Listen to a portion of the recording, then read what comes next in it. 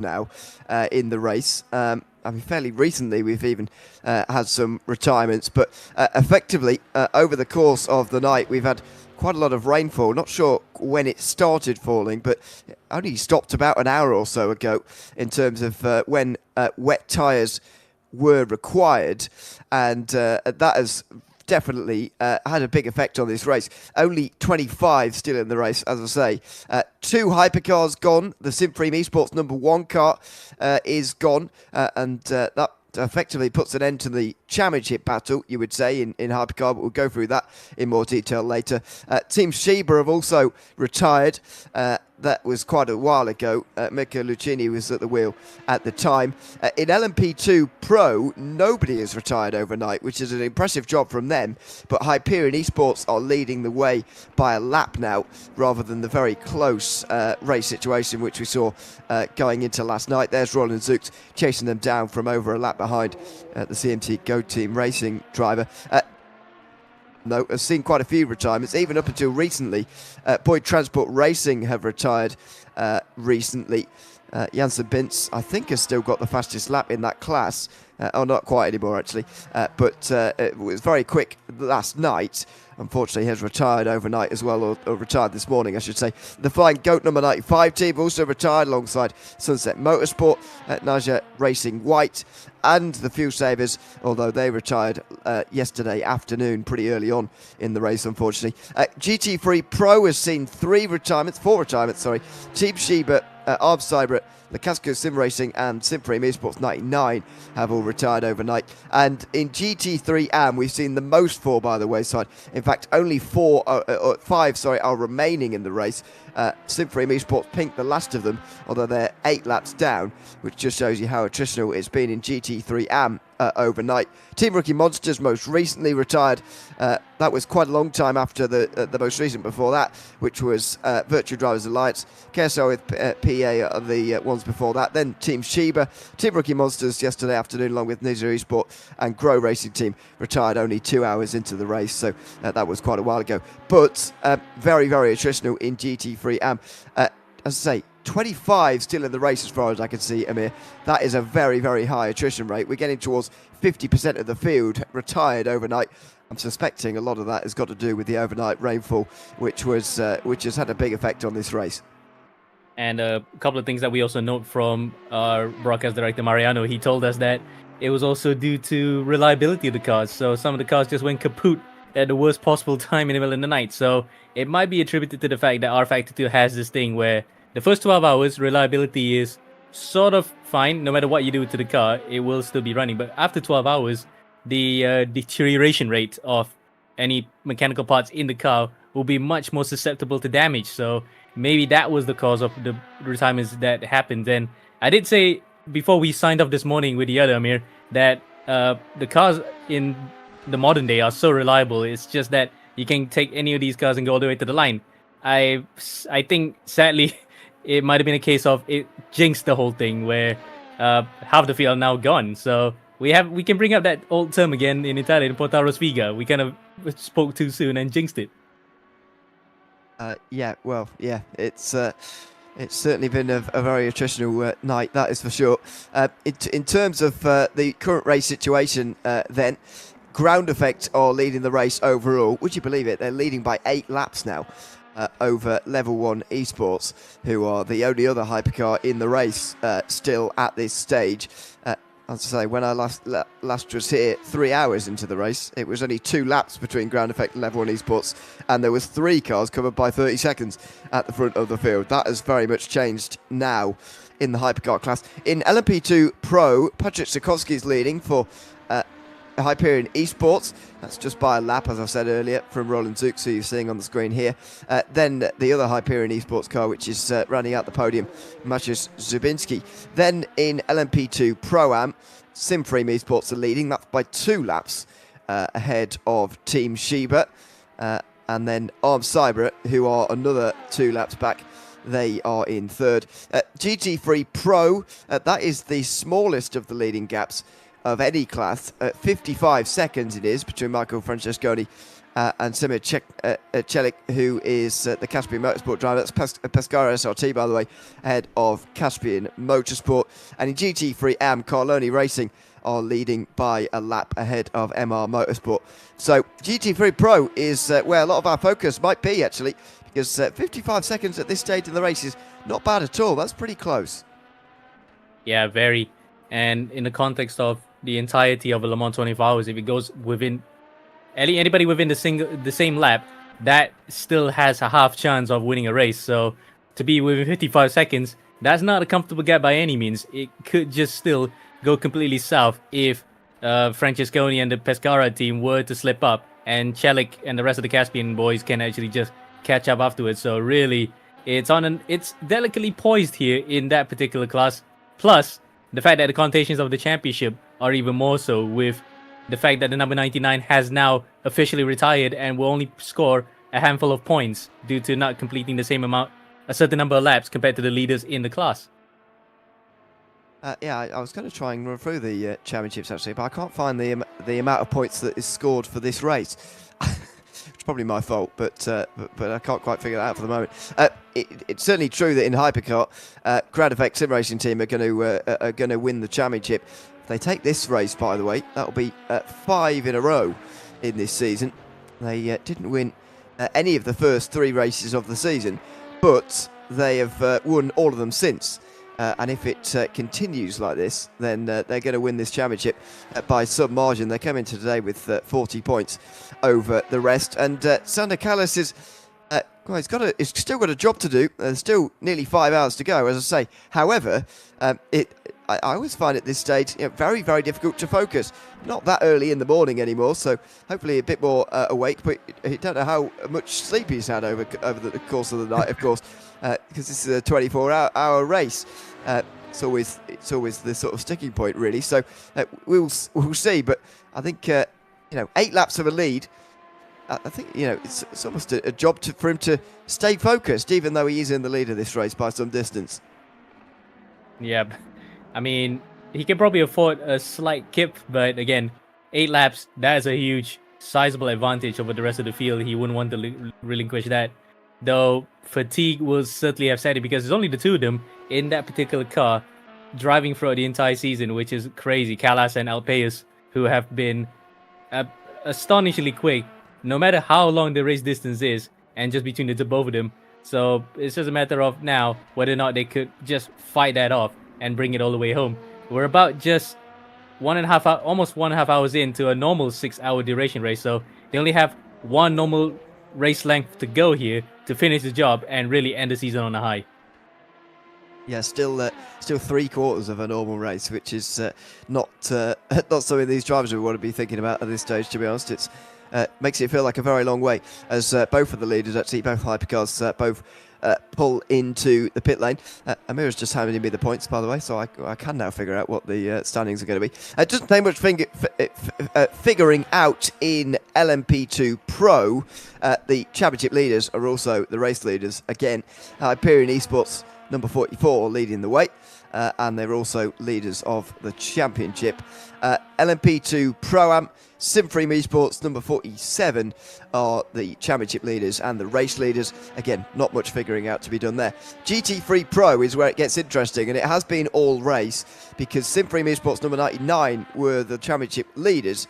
However, they were a long way behind earlier on yesterday afternoon, and they are out of the race as of last night. So they are not going to win this championship. Pescara SRT at the moment are, but if Caspian Motorsport get ahead of them, not only would they win the 24 Hours of Le Mans, they would also win the championship. In GT3 AM, Team Rookie Monsters 62 are the championship leaders, but they're out of this race as far as I can see. Last night, or yesterday evening really, they retired. So Carloni Racing number 82 are leading the way, and they're only 36 points behind going into this race. Now, you need to, as you said earlier, to be classified, you need to score 90% of the class leaders' laps. Team Rookie Monsters aren't going to do that. So Carloni Racing, to win this championship effectively, only need to finish in the top 2. And right now, I've got to say, in GT3 AM, that is looking relatively likely.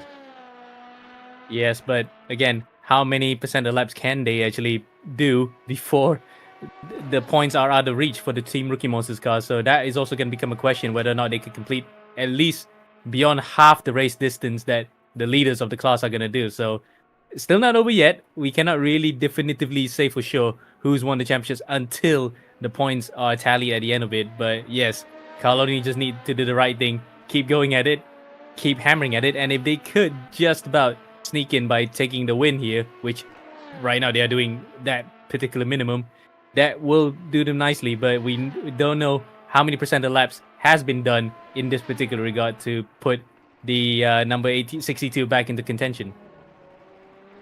Yeah, that I don't think. I think they've already lost too many, to be honest.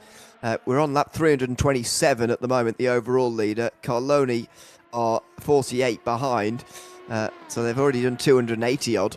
I'd imagine they've lost 28 laps. Although, to be fair, it would take quite a long time to lose 28 laps. It's even so, it's. I think they've lost too many, and they're not going to be returning. So, so that is a bit unfortunate for them. But yeah, that is the great thing, really. One of the great things about this series is that we've got obviously 24 hours of Le Mans. Everyone's going to want to win the race individually, but it's also the championship finale where the most points of any round this season are on the table. So it is it is sort of a double objective for everybody to win the race and also to win the championship as well, which means there's a lot of things to talk about and look at in this final race of the season, because everyone's going for a championship as well as the race win itself.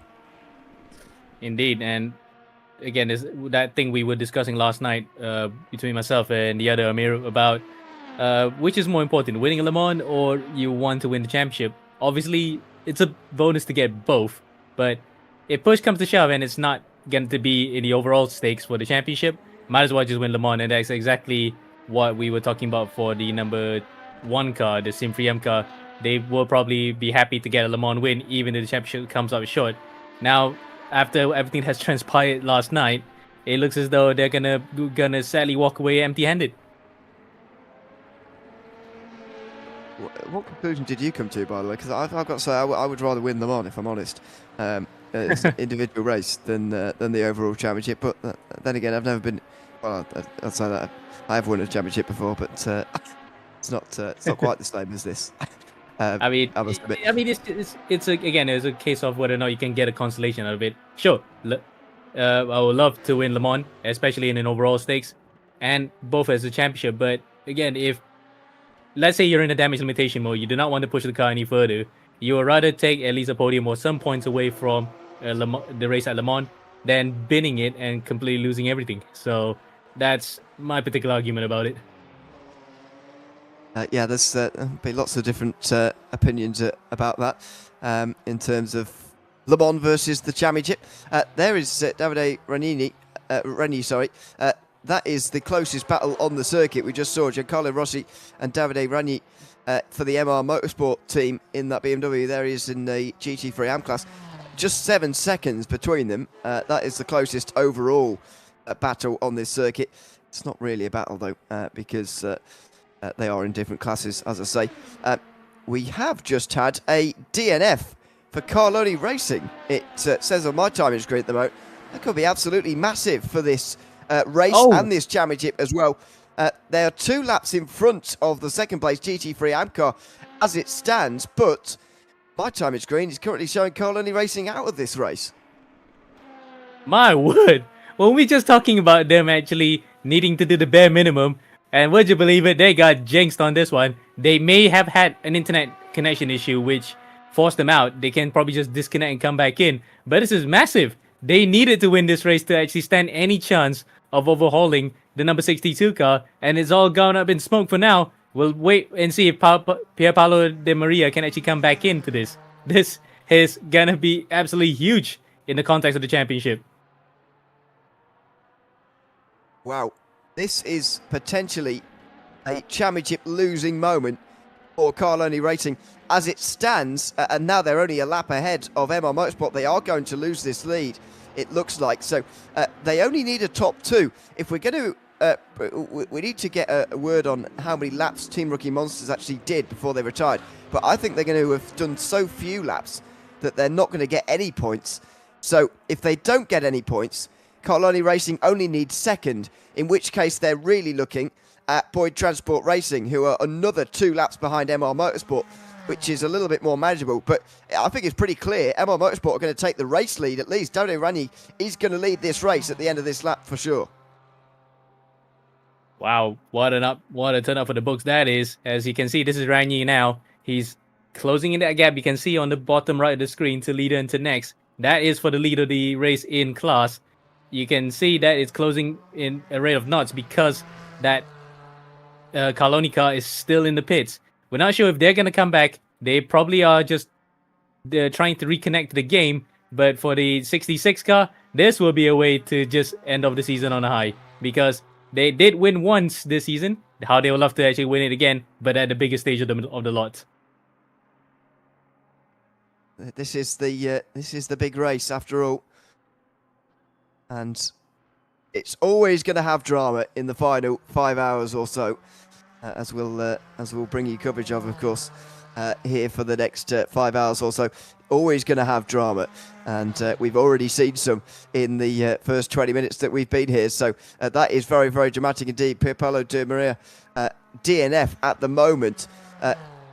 Yeah, going to continue to presume that it is a disconnection because we've not seen any replay of any accident at this stage. So, yeah, I think safe to assume it's a disconnection. But I've got to say, it's taken them quite a while to get reconnected again, if that is the problem for these guys at the moment.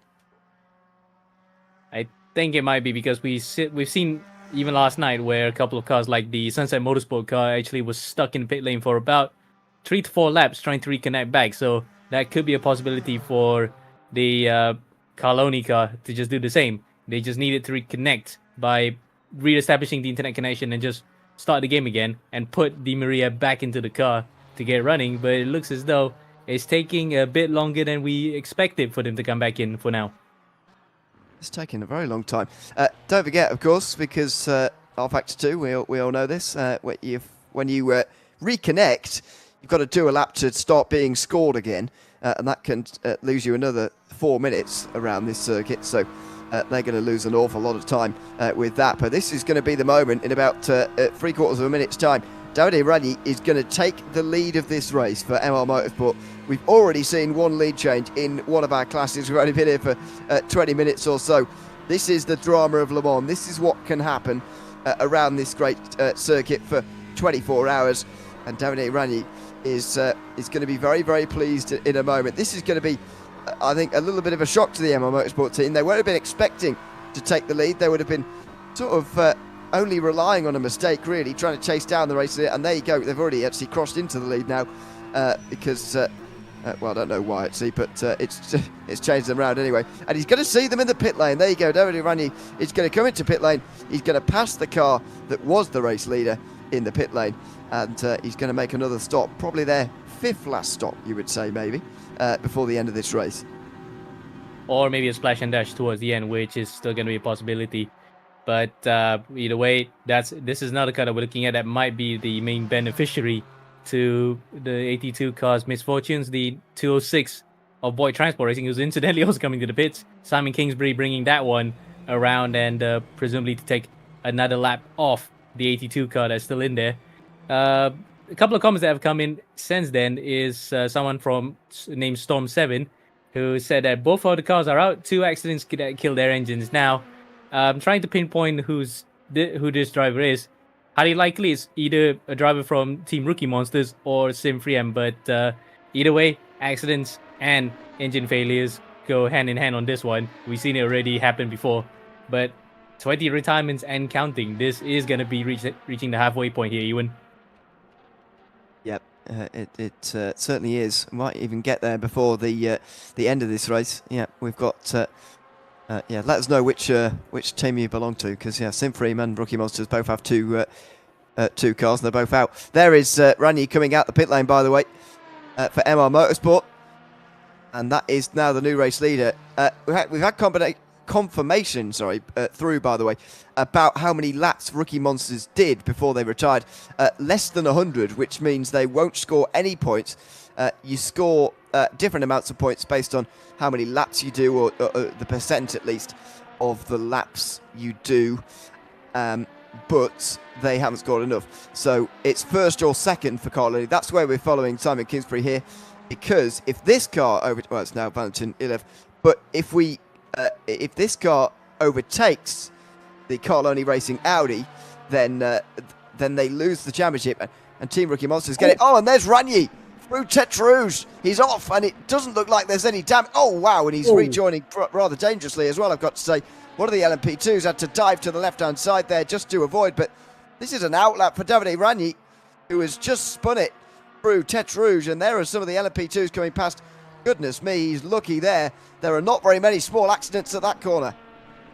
And we saw last night that Ricardo Farber lost it right there and really damaged the car quite badly. So for Ragni, he is absolutely one lucky guy to get away with that one. To not hit the barriers, just off by himself. There you go. He's just coming out of pits.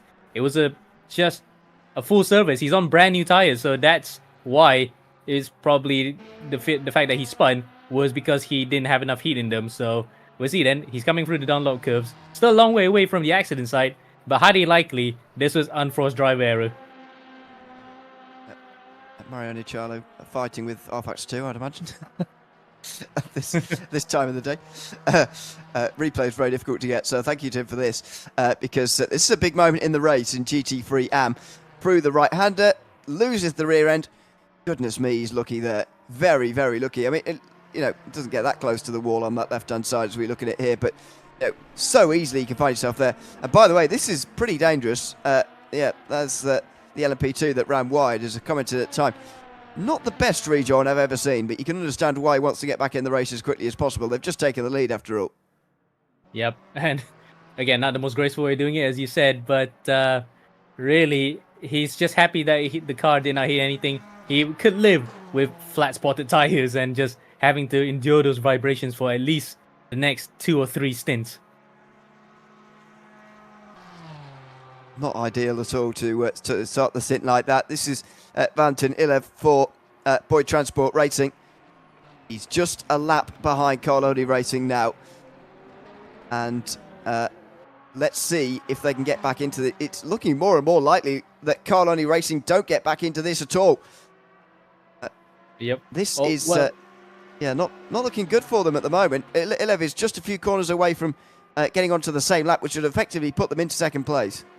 And that's exactly what the Rookie Monsters team engineers were hoping for. Storm 7, who said that was his cars both out.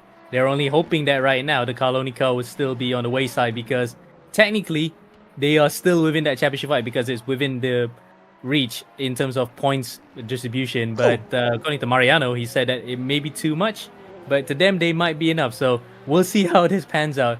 As he says, we're in contention for P1 the championship. Fingers crossed for them on that one. Whereas Christian Malguera says it's too much, if you ask him. And Gardinato says he can't believe it either. It's just happening. And yes, that is his car as well. So that's the Carloni car that he's focusing on right now too. So 2 sets of engineers and team members here are hoping that their cars are going to make it to the end, or going to stand on top of the podium in class for the championship. Yeah, we are seeing 2 classes right now. Well, if this overtake goes through anyway, we were seeing 2 classes change leader on the last day of the season. But Team Rookie Monsters may well take this title while not finishing the last race, and not winning a race, by the way, since round 3, which is a very long time ago now. And that shows what a good job they've done. But here's Valentin Ilev coming through the final few corners. As I mentioned, when you DNF, you've got to go out for a lap before you can be scored again. So effectively now they're on the same lap. This puts Boyd Transport Racing in front of Carloni Racing. There is a change for the championship. Carloni Racing were overturning a huge 36-point deficit coming into this race. They have now seen that go away. As they drop to 3rd, they're now only scoring 30 points. They would lose out on the championship by just 6 points. This is absolutely heartbreaking for them. And at the moment, they are showing no signs at all of getting any or getting back into this race at all, it looks like, for the moment. Well, not yet, of course. The positions have not changed. You can see on the bottom right there, it is chipping away. 190 seconds left between the 206 and the 82.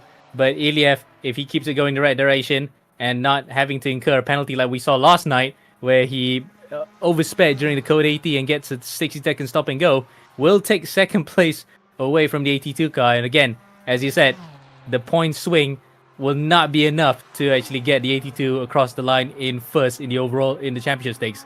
Still, it is a fascinating battle. We thought that GT3 Pro was crazy. GT3 AM and now is now getting into the mix as a very tight championship fight. It certainly is. Absolutely unbelievable in GT3 AM. Hearing that it's Mariano says it's PC problems, by the way. Alko Bussing asking what happened to Carloni. So if that is indeed a retirement, it's going to be down to 24 cars in the race. Still not quite at half retired. I actually think we're going to get more than half to the finish, by the way. That only gives 2 retirements left to give, I suppose. But I think we're going to get more than half, because at this stage in the race, 4.5 hours to go, you've come through so much. You've done nearly 20 hours now out there, and you don't want to give up at this stage. You're more likely to give up last night, when there's still so long in front of you and you've had bad luck or whatever. But I think you've been through the night, you've been through the weather, and everybody just wants to get to the end here. So I suspect we're going to see less retirements in these final hours than what we've seen overnight, certainly. Hopefully you won't jinx it on that one, because I did say before that these cars are so reliable, you won't see that many retirements. And boom, next day we see it's almost half the grid gone. So again, knock on wood, fingers crossed for all those guys who are still out on track and in championship fighting situations to just make it home now. This is all they needed to do to just seal the deal after almost 7 months of competition. Yeah, it's been a long season, and yeah, it's going to be a dramatic finish as well. And the longer it continues to take for Carloni Racing to get back, the bigger the disadvantage for them to catch up now. GR Motorsport are not going to be that far away from overtaking them. They're only 2 minutes behind this car, the Boyd Transport Racing car. So I think they're going to be dropping off the podium as it stands, Carloni Racing as well right now. And we could be down to just 4 GT3 AMs in this race. It's been the most attritional class of them all. And we could be down to very small numbers in that class now. We'll wait and see, but still for Carloni Racing, they look like they're out of this race. In terms of other championships that are changing today, GT3 Pro is the other one, but Pescara SRT are currently taking that. They're 49 seconds only, though, in front of Caspian Motorsport. That is the closest leading battle we have in this race. It is also a battle for the championship, because either of them can win the title if they win this race. Yeah, again, just can't really say for sure because of how the drama that has happened prior to this. You never know what kind of twist will come out in the end. Cast your mind back to Le Mans 2016 when Toyota were just a lap away from doing so, and then to fail on this very point right here when the car just failed on them. So again, you never know what's going to happen. We just see the race progress as is, but the permutations that we're calculating right now can still change if the tides turn. And that's officially second, by the way, for Boyd Transport Racing. That is now official. Carloni Racing still in pit lane. Looking more and more likely that they won't get back at all now in this race. But yeah, we always use that example. Anything can happen at this stage in the race, even maybe later on as well. Don't forget, for some of these guys in the other classes, especially the LMP2 classes, which are relatively close coming into today, but are not being overturned at the moment. If there's a DNF there, for example, the championship could change hands in either of the LMP2 classes as well. So we'll keep an eye on those at the same time. But remember that, yeah, anything can happen at this stage in the race, and usually does, to be honest, in the final 4.5 hours at Le Mans. But as I say, hopefully I'm not jinxing it by saying I think we're going to get most of these guys we've got on the screen right now to the finish of this race. Yes, indeed. And a couple more comments that come in, including from Ilko Busink, who's actually in the number 62 Rookie Monsters car that went out earlier, says that tough on them for the PC failing. So actually, at least offering some commiserations there. But again, it's now up to fate to decide how this championship will be decided here with 4.5 hours left to go. It's just still anything can happen, and it usually does in motorsport. Yeah, absolutely. What a feeling it must be for those guys, by the way, the Team Rookie Monsters team, to not be in the race anymore, done less than 100 laps in this race, and suddenly they might keep their championship after all. It must be a very bizarre feeling to be in that kind of contention, even though they've not been in this race for a very long time. Well, I wouldn't call it schadenfreude. That's just a bit too cruel of a term to describe the situation. But part relief that for them to be on this positive side of things, that they are going to win it. But on the other hand, they would still feel bad for the other guys that something akin to force majeure just took them out of contention. So again, they would also feel that it could have happened to them if they were in that situation. It could happen to any of these drivers that hardware failure can just hit them at the worst possible time, or internet connection happening. Heck, even if their PCs aren't up to the job, as you can see, somebody in the comments says, sim racing in the summer is hard for computer and drivers. Okay, that's quite true as well. It can hit them in the same way that cars can be affected in real life with the weather as well. So really, a multitude of factors can put a race into a tailspin. Yeah, I'm never sure really how much of an effect the or of a factor the weather actually is in these races for computers and whatever. But maybe that is a factor as well. I'm not sure how high the temperatures are across the whole of Europe, but I know definitely in the UK it's pretty warm at the moment. That's for sure. So maybe that is a factor as well. But yeah, it's certainly something to ponder as Carloni Racing continue to slip down the field. Pepolo Di Maria still the driver there and still losing places. GR Motorsport now in front of them. They are third in GT3 AM. We've just been cycling through the LMP2 leaders, by the way. Patrick Sokowski and Marco Venturlo, who are the two drivers of the two leading cars in the LMP2 class.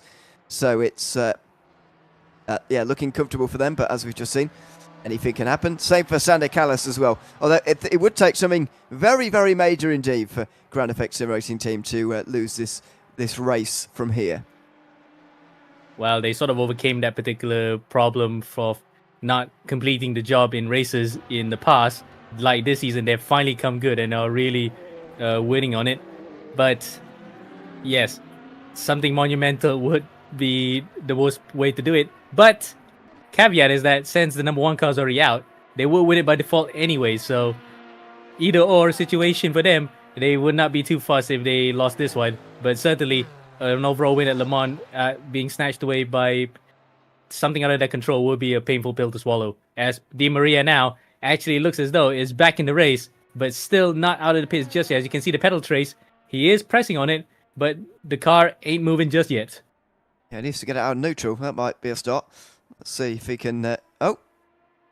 What's happened there? Has he gone back to DNF again? No? I don't know what happened there. Looking at the timing screen, still... No, actually they're not. They're actually back in the race, but they are not officially out of the pits just yet to record a lap. So, fourth in the class, but they are not rolling out of pit lane just yet. Not yet. They'd be fourth if they got out right now, which is only 27 points. They'd lose the championship by 9 as it stands. There is Giuseppe Saracino in the Team Sheba LMP2. Is Di Maria going to get out of the pit lane though? And how quickly is he going to manage it? He's going to be at least a lap behind third, which is just shows you the distance. And by the way, there's a gap of just over 3 minutes between second and third in GT3 AM. I know I said it was 2 minutes earlier on, but I saw 200 seconds, said 2 minutes.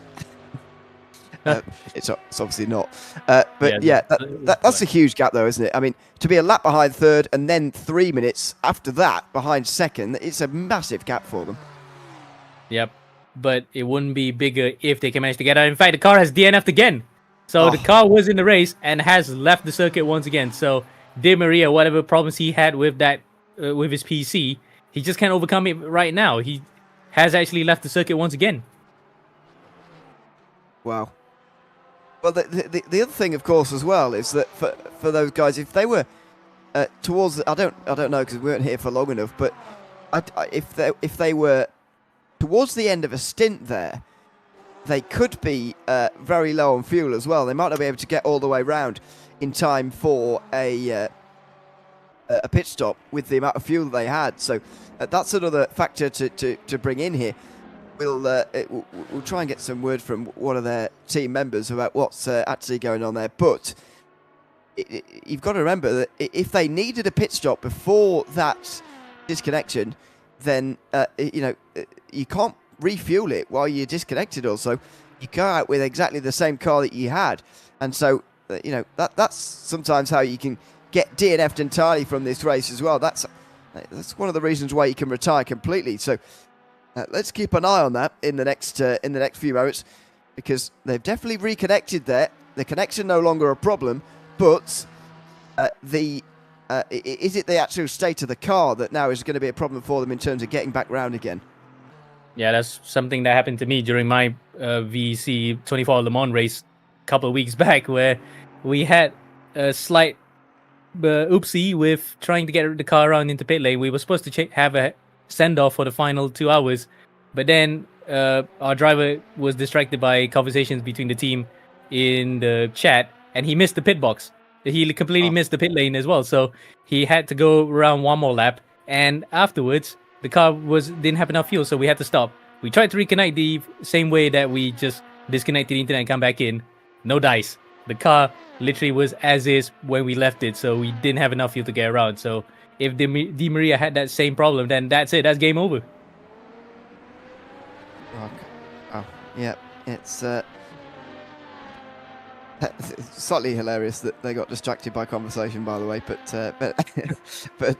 I'm sure that wasn't the case for Carlo Racing. But yeah, it's the same thing.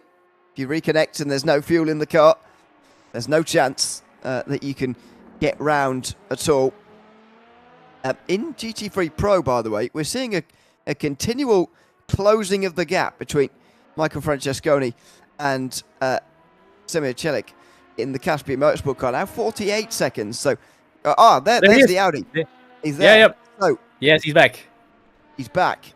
Yes, but what's the damage? Be 56 laps down, and Point Transport Racing 53 down. So you do the maths. That's 3 laps down off the second place they need to win this championship. But there is. Oh, he's not doing well. That didn't look like a car under all of Di Maria's control, I've got to say.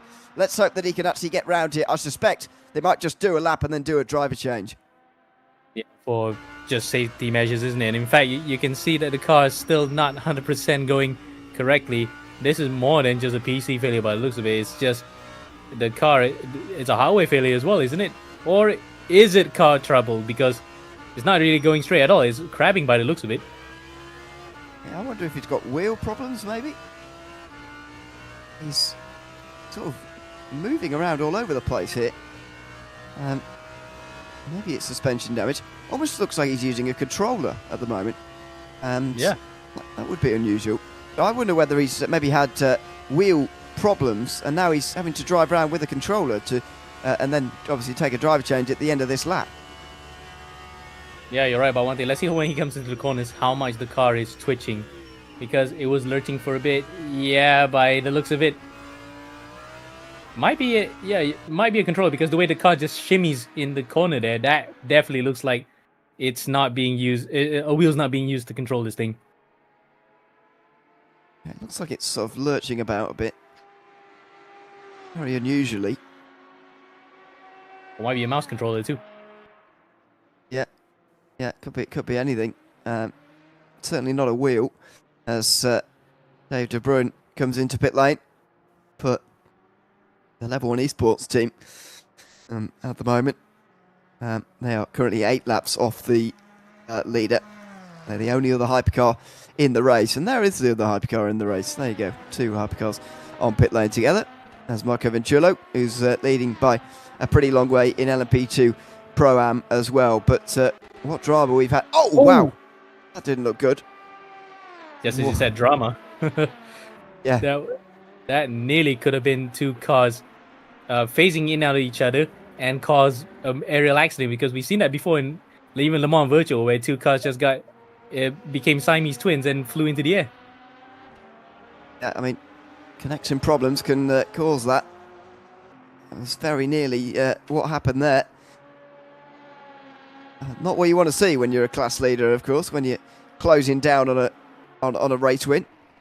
But still a very long way to go. There's Ricardo Moretto of Cybra, currently in third place, quite a way behind second place, actually, 2 laps behind the Team Sheba second place car. So they've got a pretty long way to go. But yeah, hopefully things will start to settle down now that we've got Carloni Racing back into the race. Now we're back up to 25 in the race, which is good to see. Hopefully, as I say, we can get everybody to the finish from this point. But no real battles out there on the circuit at the moment. The gaps are pretty large, as you'd expect at this time in the race. Well, large will be an understatement, because for the hypercar lead, that's almost like they're in another continent, because it's so far ahead. They can just afford to put the car in a low fuel setting and run it all the way to the end without even having to worry about pace. It's just that monumental of a gap for Callas and Alpeus at the front. But for the other drivers in the other categories, for example, like Semi Celic, he is trying to gun for the lead of this race. So it was 55 seconds at the start of the stint. Now it's just under 50, so he's hammering it away. Yeah, absolutely. It's going to be one to watch, that's for sure. 26 seconds is our closest gap, though, overall. Tamelli ERT and Virtual Drivers Alliance. So we'll keep an eye on that as well. That's one of the LMP2s. No real close gaps in LMP2. There's only 27 seconds between Saracino and Victor Schnell now. Saracino's just been into pit lane, so he's going to come back out again with about 20 seconds of an advantage or so in that 4th position now. And that will be 1 second as it normalises. So maybe about a little bit later on, but everybody's on such different pit strategies at the moment that guys you're actually racing, you're very unlikely to be near at any stage in the stint anyway, because we're no longer in the stage of the race like we saw earlier on where everybody's coming down pit lane together. It's a pretty much constant stream of people down pit lane sort of on their own, really, and that means the battles are few and far between as well, even if they are going to be close at the end of the race. Indeed, it's just a case of, again, there's no one pit strategy that's considered on sequence, because at this point I think everybody's off sequence because of the wet weather we had last night. So we don't really see everyone together unless they're battling for track position, say, because they were one car's actually low on fuel and the other car's heavy on fuel, new tires, old tires. It's that kind of situation where an overtake can happen then. But in some regards, we have. In fact, we look at Fabro in the number 41 car in the pit lane here. Armserba, number 41, who was in contention for the GT3 Pro victory, has now gone up in flames here and have not moved for the last few laps or so, I think. That's because Luca Martino in YouTube chat has requested an onboard with number 41. Pretty sure that's his. Is that his car? Maybe. It's definitely an armed cyber driver. I'm not sure if that's his car, but yes, they are a long way down, and they will continue to be at the end of this run. If that is true, by the way, 99 laps down means they did well over 200 laps. Means they kind of retired very long ago. Maybe what? Oh, I can't try to do the maths on that. Well, maybe it was quite a long time ago, actually.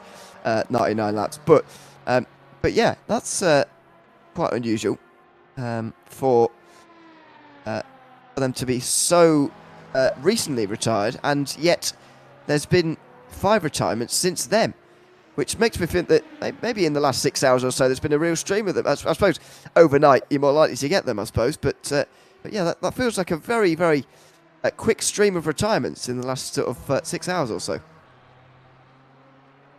Yep, and we only just saw 3 in the past half an hour or so because of a miscellaneous amount of reasons happening. So really, won't be surprised if there were a couple of more scares in between in regards to internet connection or hardware issues, though. As Roberto Iafallo for Team Sheba into pit lane. Just over 4 hours to go. So trying to work out how many pit stops that might be. Still probably quite a lot in LMP2. These cars do run out of fuel rather quickly around this circuit. There's Poli again, who's not going to make up a place on Iafallo. The next car in his class is a long way away, but overall he's not that far away from that Team Sheba number 10 car. So, as I say, not going to get past, but he is going to get a bit closer. There's Sander Callas again for the Ground Effect Sim Racing team, leading the way as it stands. And just looking to bring it home now.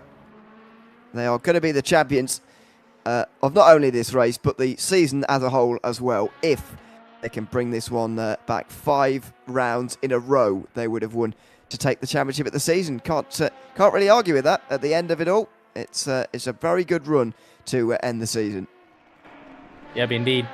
From a team that were just the bridesmaid, never the bride, now they're actually going to take it all in and the big prize home for this particular season. So well done to them. The number 27 team have worked hard to get this by. The Chilean squad with an international group of drivers have finally cracked the code here.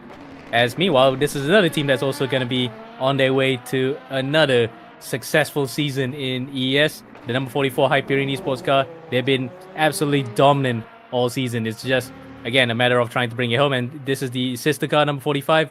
Zabinski also going to be at least both in the top 3 in the class here. In fact, yes, the number 45 will finish 3rd because the number 30 Black Hawk car has retired. So the top 3 for both teams. And another fun fact here that Mariano pointed out to us is that across both cars in Hyperion, there's at least 7 of them named Mateus. You can count them right now. 7? Yes. I didn't notice that until Mariano pointed out. So 45, Matthias Zabinski, Matthias Dabrowski, and Matthias Guzowski. That's 45. And then the 46 car that's not in this race, Matthias Pruzak, Matthias Bogus, and Matthias Maika. So that's at least... No, there's 6 of them. 2, 3, yeah, 6 Matthiases in a single team. That must be the entry requirement, I suppose. Go Matthias, welcome in. That's very unusual, I've got to say. But there you go. It's clearly a recruitment policy that works for them because they are leading this race and they're 3rd in this race. At the same time as well, though Patrick Sikorsky is in the pit lane right now. He's not called Matthias, but he is leading this race, and there's about 3 minutes to complete that pit stop before Roland Zux overtakes him, and that would be a change in fortunes, not for the championship quite, but would make it a lot closer if Sikorsky does not get out in time. Hopefully he does in a few moments' time here, but I've got to say, he's been in the pit lane for a while as we get a brief flash of a yellow flag from Sector 1. Yeah, might be a small spin here. Definitely not from Davide Rangi again, after what happened at Tente Rouge. But looks as though, after that early scare that he had and flat spotting all 4 tyres, he's going along quite nicely. And in fact, lap time-wise, pretty much comparable to the rest of the field even, in fact. So he's doing 4 minutes, 0.6 the last time out. Though Iliev is going slightly faster at around 3:58.9, though 2 laps in hand, he probably would not be pushing it too hard anyway. Yeah, probably not at this stage. As Francesconi completes another lap, 43 seconds now. This is a gap coming down to Caspian Motorsport, that's for sure. As Danilo Smirglio, by the way, has been overtaken by these guys overall. Not very long ago, that car retired, but it takes quite a long time to get the GT3s past them. Lorenzo Monturo is going to be next. But yeah, Semo Chilik is doing a very good job at the moment. 44 seconds as it is right now to Pescara SRT. And as I mentioned earlier, that would be a change in the championship lead if that were to happen. Don't forget, Caspian Motorsport won the other long race of this season at Sebring, and do it again with the biggest points haul race of the entire season, the 24 Hours of Le Mans. But at this sort of rate, I mean, we've been here for nearly an hour now. The gap was about a minute when we came here. If it's come down by a quarter now, you can, just by averages, say they'll be able to get there with about an hour to go, which would be, a big chase for Caspian Motorsport, and a big chance for them to win a championship and this race. Indeed, they are. In fact, 20 points again separated the top 3. And coming into this race, mathematically speaking, 7 teams had an opportunity to actually take the title away if the leaders were to drop out. And the number 99 car did drop out rather early into the race. That set everything else up for what was a fascinating battle for the GT3 Pro title in the way. So, Team Shiba number 13, even though they're not going to win this race, technically still can go here if the chips fall where they may. But still, can't really say for sure. 4 hours left to go. Anything can happen in this particular race, and we've seen so far a lot of crazy stuff has happened even to the leaders. They're not immune to this whole thing either. No, certainly not. There's Pierre Bonfoy, the online sim racers.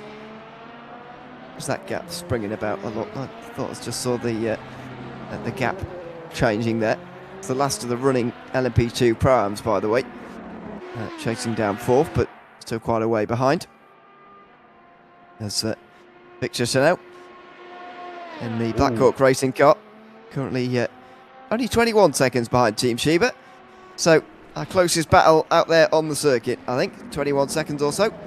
We're unlikely to see them actually get together at this stage, since I think it was the car in front, actually, the Team Shiba car that came out the pit lane most recently.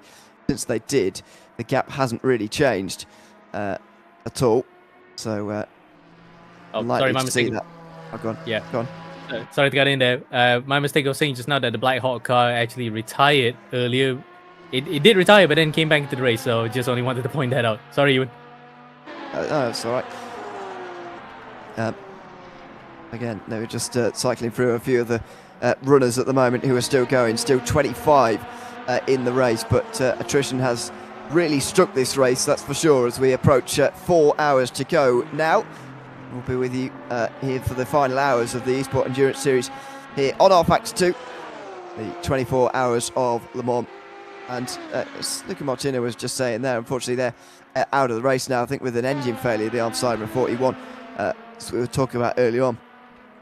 But for a lot of these teams, nearly half of these teams, in fact, it's going to be their last endurance race on rFactor 2. And unfortunately, for about 20 or so of them, they are...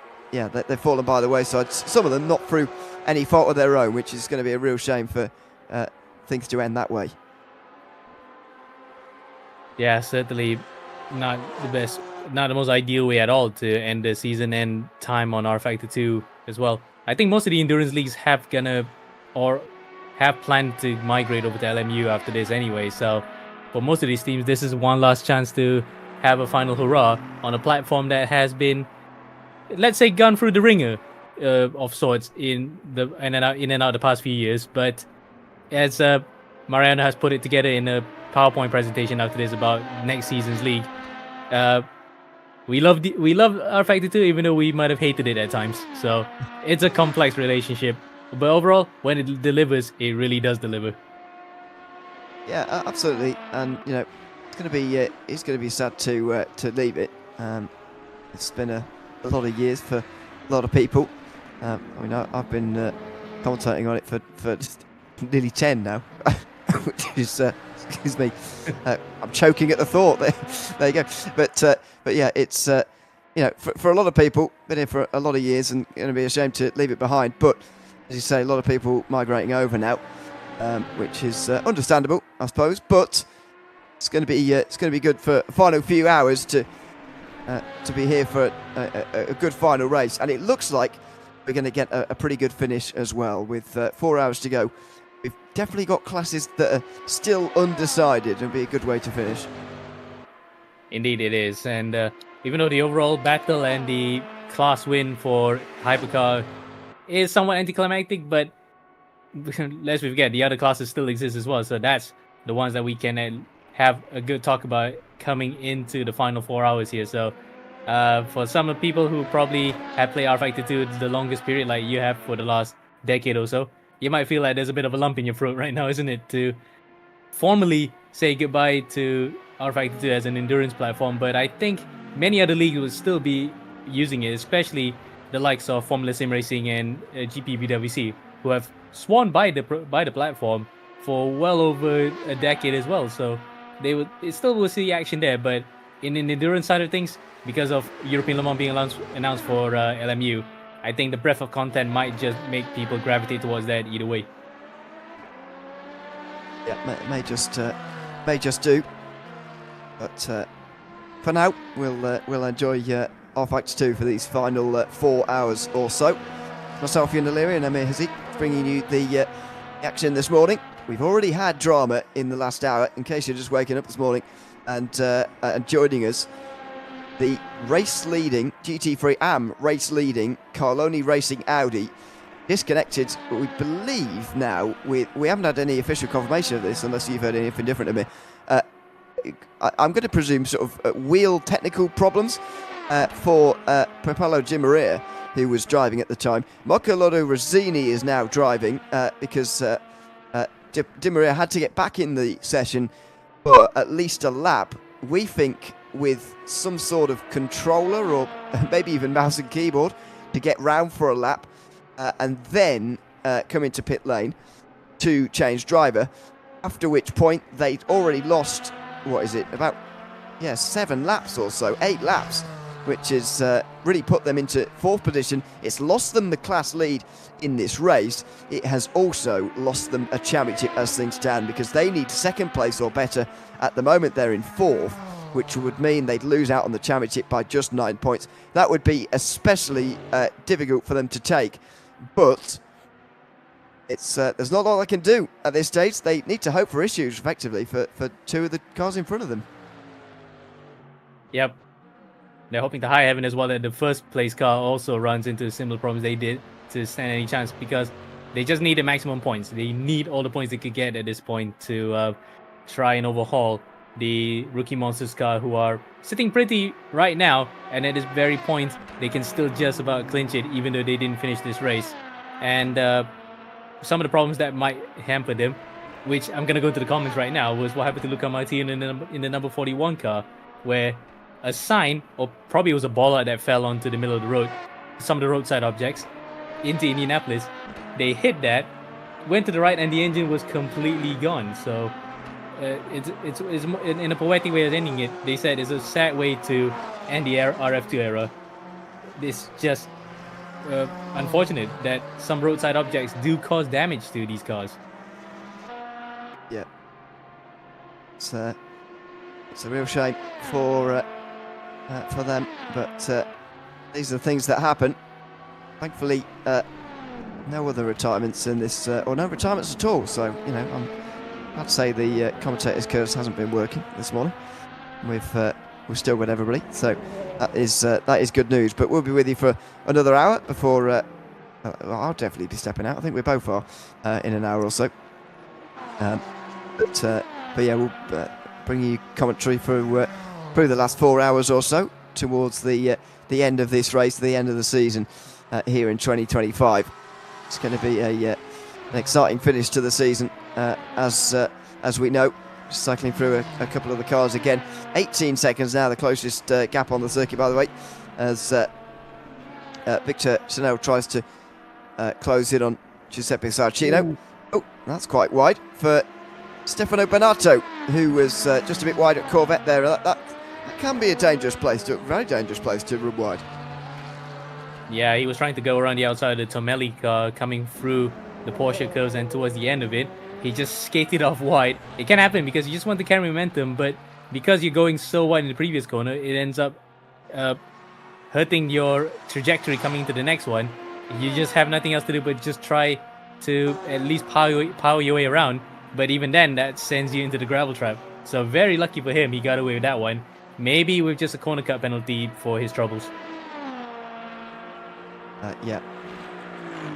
That's Robert Flash makes his way into the final few corners. I've got to say, so that's the thing with the Porsche curves, a bit of traffic about, but it's an extremely difficult section of corners that can very much punish you if you make a mistake. These days, though, I've got to say, the Porsche curves are a little bit more forgiving than they used to be. That runoff on the outside of that corner in particular has been there for quite some time, but saw an incident earlier on yesterday afternoon. This was a very long time ago. Carloni Racing were dived unfairly, I thought, actually, at the time, by one of the LMP2s into one of the sections of the Porsche curves. It's just that corner where the wall has been pushed back quite a lot in the last few years or so. Instead of a really punishing corner, you can now really run wide there, almost as far as you want. It's a bit unfortunate, really, because, as I say, Porsche curves used to be a very, very punishing section of corners. Unfortunately, now it is much less so because of, just a bit of extra added runoff in the last 10 years or so that's been added there. I mean, it's for safety reasons, because after Fassler's accident in that Audi, where it was never publicly released, the video footage of it, where the photos that we saw of the car into the catch fencing tells us that, yeah, we don't want that to happen. As you can see there, this is the very corners that we were talking about, the Porsche curves. Some of the walls are closer here, but then others, they're widened because they want to prevent the same sort of accidents that befell, say, Alan Simonson in 2013. So I gotta say, it's still a punishing set of corners if you get it completely wrong, but it does not end your race. So at least there is still a bit of jeopardy to come through that section. Yeah, I guess I don't remember that accident at all. When was that? What year was that? What, Fassler or Simonson? Yeah, Fassler, sorry. 2011, where the car was it 2011 or 2014 where the car flew up into the catch fencing? I don't remember. I started watching Le Mans in 2015, so I can't help you, unfortunately. I don't remember that accident, unfortunately, for Fassler. But yeah, I do get for safety reasons why they would do it and push the wall back. But my annoyance with it is the fact that between where they push the wall back to and the actual racing surface, they've put loads of tarmac there as well, which sort of, they could at least put some, these days you can actually just exceed track limits through there, which, never used to be possible, and that's definitely not a good thing. Oh, sorry, my bad. It wasn't Fassler, it was Loic Duval, where the car went out into the catch fencing during practice. It wasn't caught on camera, but it was published afterwards how big that crash was, where the car flew up into the catch fencing. But either way, yeah. Just glad that the modification to the circuit has been very good, actually, on behalf of the ACO, to make the real world Le Mans track Circuit de la Sarthe less frightening and a bit more accommodating, especially there's a lot of gentleman drivers in the real competition.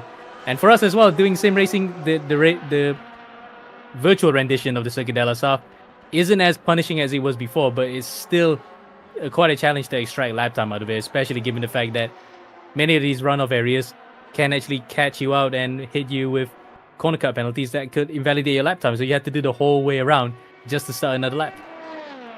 Yeah, absolutely. Just having a look through the penalties list, by the way.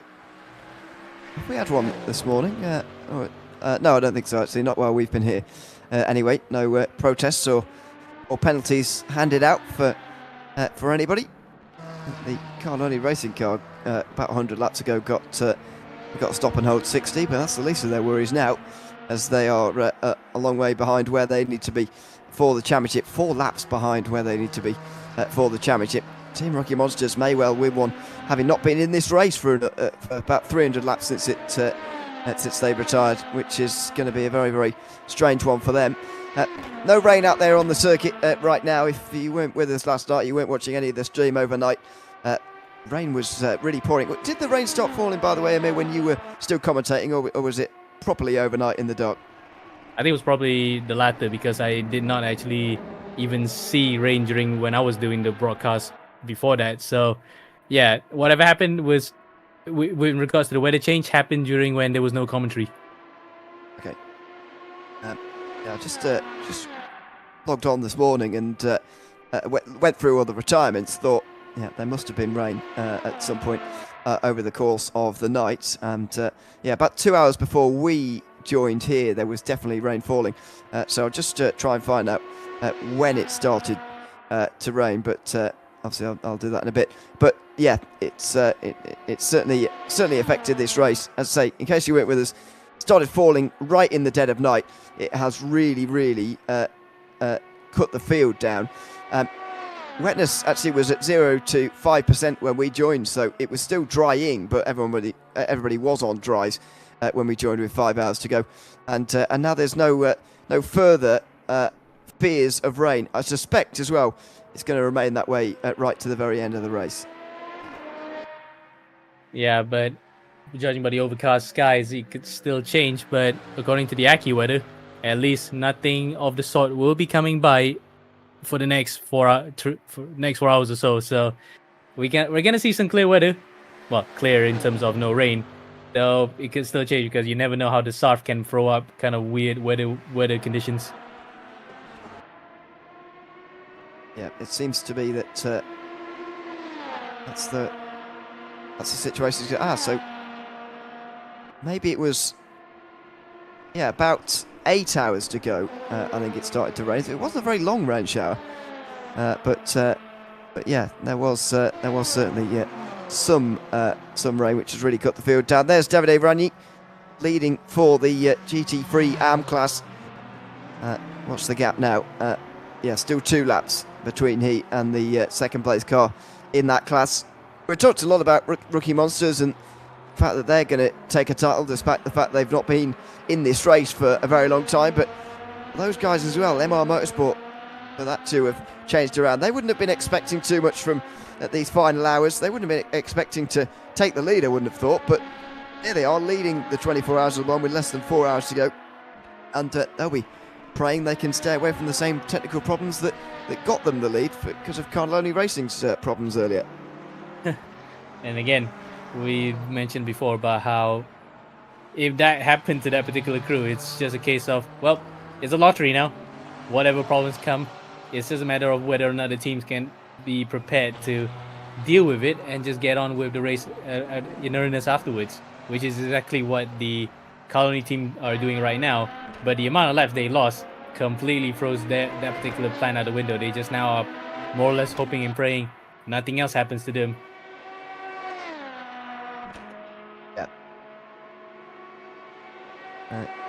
That is, you always end up doing that at this stage in the race. Still closest gap, but down at 19 seconds, by the way. In the GT3 Pro lead, it's down to 39 seconds. So, it'll be quite a helpless feeling at the moment for Pescara SRT, who are leading the race. Michael Francesconi is being caught, though, by Sema Celik every single lap. But last lap it was 9/10 of a second, nearly a second. If that continues on, they are going to be caught before the end of this race.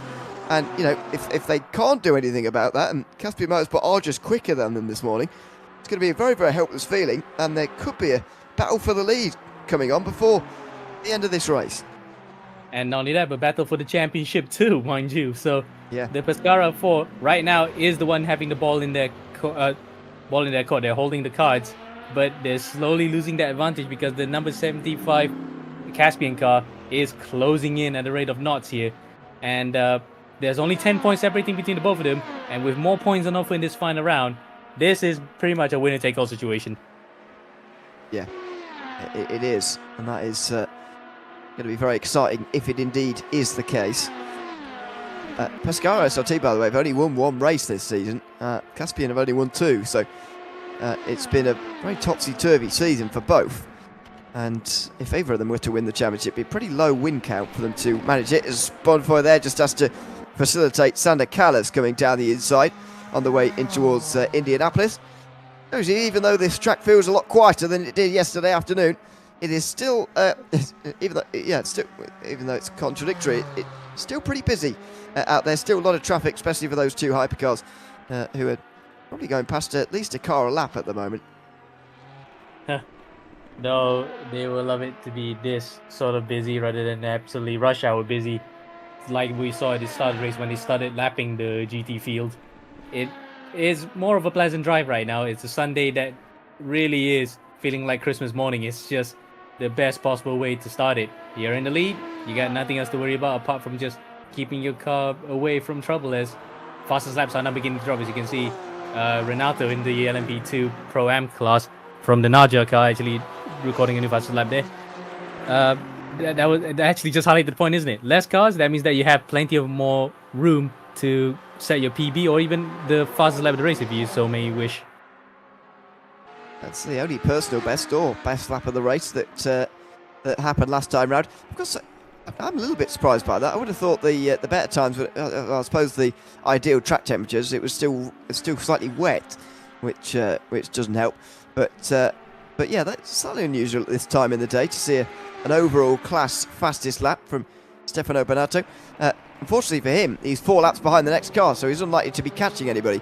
But it's a very impressive lap time indeed to take that fastest lap of the race. In fact, they've only taken it by 15 thousandths of a second, so Bonato only just with that honour at the moment, but he'll be very pleased with that. And as you say, making use of the clear track he's got in front of him to really go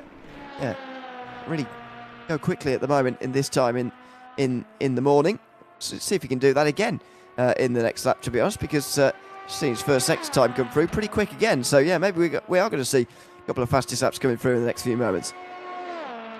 Certainly, we're still waiting for if there's going to be a change in the fastest lap overall stakes, because it is still being held, surprisingly, by the... Oh, in fact, no, it was at one point the number 228 Shiba car, but that has gone out now to Rick Van Ullen's level 1 car, so that's a turn up for the books. The team that has been in and out of the top 5 overall in this season have actually gotten through to take the fastest lap. The final fastest lap of the entire season here, 3:15.715. That happened probably when they were using softer tires, because now they're in the pit lane with Rick Van Ull probably handing over to his teammates. Yeah, I suspect so as well. I suspect actually they might have sort of aimed to do that, aim to get it there as they come out the pit lane now. They might have tried to take the fastest lap actually on a purposeful effort, but we'll wait and see. Bonato has just set another personal best second sector, by the way. So has Saracino, incidentally, so he's going pretty quickly at the moment as well. Suddenly this track has got a lot quicker.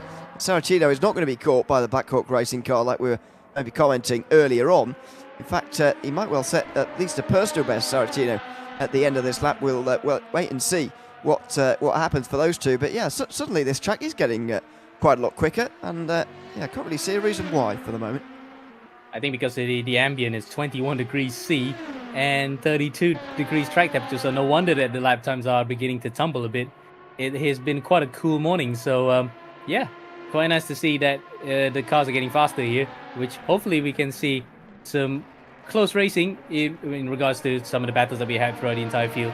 As meanwhile, a comment has come through and said from Replica, 2014 was the crash. Yep, it was 2014 indeed, with Loic Duval, where he went up into the Porsche curves and into the catch fencing. And in fact, Van Hull did it on hard tires, so wow. That is quite a thing to do, especially in the cooler conditions here. But Level 1 Esports can at least give themselves a pat on the back, knowing that their final ever outing in RF2 here as well will be on the podium over Le Mans and with the fastest lap of the race. Can that be? Wow, I guess it must be true, but that feels incredible, really, Rick Van Ull. But well, there you go. Oh, hello. There's a bit of awkward pit lane things going on there. Team Venturo and one of the Mercedes that comes into pit lane.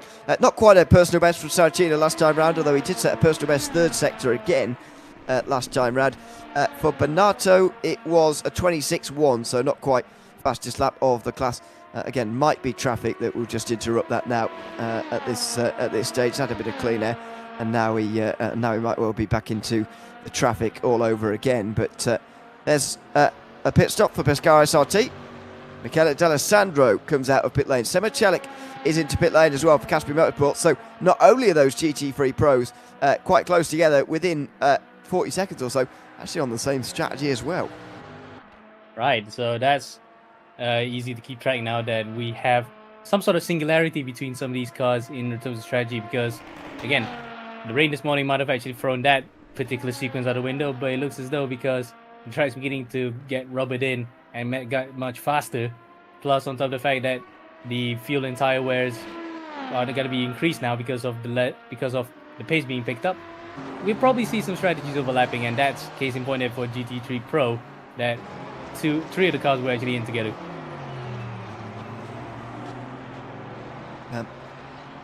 Just saw a penalty, by the way, come through for Roland Zooks as well in the last few moments, so don't be surprised to see him pop into the pit lane and pop back out again. But what's the gap as they come out? 39 seconds, it normalises as Celik versus D'Alessandro. The difference now, though, is that Michael Francesco probably has done the last stint of the race, maybe, for him. And, you know, if it's going to be Michele D'Alessandro from here to the finish, that might be, you know, he might be a more difficult driver for Celik to actually catch than Francesconi was. Oh, definitely, because we know how he could actually be quite. I don't want to use any weird words on this one, but he is very brave on the brakes to just to prevent the guy behind from overtaking. So Celik and D'Alessandro will be quite an interesting matchup if they get together. But as you said, it's going to be difficult to even chip away at the gap that D'Alessandro has had right now. There's a bit of a traffic jam coming into the pit lane there, wasn't it, a few moments ago? Virtual Drivers Alliance was one of them. Davide Ragni was another. But MR Motorsport, both MR Motorsports actually, cars are into pit lane right now. And Roland Zooks followed them as well, likely to serve his penalty in the next couple of moments.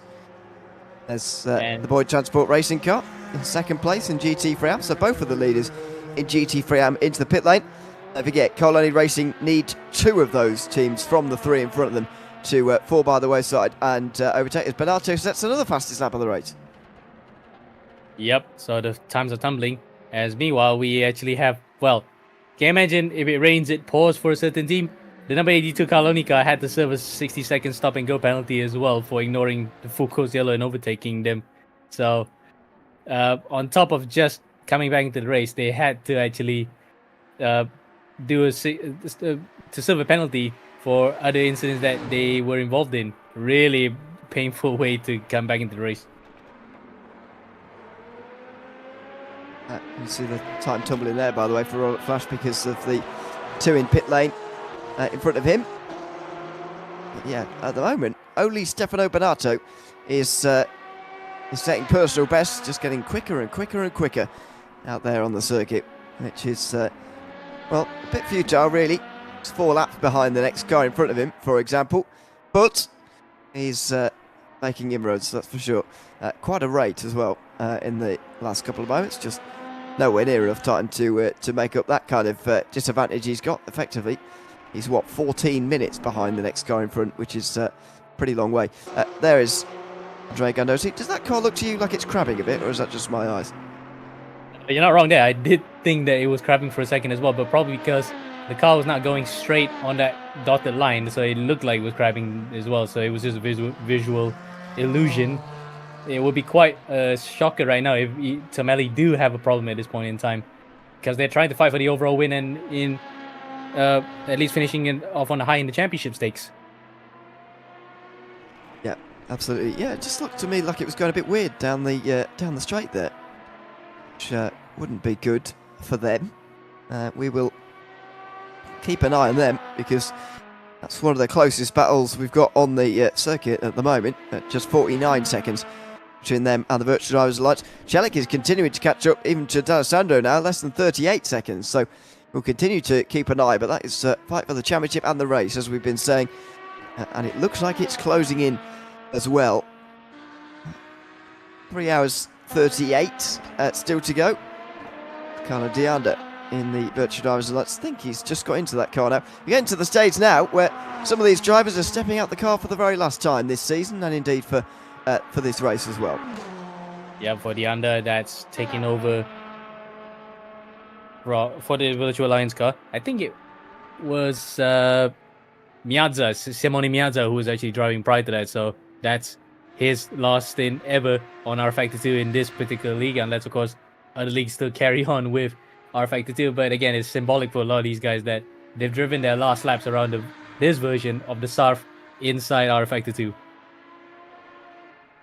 Yeah, it's going to be sad for them, but these things will happen as we continue on here. I'm not sure at what stage we're going to be definitively getting the last drivers into the car, because I've got to say, some very good drivers in all these cars at the moment. I can't quite believe we're going to do the last 3.5 hours completely on their own.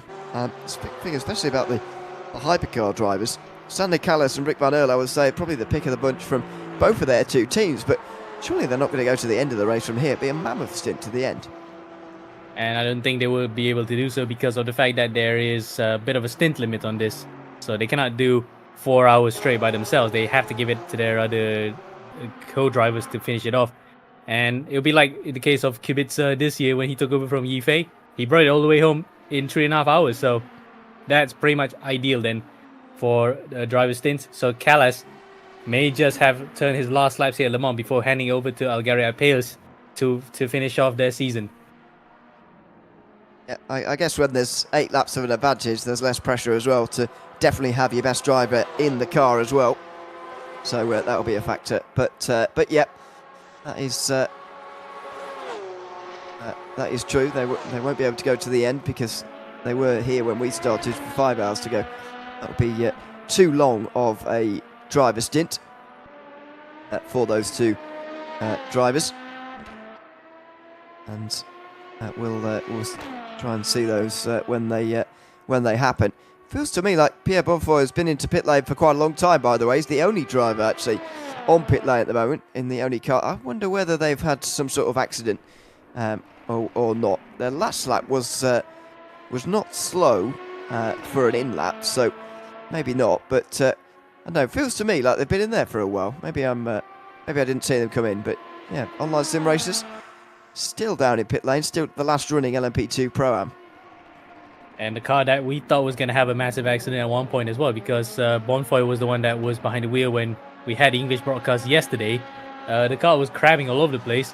Thought it was going to be a massive accident, but they managed to keep it going even until now. So maybe it was just a momentary blip and we caught them at an inopportune time. Yeah, maybe.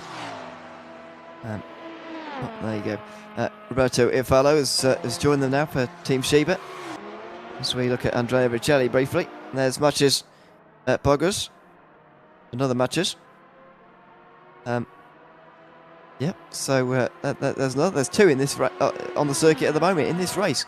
Both Hyperion Racing, Hyperion eSport, sorry. Very popular name in that team, as we've been talking about a little bit earlier on. Yep. And there is Iafallo. Finally, the online sim racers 999 has got out. Dylan Faso is now back out onto the circuit, but there is Team Sheba, and Andrea Zappini now gets into the car. Maybe their last driver change of the day. We'll see. And it is within that range of 3.5 hours that he could bring it home to the end. So I think he's going for a monumental stint to bring the car home. Yeah, maybe. I don't know about you. 3.5 hours feels a little bit on the long side, to be honest. If it was up to, especially this time in the morning, surely you want to keep the driver stints down to, at least less than 3 hours, maybe even sort of 2 stints, 2 hours kind of thing. Maybe as well, and you're gonna have to work your way through whatever tires are on. If it's mediums, maybe you can just about get it to 3 hours, but let's see then. Most of our mediums, so some of those medium guys are probably going to do double stints and then change to the other driver to give them a full service, to give a top up of fuel and new tires. Yep. That's Francesco Di Gaetano is now the driver, by the way, for MR Motorsport. He might be the last driver for them as well, though, as I say, might want to keep those stints a little bit shorter at this time in the day. And they'll all be fighting over the honour of actually crossing the line as well. We all know the feeling at the end of a 24-hour race. To actually come over the line and finish the car as well is a pretty special feeling. So there'll be plenty of arguments going on amongst drivers about who gets the honour of doing that throughout this race. Since for some of them as well, it will be their last race, who's going to get the honour of actually crossing the line. Yeah. we might not see some of these names even be in these cars, as you were pointing out before, at the end of this race. So it might just be that certain teams will just carry on with the same drivers, or they could just change it to spice things up at the end. As we're looking at challenge behind Ranyi's car, sorry, the MO Motorsports car coming by, and he's just waving him by here. So he no particular battle. First in AM and second in Pro Am are just gonna go by each other with not too much fuss. And when you look at the numbers on the windscreen, it looks like it's a battle for the lead, but it's not quite for the moment. Celik's still trying to catch the leader, and D'Alessandro has certainly stemmed the tide there. Is no longer being caught anyway in that car. So it's going a bit better now for the race leader in the Pro class. So what's the gap now? 37 seconds. It's just stopped that coming down quite so quickly, which you'll be pretty pleased with at the moment. Will D'Alessandro. Celik would have been maybe pleased to stay behind him for maybe a straight longer there, because when you're trying to catch a driver in front, the slipstream from another GT3 is very welcome indeed, but he wasn't able to really take much of it there.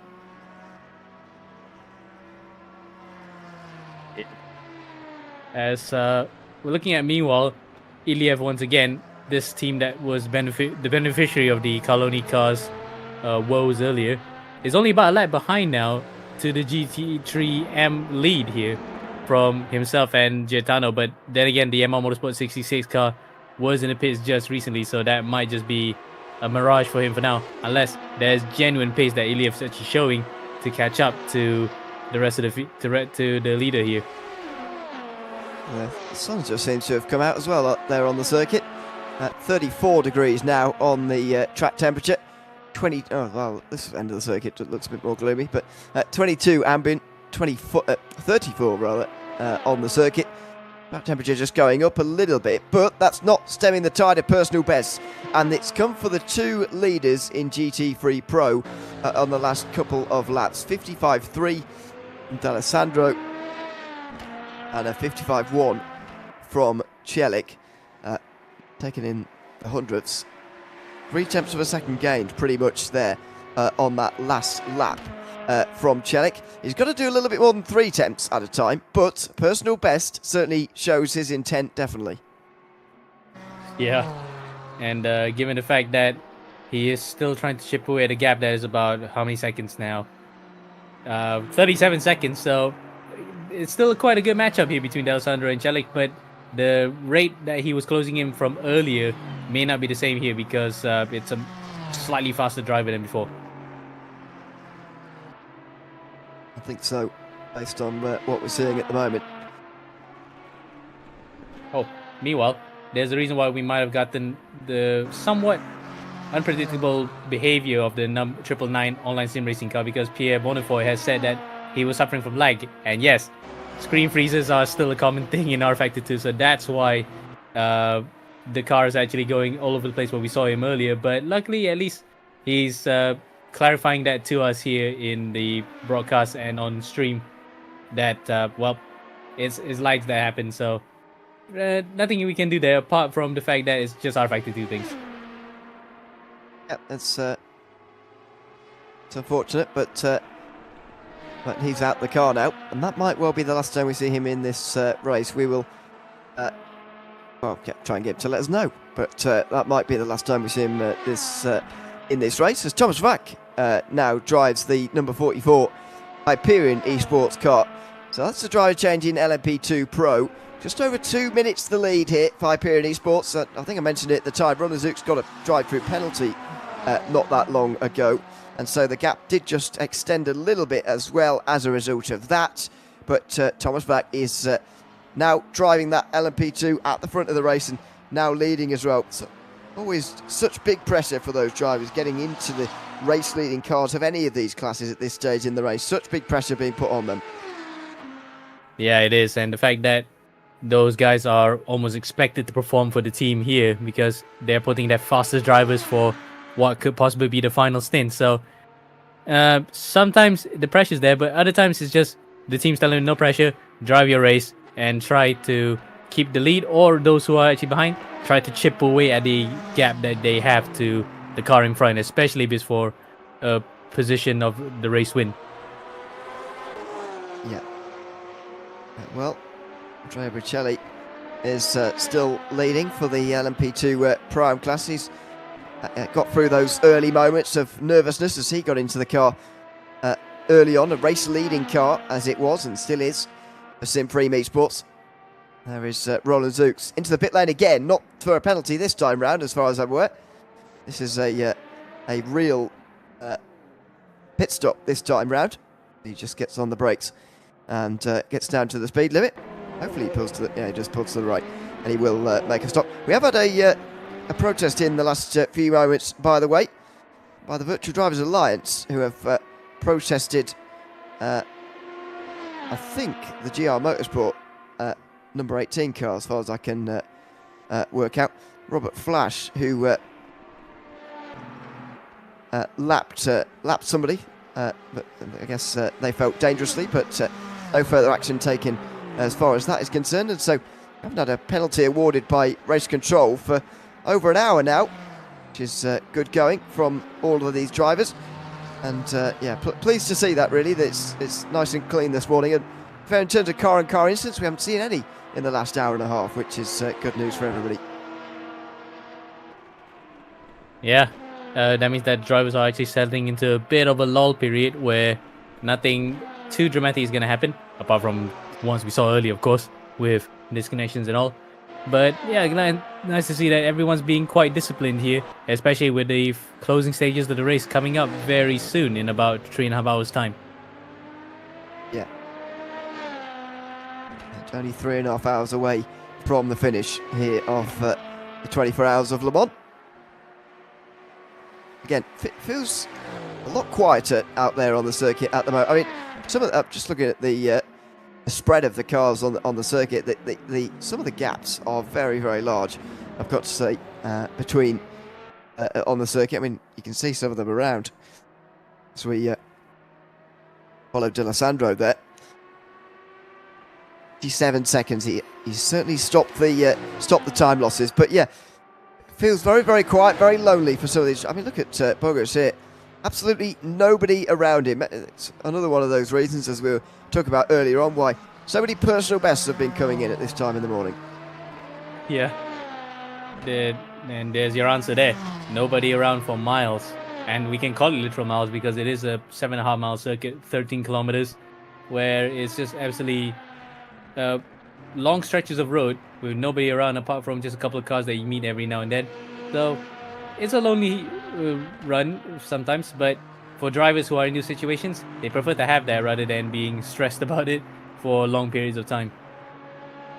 Yeah, that's Paolo Penimpedi for Arv Cybra.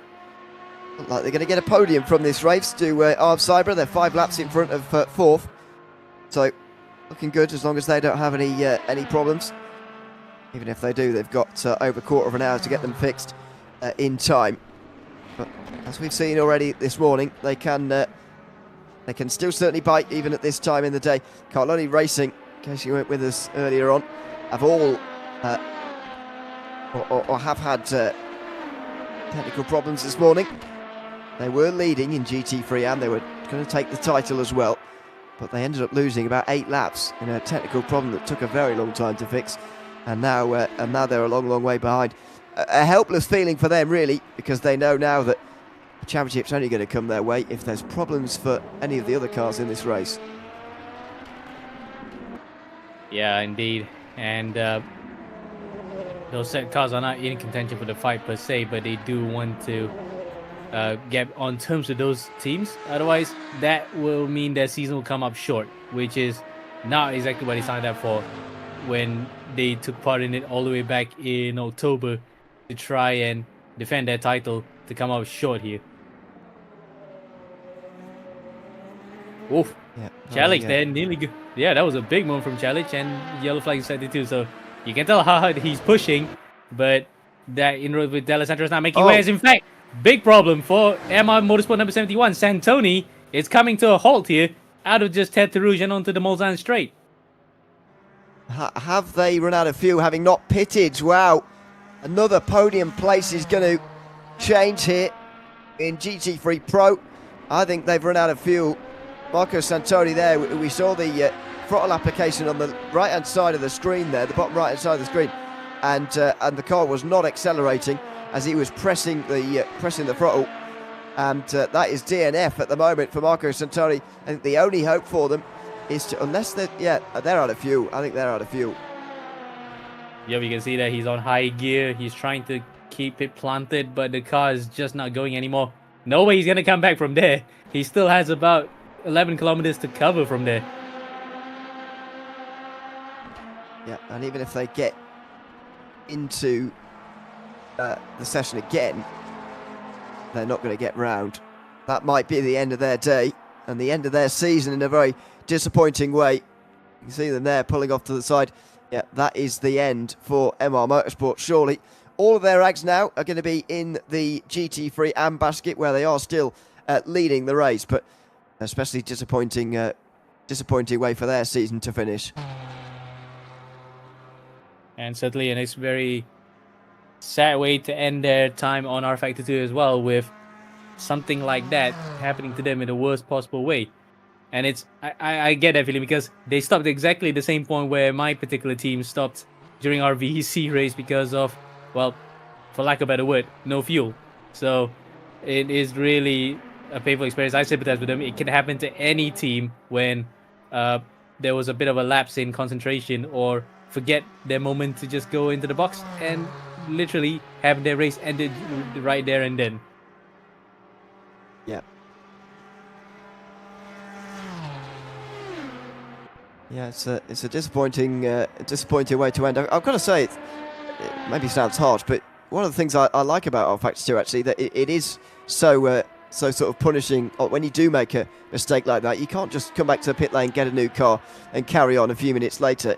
You unfortunately out of the race, and that does seem very, very harsh, but it's much more akin to real life, especially at Le Mans.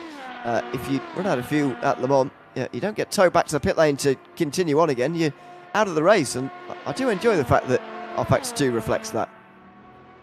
As opposed to iRacing, where there is a tow feature that you can just get your car back within, say, half an hour or even less than that, depending on where you are at the track, and you can just carry on afterwards. But yeah, it's a bit true to life in that regard. But as some of us who just want to do sim racing as a way to escape from reality, it's kind of weird that reality comes back at us in that regard. So I don't know whether to complain or whether to feel that, okay, they've done their job and tried to make it as real as possible.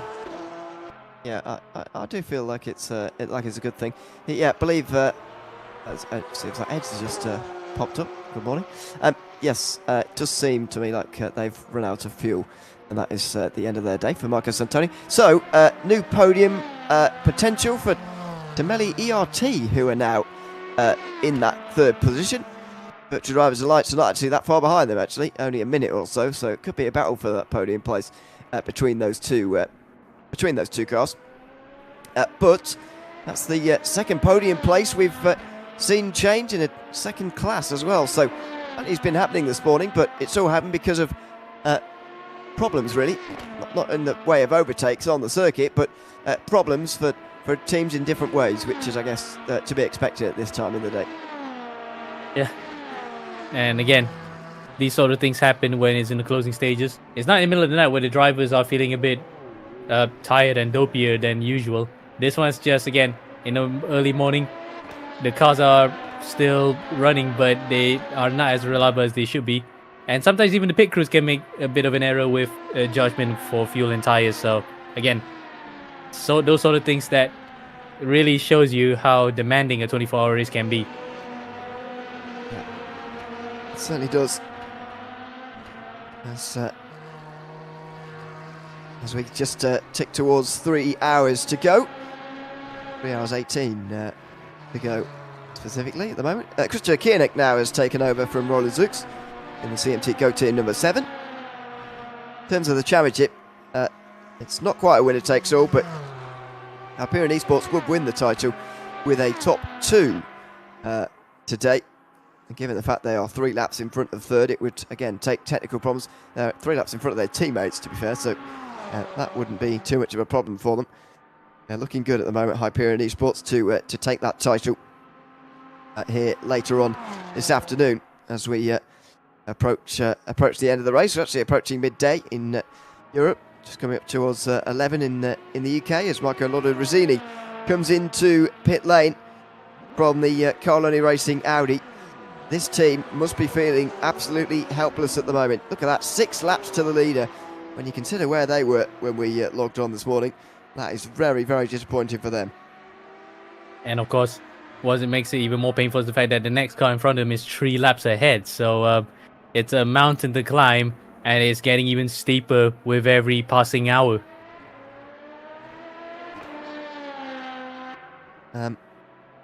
Marco Santoni is letting us know that it was an engine.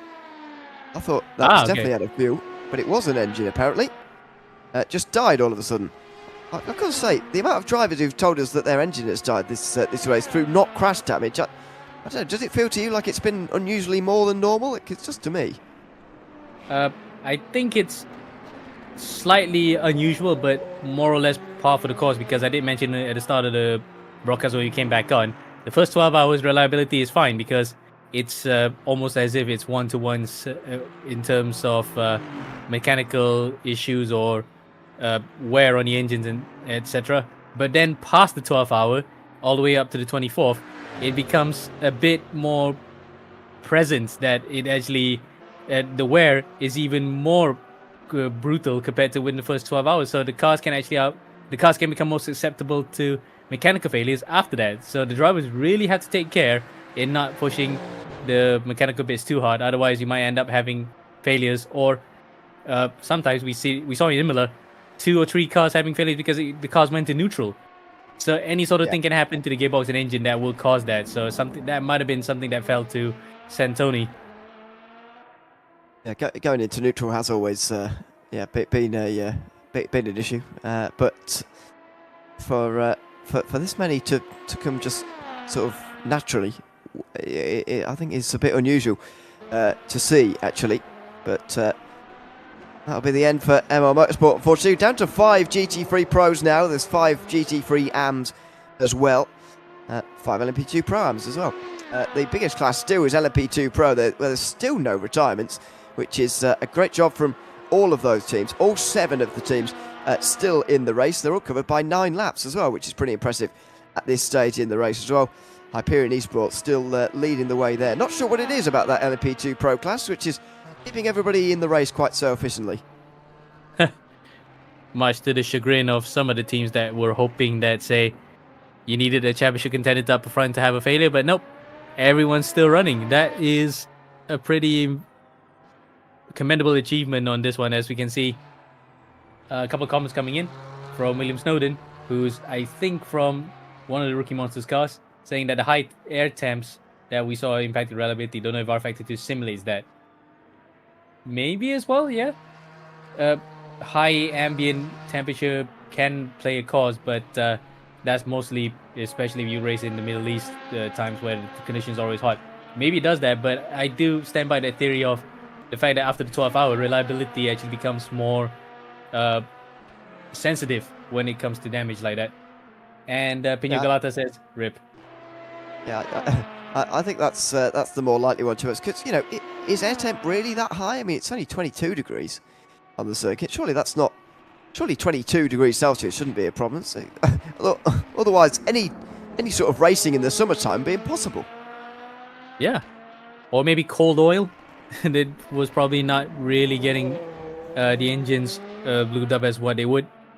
Can happen there, but I think it's just more towards that the reliability issues come after the 12th hour, that if you accidentally rev the engine up too high, or when you try to go lower through the gears to go into the corner, you just didn't rev match quite well enough, and it just adds to the wear and tear on the engine. But it's definitely not a random thing. It's not also what the game chooses a car to retire. It just so happens that the engine gave out the ghost at that time. Yeah, I think the long-running feature of this race is more of the reason, really. But there you go. Joseph Black is here. I think going to be taking over from me in about 12 minutes time or so, asking how Amir squared was last night. Yes, the two Amirs.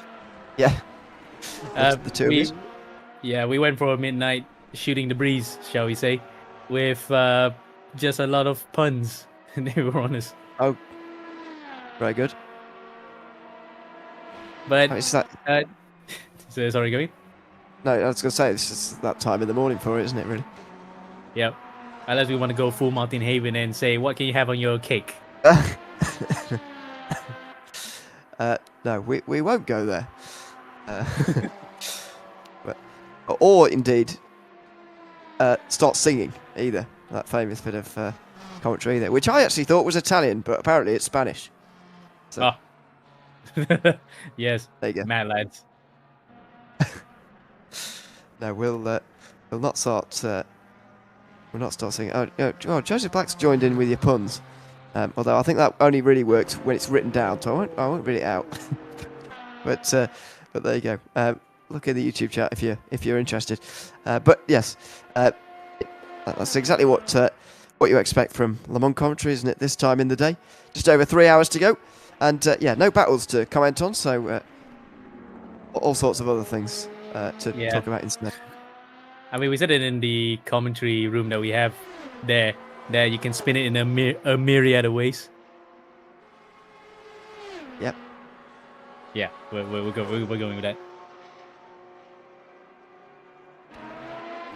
Or out of context as well, with the fact that last year we had the same Le Mans 24 hours that Mariano decided to put his cat in near the mic to announce the TeamSpeak code 80s. We can call it the Feline International Assistance. Nice, yeah.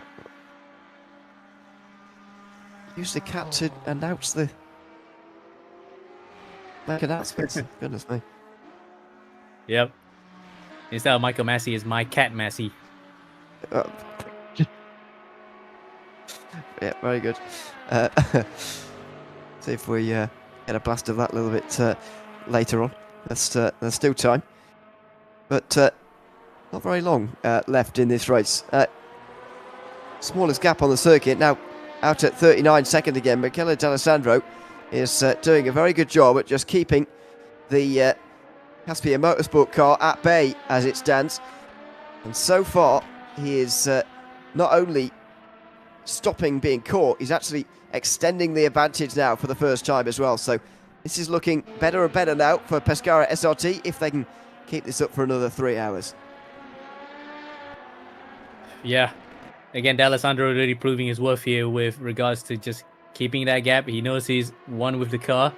Challenge as well is no slouch either, but now he's just really putting the hammer in and just try to eke out a bit more to give that 04 car a huge chance in overhauling the number 99 car, which has been out of the race for quite a while now here. So we never know what's going to happen in regards to the championship standings, because again, the number of laps that the 99 car has done prior to that may be enough for them to still be classified. But at this point in time, I feel like it's a highly improbable situation, knowing that the leaders are now going up to 355 laps, and the GT3 Pro class are just hitting 305.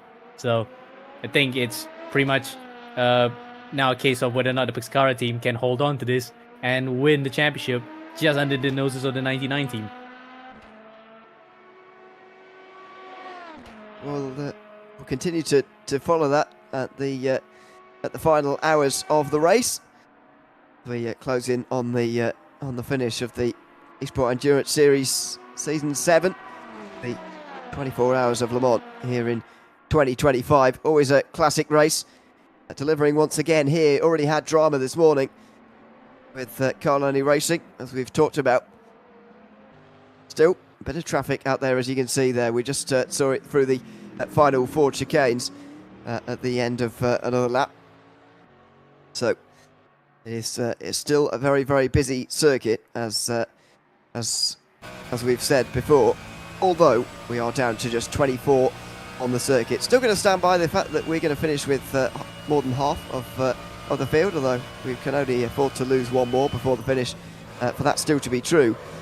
The big thing everyone's going to be worried about is those sort of random engine failures, because as you say, we're well over 12 hours in now, and there's still a very, very long way to go, really, with just over 3 hours to go. Everybody's going to be very, very nervous, I would say, about the prospects of an engine failure. Yeah, we can go on board with challenge now, how he's going to treat the car coming in here. Let's see how hard he shifts through the gears. And I would say not too bad. Not aggressive like what you do normally in qualifying, where you need to beat the heck out of the gears. But it looks as though he's just nursing the car through, even though he is actually going to catch the leader. Because what's at stake here is a championship fight that could still go either way coming into this coming to the final 3 hours.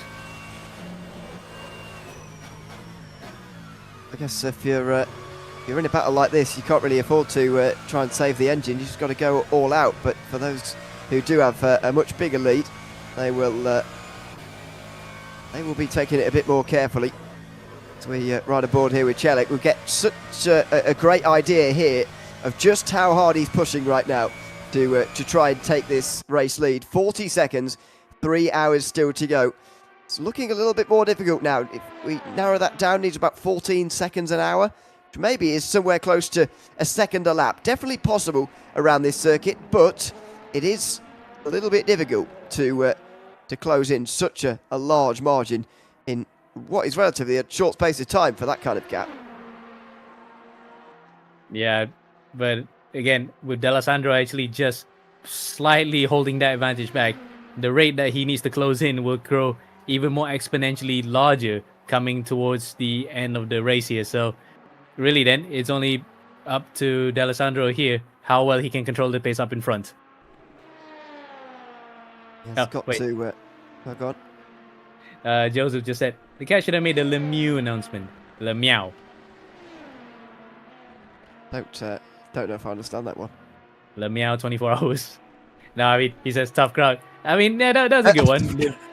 Lemieux 24 hours. Yeah, maybe that works, but nobody laughed.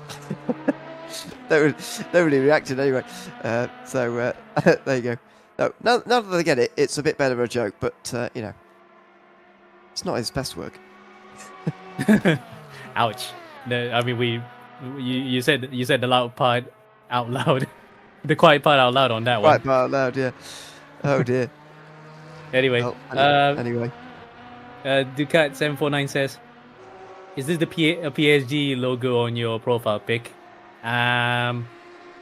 Don't know. It looks more like the peace sign that you see on this Volkswagen Samba bus. But if it is PSG's logo, then well done.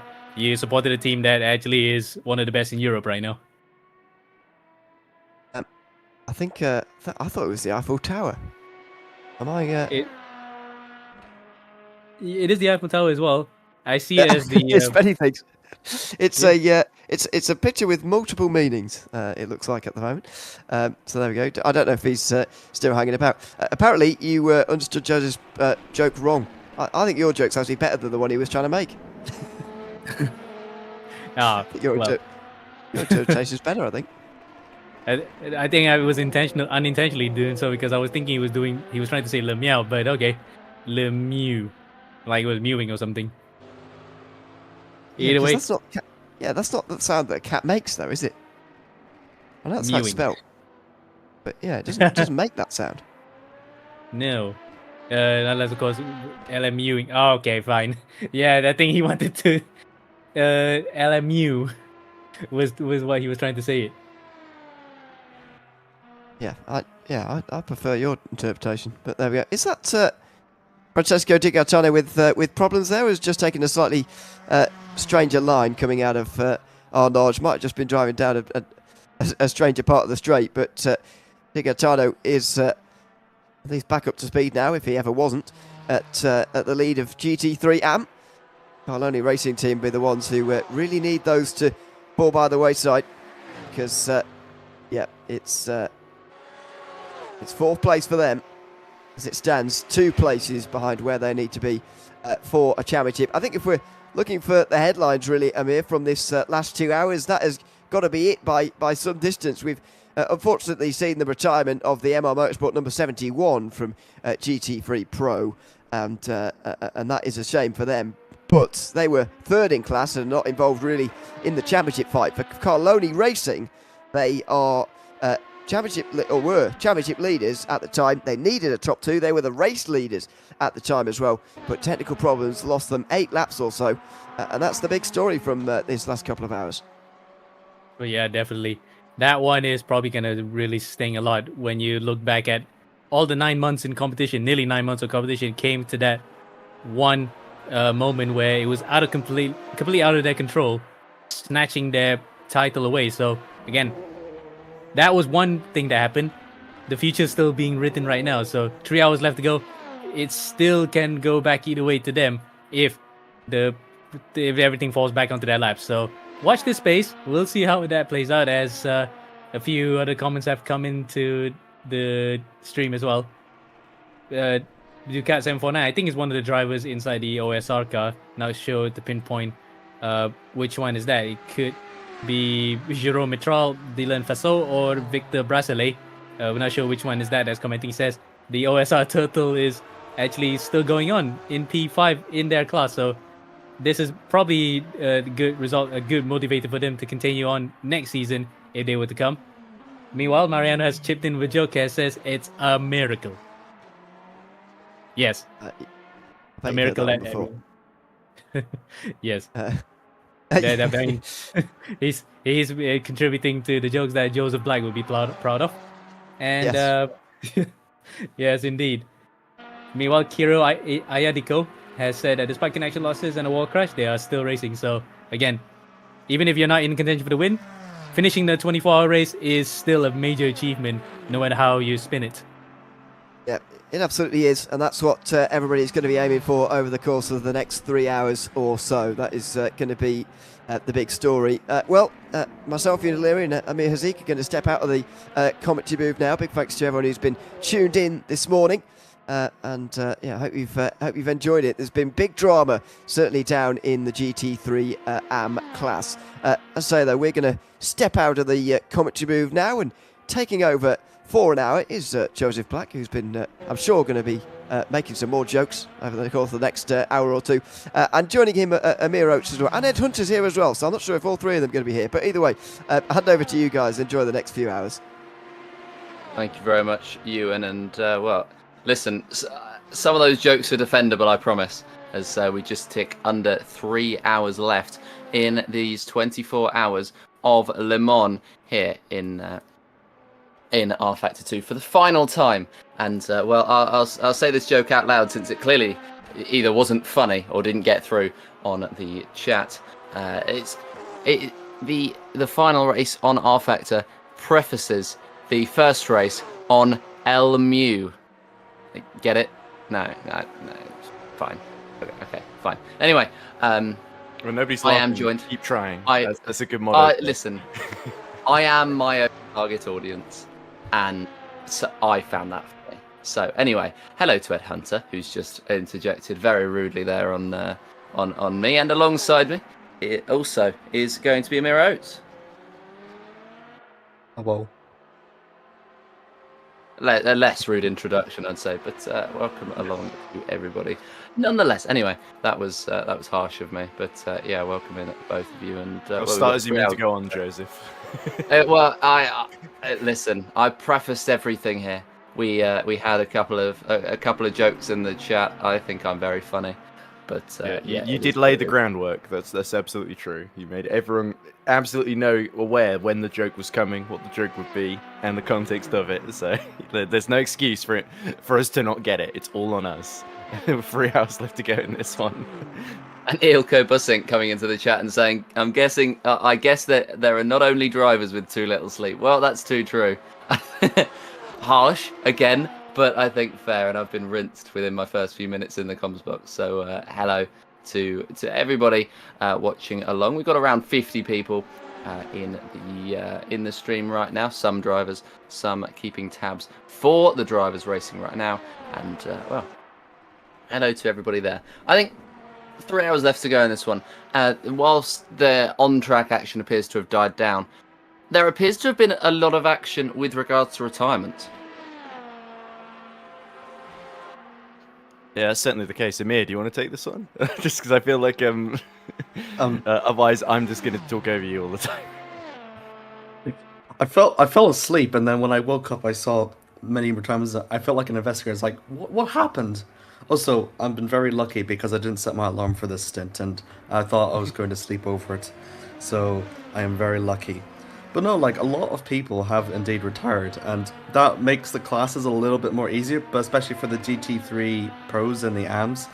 Because they retired at least during the night, that only means that, I think as it stands, if they're going to finish by the laps, it is by the percentage of the laps.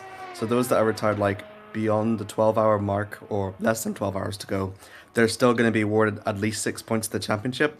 But I think for some, especially for the leaders, it's not going to be enough. So for example, the GT3 Pro and the AM, I think we're pretty much guaranteed new championship winners here at the end of this.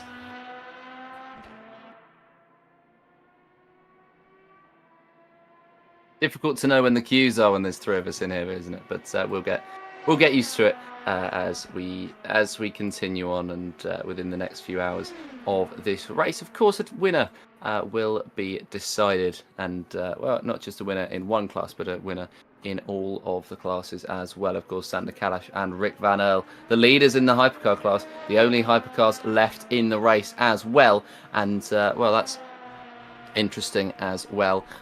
With only two left, that opens up the opportunity. I spoke, as did you, Amir, yesterday about the LMP2 Pro potential to being on the podium, and yeah, it's a very interesting one, and that will develop. And Tomasz Wash holding on to that at the moment, a lap ahead of Christopher Gianach in the CMT Go team, number 7. But well, we've read the schedule wrong, and actually it shall be, I believe, me and Amir for the next hour. Is that right, Ed? I think it's only me that's read it wrong, so you guys are blameless in this. So it's entirely me doing the thing that I always do, where I sort of think, oh well, nobody will be around, so I better show up an hour earlier, and then realize, no, I've read the sheet wrong. It's not the final 3 hours; it's the final 2 hours that I'm doing. So apologies. You get a bit of extra from me. But I'm going to leave now in the capable hands of Joseph Black and Amir Oates, who I'm sure are going to continue to make lots of memorable jokes, much more than I make, to be fair. So you certainly got to beat me in terms of entertainment. And yeah, I guess I'll be back in about 54 minutes' time. Yes, well, you shall look forward to seeing Ed in about 54 minutes' time. And we're keener than you think, Ed, as it is. And yeah, we are. It is now just me and Amir alone in the box, and well, no, not alone in the box. We are joined by our producer Mariano, who appears to be flirting with Luca Martino in the YouTube chat. In fairness to him, he has been up for 36 hours straight, and he is by far the hardest worker out of all of us here at the eSport Endurance Series. So I'm not surprised he's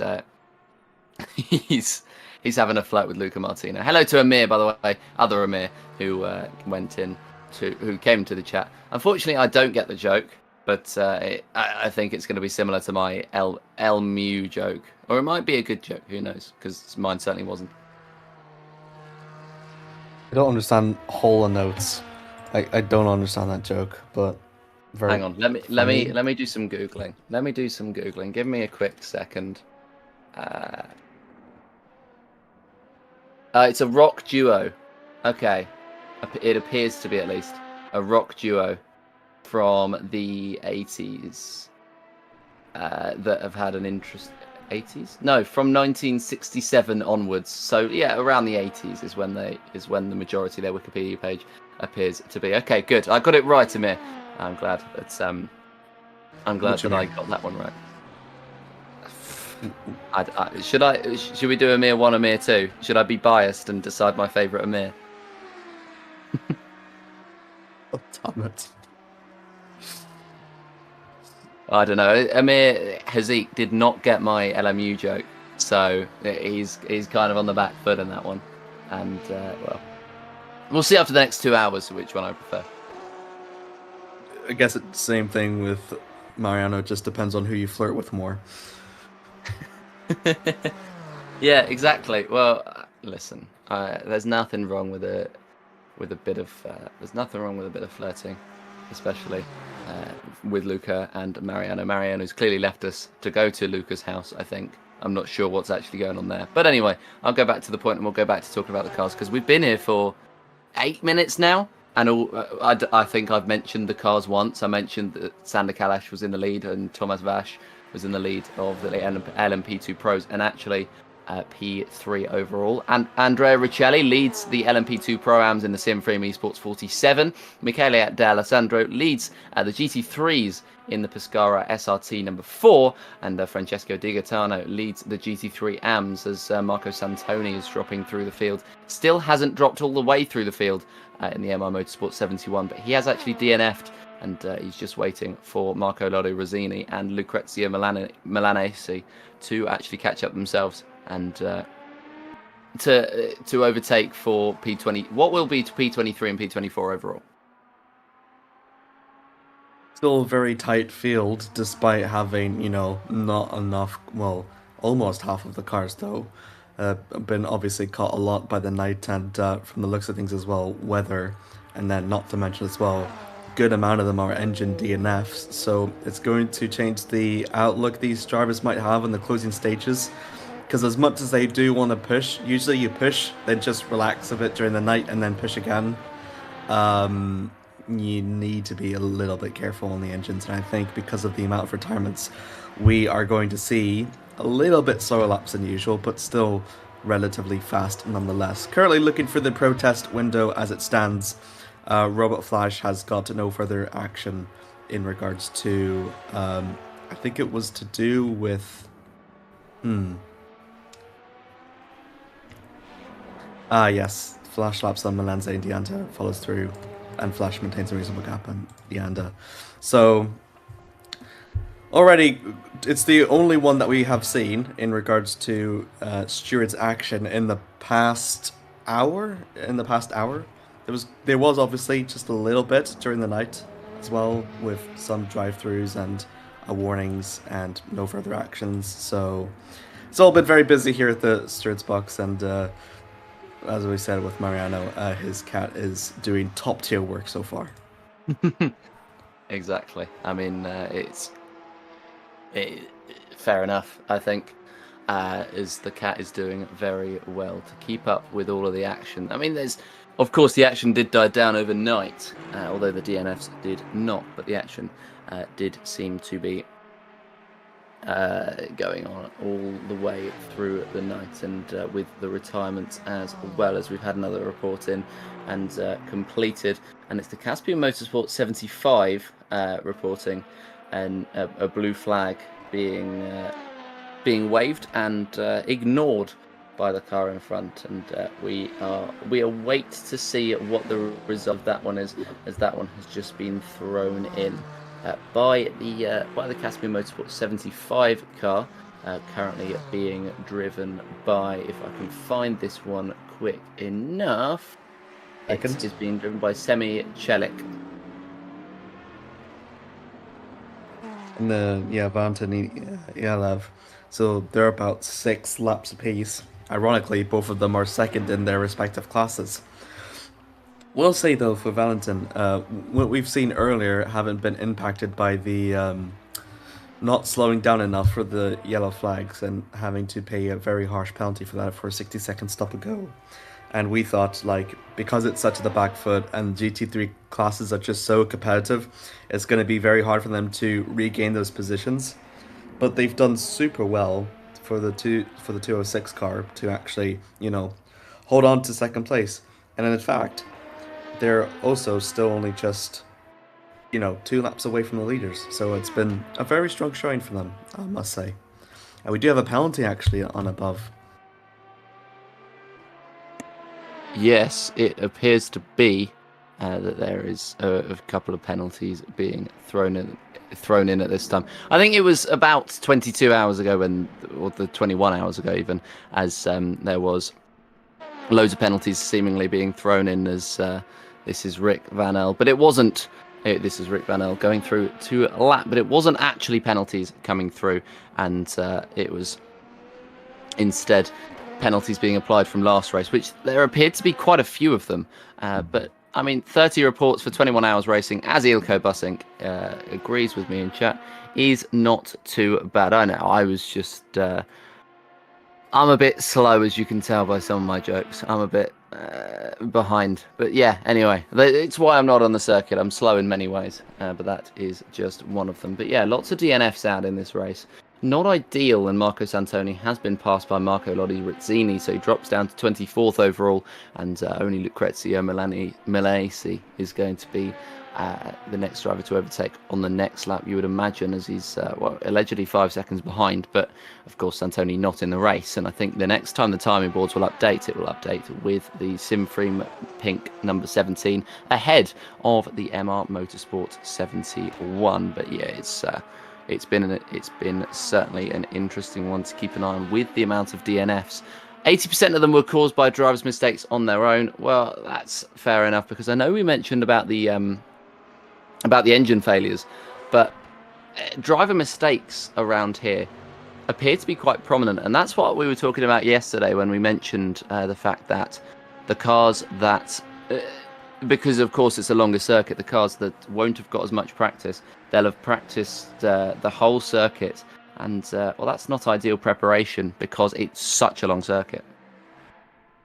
Absolutely, yeah. I mean, it's really hard to just try to, more or less try to keep on the track. I know with the driver mistakes, because you're driving it for so long, sometimes you might be more acquainted to it, but as well with that, sometimes you also become less aware or reactionary to certain things as well. And Le Mans is one of those tracks which deserves your full attention and will punish you if you do not give it your full attention, as has been the case time and time again with all the drivers that we've seen from retirements, and also with very harsh penalties as well. With a track like this, a track unlike any other, it's fun, isn't it? It's very, very fun, and it is surely no other track in the world can really come close to Le Mans, I'd say. And that's why all were the 44 cars at the start of the race are still racing here, and they're not, because we only still have 24 left, just over half of the field. Yes, it's not. I mean, we hope that over half the field are going to be in. I believe it was Ewan that made the bold call that over half the field was going to stay in the race, despite 3 hours being left and 24 drivers being left in the race. Of course, 23 means that we have to be over halfway, and 24 in total is, 23 to be left. That means that there's only going to be one DNF in the next 3 hours, based on the records. Not sure, but yeah, it is that. And apparently the engine blowing is apparently easy. I say it apparently twice, according to Ilko Bussink, apparently. And I think it's been more prominent in this round than any other rounds, as they're just going round again and again on the same circuit again and again, just pounding it around. And I'm not surprised that they ended up having engine issues because of how much they're putting on those cars. I think we have a development. I think this was from the protest that we were talking about earlier. They are receiving a warning, but the timing screens says that Iliev has gotten a penalty, so not quite sure which one to believe. Virtual Drivers Alliance coming in for a pit stop. They're going to have a very good point haul, being second to last in their class. With the amount of points that are awarded here Le Mans, if they do finish even at 4th, they're going to jump 3 positions in the championship. Yeah, they will do, and that'll be pretty good. And there's just some incredible results that could be taken out of this. Of course, the season finale, and some changes that could be made in the running order in terms of all the championship. So, for example, Hyperion Esports look like they're taking the title home, and this race as well. In first place, they've only dropped off of the top step of the podium twice, and that would be to the CMT Go team at number 7. It sits in P2 in LMP2 Pro. But yeah, Hyperion just look that level above. And then in the LMP2 Pro Am, it's the Simframe Esports 47 that leads the championship and leads the race in P8 overall as well. Looking at the GT3 Pro standings, which are the most exciting standings heading into this championship, and it's the Simframe Esports junior team, the number 99, look like they're out of this race essentially, and they look like they're going to lose this championship, with Michele D'Alessandro, the leader of the GT3 Pro class, in the Pescara SRT number 4 that currently sits P2 in the standings and P1 in the GT3 Pro standings. But of course, the Caspian Motorsport 75 on the same lap in P2 and in this class, and only just behind in the standings by just 10 points. And the GR Simthrust ERT number 8 is further down in P5 in the standings, and they were the realistic contenders that are still remaining in this race. GT3 AM and the Team Rookie Monsters, of course, that one is still up for debate, as Carlone Racing need to take the victory in GT3 AM, and they're 6 laps off, so it's unlikely. It's still going to be incredibly interesting to see, because not all the gaps are safe. D'Alessandro is still only about 46 seconds away of Demirkan, so a bit of strategy play in the final few hours could maybe turn the tide into either of the team's favors.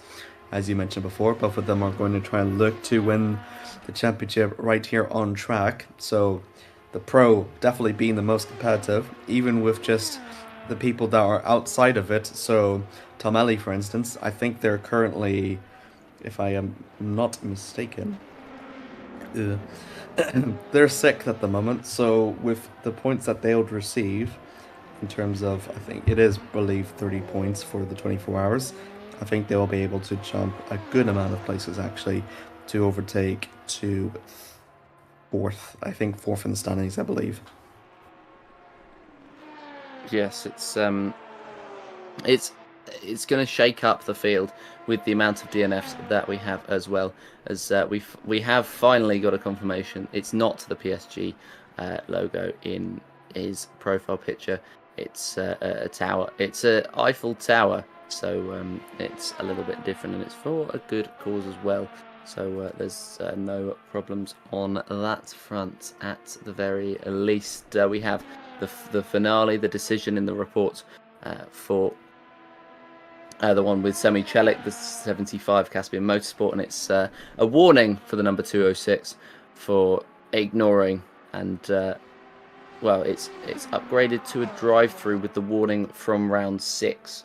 So that's not great. They're going to lose a lot of time in that pit stop. However, a drive-through at Le Mans is less impactful than a drive-through anywhere else because of how long the track is. Yeah, that's true, but it is still a bit of a disadvantage anyways. But I guess if you were to get a drive-through penalty anywhere, definitely go for the Nürburgring. Yes, it's a very long. I think it would be about 8 minutes long, the Nürburgring, if I remember correctly. But I may well be wrong on that one. Is it about 8 minutes 30, the record in one of these cars at the Nürburgring, or at least in the GT3s at least, if I remember correctly. Like in a hypercar. How much? I have no idea. Right. We're back on Google. Of course, the real life Nürburgring 24 hours is this weekend as well. But Nürburgring hypercar record lap times. Here we go.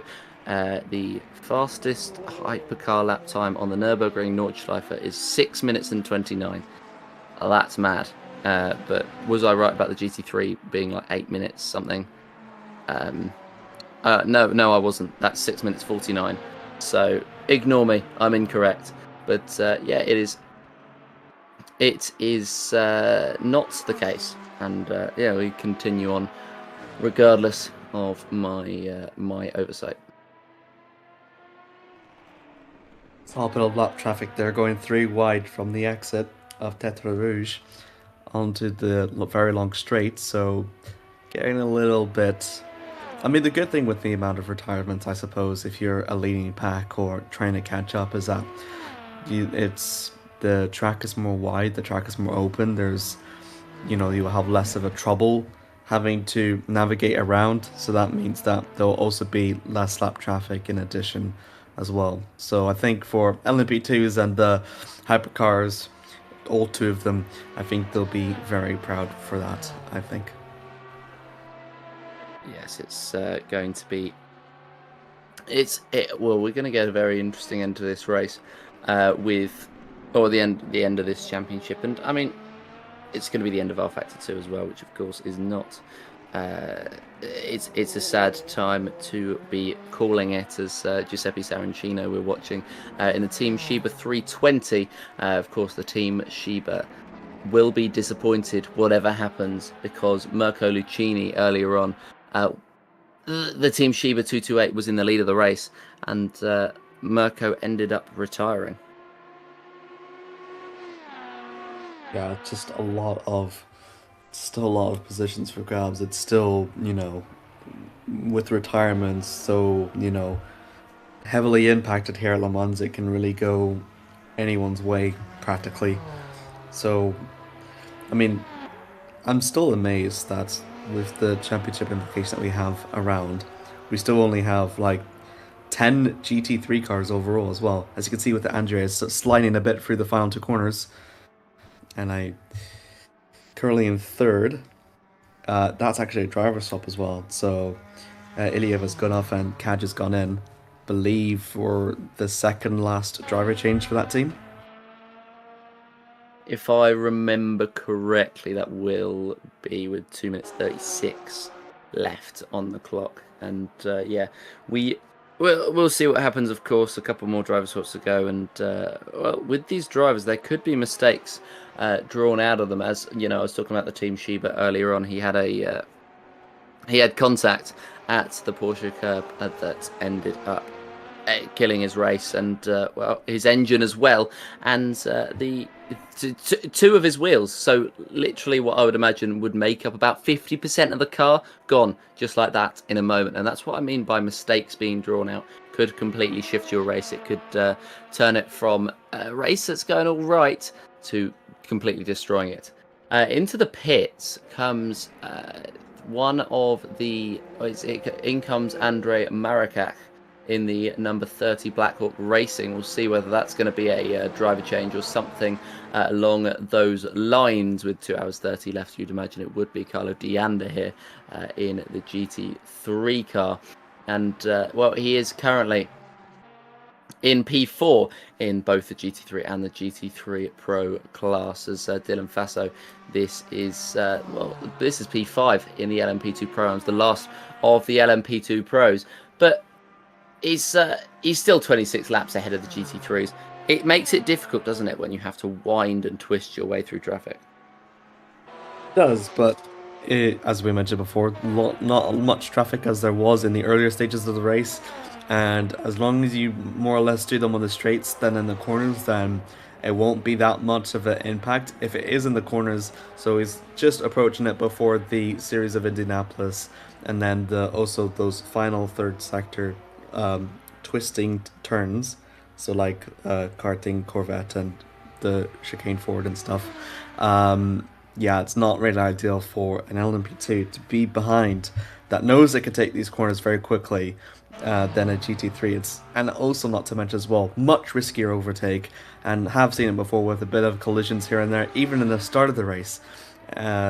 Whenever it comes to the end and maybe desperation a bit arises, it's how we see, very hectic accidents in the closing stages. And as much as you are impatient with lap traffic, you can't lose your cool around them. Like, report it, but don't take matters into your own hands and just do reckless driving for the sake of impatience, is my advice. Yeah, impatience is something you can't really afford in a 24-hour race, because it's 24 hours, and for those drivers it'll be difficult to contend with the fact that one mistake, one lapse in concentration, one just unnecessarily aggressive attempt could put your race to pay. It could just cost it right there, and it's one of the beauties of endurance racing, the fact that it could just go like that with a click of the fingers, with a snap of oversteer, with your engine going. So that is completely out of your control, or mostly out of your control. But for the majority of it, it's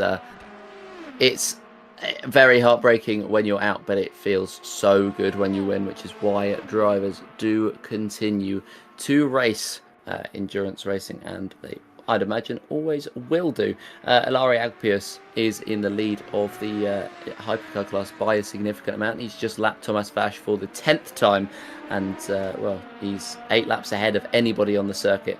Thomas Vash is only 2 laps behind Dave De Bruyne, which is a very, very good performance, all things considered. And as mentioned in the chat, the number 82 Carloni racing car is back on the podium, and well, looks like they're going to try and push for that title. They are still about 5 laps away from the current class leaders in Liga Ticino, so they have been doing really well. So I think one of my final stints that I've had with, well, thanks to you, Amir the Second, they were leading fairly comfortably, and we almost looked like we're going to get new GT3 AM champions, but have fallen off with the back foot just a little bit. But you know, early pickings, still a few laps to go, and still a chance to get some points to the bag. Yellow in sector 2. Hopefully, it's not too serious. But you know, they're still doing fine. With Rookie Monsters also having retired, they just need to try and garner some points. Even second would be enough, and they'll take the championship by 2 points. Otherwise, it's otherwise, like, third will not be enough. They would lose it by 6 points. So it's either win by 2 or lose by 6 of them if they're not aiming for the win. Which, given that the lead is around 5 laps or so, might be the case. I think we have seen a retirement, though, from the Prototype Black, from the LMP2 Pro class. Oh no, that's a shame, and well, that puts Ewan's prediction to pot of having half the field still in the race. John Ray Tronza in the CR Prototype number 15 is out of the race from P10 overall, and well, I think at this point, it may well be a case to argue that he is going to stay in the standings for a rather long time, as we're going to get a replay of what happened to Tronza after 22 and a half hours of racing. What ended up happening? So he's absolutely fine through here. Is it going to be another one of those random engine failures? It looks like it is. Yeah, it's a disconnection. Yeah. Oh, I did think that he did pull too fast through, but that is a shame to. That is a shame to see. John Ray Tronza, 21 even and a half hours in, and his entire team has finished. I mean, it's a disconnect, so I think we did have this discussion. No, me and Mir had this discussion before. Whenever there's a bit of a disconnect, they do allow. No, you and I also had this discussion as well. They do allow, like, the teams back into the race. I think it's just a matter of discussing it with race control and just trying to get it back up. But with that time, with discussions and just, you know, sorting things out, it does take a bit of laps away. But for the Prototype Black, that has been, you know, off on the back foot in their standings, they're like dead last. Even a finish will just, you know, garner some good amount of points. I don't think they're going to escape from their final position in the standings. They're about, 44 points off, so they'll probably need to win to get out of that, but points is still points after all, you know? Yeah, points are points, and it's fair enough. I mean, they are going to try and get back in. Whether they actually are able to get back in is going to be the other question, because if John Ray Tronza's had a problem with the internet, 1, he won't be able to let anybody know, and 2, then he won't be able to get in, and it will be classified as a DNF for the CR Prototype. So let's hope for his sake and for his team's sake that they're able to make it right into the session once again. And well, at the moment he is tentatively DNF. This is Giuseppe Tarancino in the pit lane in the 320 Team Shiba, and they are not doing They've been in the pits for a very long time. So is John Ray Tronza, and I think we may well be seeing the LMP2 Pro standings swapping a little bit. Andrej Marichach is catching up to Tommaso Contu, who is now in that Team Shiba, but Contu is out of the pit lane, so I don't think he's going to make any more inroads on that 10-second gap. No, but has been a bit quicker though, so just a matter to see if Conte can put something out of the bag to try and mitigate that bit of pressure which the Blackhawk Racing has been applying for a little bit of a good while now. Just under 10 seconds. It is the closest gap that we currently have on track, but I suspect that not only for us in the commentary booth, but also the viewers here watching at their comfortable homes or wherever they may be, that gap will definitely be pulling away very shortly. Yes, and well, we will see what ends up happening throughout the end of this race. I feel like I've been constantly saying that throughout the last half an hour or so, but it is a problem that can be that can happen quite frequently. Andrej Marichach now out of the pit lane, P5, and well, in terms of the 206 GT3. They haven't lost a few laps. They haven't had issues. It's just simply an rFactor 2 bug, and that is one thing that we won't miss about rFactor 2. The bugs, there does seem to be a fair few of them. The disconnects seem to be pretty easy. We just have to hope, and it's very much a hope, that the LMU driver swaps that appear to be coming in, nope, we're pushing them back. Coming in, nope, we're pushing them back. Coming in, nope, we're pushing them back. We've got to hope that they don't just go, meh, we'll release them, and then they're really bugged. rFactor 2 moment. Well, yes, it is, and well, LMU does seem to be taking their time with it, which does seem to be. I'm happier that they're taking their time with it, but I think we're going to have to wait and see what. Oh, we're going to have to wait again. We're going to have to wait and see. We're going to have to wait and see for everything, as well. It's just at the moment this race and this championship is stagnating at the end of it. We've got 2.5 hours left of your season number 7 in the eSports Endurance Series. Sorry, I lost my words for a second. The eSports Endurance Series here on Pit Lane TV in the e-racing series, and well, season number 8 will be a whole new era, but just 2.5 hours left of racing, and this is the final action we'll get this season. Got some good news though. The car that we thought earlier that was DNFing has now come back out on track. Oh, good. And has lost position today. It's about now like 2 laps now behind the next lowest in the LMP2s in Matthias Boch in the Hyperion 46, currently in the pits. So 2 laps down, but still in the race. So it's all good news. Yeah, all good news, and it's good that they've been able to make it back in without that much of a problem. The 206, of course, disconnecting, and the 15 even disconnecting, and only dropping 1 place to Paolo Penimpede in the ARMS Sierba number 42. And well, he's 2 laps down on where he wanted to be, which is not the end of the world because he was last in the LMP2 Pro standings anyway, and he's only lost that position to the Pro-Am driver of Penimpede, and he's still comfortably ahead of Stefano Bonato and Dylan Faso as well in the Pro-Ams. And then, I mean, if he loses 25 laps back to Michele D'Alessandro, I'll be pretty impressed. Driver swap, Chiro Iadizio. Hang on. Chiro Iadizio. If I got that right, I hope I did, in the 33. He's just gotten into the 33, and he's just come out of the pits, just behind John Ray Tronza. Tell him the pronunciation. Even I can do that. No, I couldn't either, to be honest.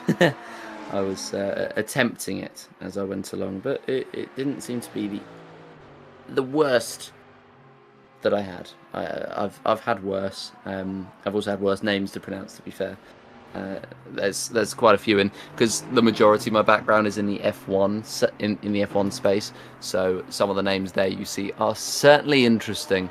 There's one that I just call Gregory Password because his name begins with P, and there is no vowels in that last name, just to clarify. So he is Gregory Password to me, and I'm sure he'll be glad to have been mentioned on our rFactor 2 stream. He does a lot of iRacing, but no rFactor 2. And maybe we'll be seeing him soon in LMU.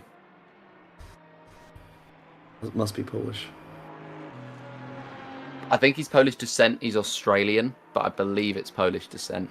So you're not too far off with that one. But yeah, the Poles do throw up some interesting names that we can try and pronounce. Of course, we have a number of Polish drivers in this specific race. We haven't seen many of them, but here's one: Simon Frelek in the Hyperion eSports 46. But yeah, a number of those, as I'm trying to pull them up now, a number of the drivers do have Polish names and descent. As well, we have the Sweet Force 37, of course, the first car to have exited the race, Kamil Stencel in there, and well, the other drivers in that team were Piotr Śmigielski, Tomasz Grabelny, and Chris Kaszmarkiewicz. And I mean, I'm not joking when I say that name is 6, 9, 12, 14 letters long. So I think the fact that it's only like 3 syllables is pretty impressive. Then you have the Hyperion eSports 44, the one that currently leads the LMP2 Pro standings, and looks like they may well be taking that title home. Tomasz Vash and Patrick Shvakowski in there. Hyperion eSports number 45, currently in P3, piloted by Matthias Dabrowski. There is Matthias Zubinski, Pavel Andrzejewski, and Matthias Gusowski in there. Then the 46, which is currently not in this race. I don't think they entered a car in this one, but of course they entered the champion. No, they did. I'm lying. Simon Frelek, currently piloting it in P number 6 in the LMP2 Pro standings. That is to be piloted by Karol Wozniak, Matthias Prusak, Matthias Bogusz, Simon Frelek, and Matthias Majka. And I believe that might be it for Polish names, but no, there's Matthias Zaleski in the Boyd Transport 306, just to round us off. And Tomasz Szabanski, of course, in the GR Motorsport 18. So a number of interesting names gracing the field, and each more difficult than the last. Still incredible to think about when we were talking about past winners last year. Usually they would come in here with a little bit of advantage, but so far currently as it stands, with only just about less than 2.5 left to go, hours of Le Mans, the last class winners from last year, Hyperion eSports, the 44, is still leading. So they won last year and they're leading this year. And they're the only ones that actually have won, with Sinfreem having retired in the early stages of the race, that couldn't even compete with ground effect throughout the night. Unfortunately for that, retired in the wets. Well, it's very sad, I suppose, to think about it. But Tomeli ERT, who won AM, I believe they won the AM last year. They have promoted themselves this year up into the pros, and they're still doing okay. So they're only about 2 laps back from the top 2 in the GT3 pros. D'Alessandro is still holding on to a 50-second gap between himself and Demirkan in the Caspian Motorsport. So again, not all entirely comfortable for the GT3 field, and still a strategy to play. There's still a couple of compounds that they can mix around with, or a driver swap if they even wish, and carry on that to the end. Yeah, all the way to the very end, which is not too far off now if you consider the fact that we've been going for 22 hours and we've only got 1/12 of the race to go. 2 hours and 18 minutes and 18 seconds as I read the time.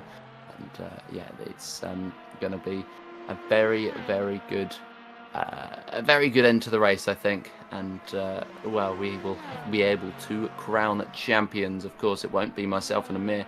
We will have, I believe, 2 or 3 more commentators, 2 more stints in this one. And, yeah, it's going to be Ed and Ewan to take us into the final hour, I think. And then it'll be myself and Ryan, who will be taking you through, Ryan Ferris, that is, who'll be taking you through to that point. Mir, doesn't actually have much longer left in the box, only 17 minutes. But what are your takeaways from this point?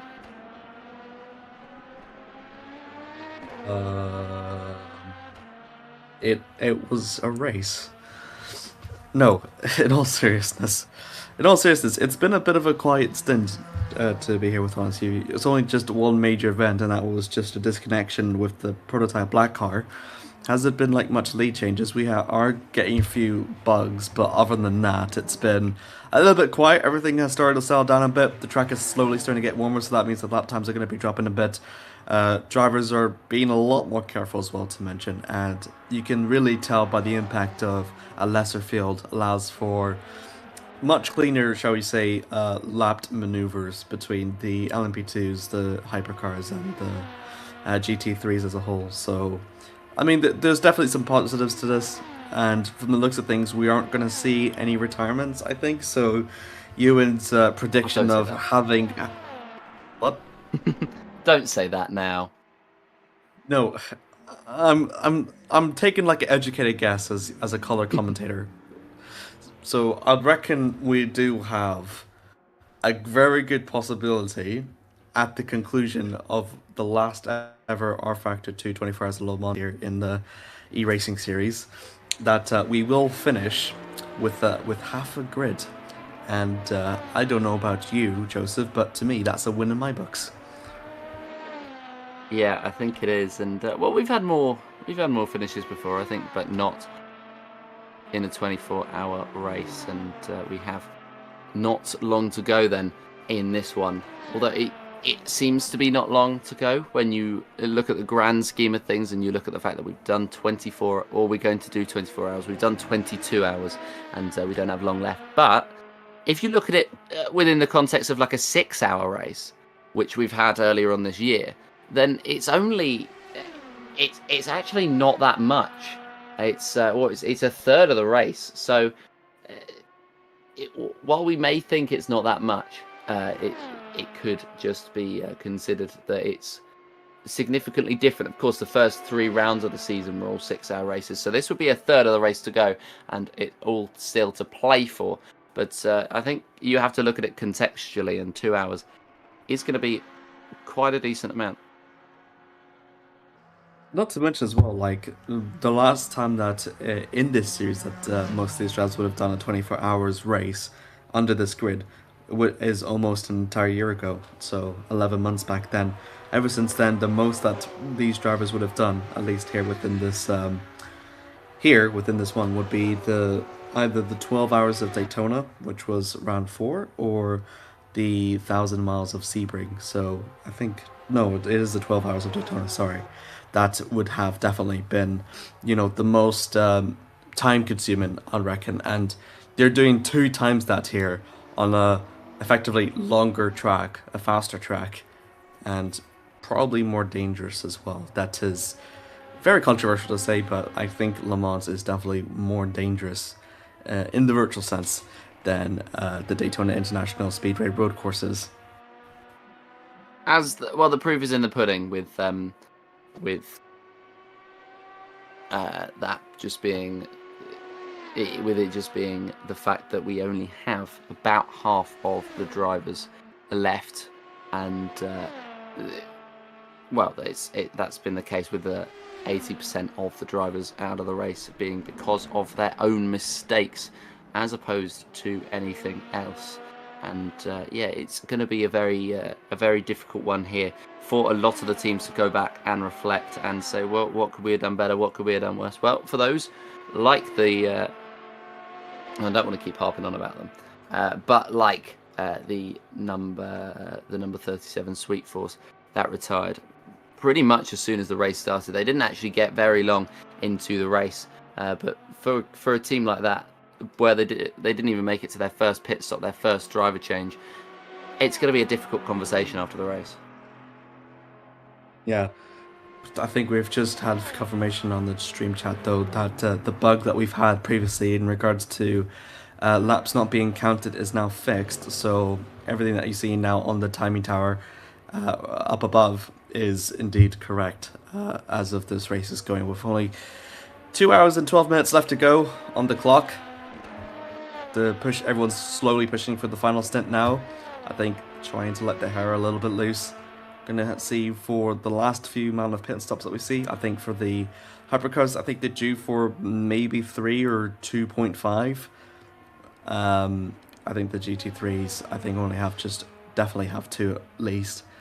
Definitely can push the longest out of the classes, but yeah, it's just a matter of just trying to keep it on track and try to bring it home. And for those that are within points contention, just to see which strategy works best for them and see if it pays off.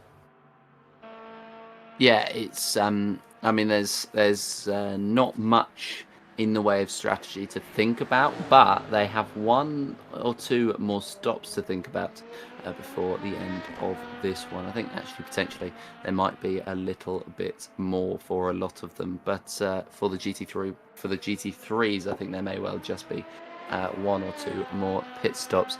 As well, the team in the lead of the race is actually the team with the second most pit stops of all, with the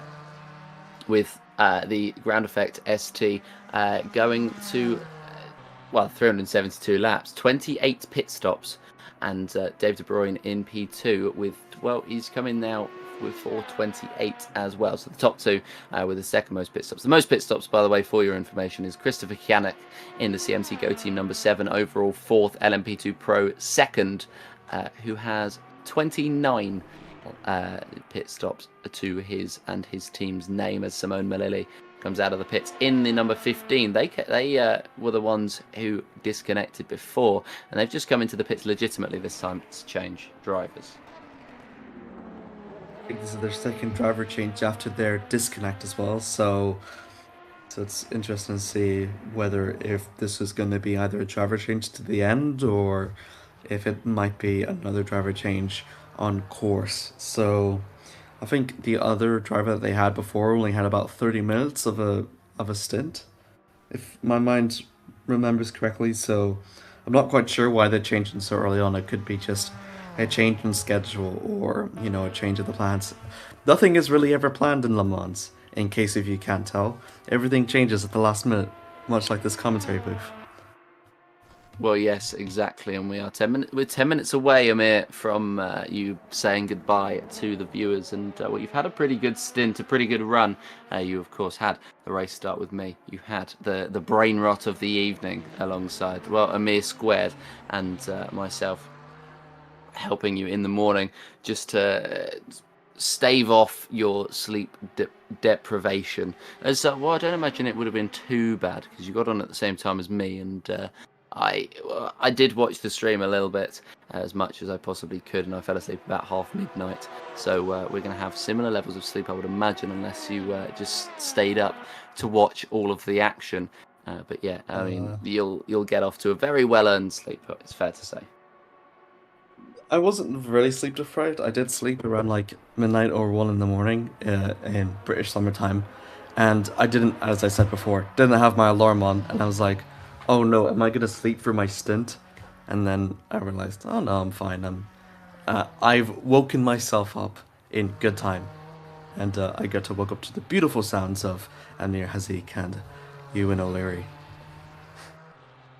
Oh yeah, exactly.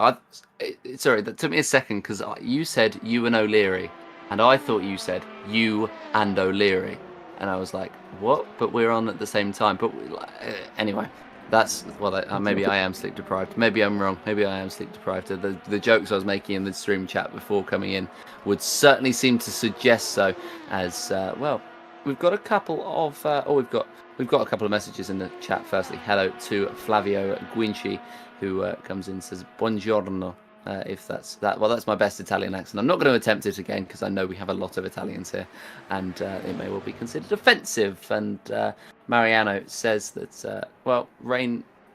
He said rain was expected, and then he said 1st of April. Mariano, it is the 22nd of June.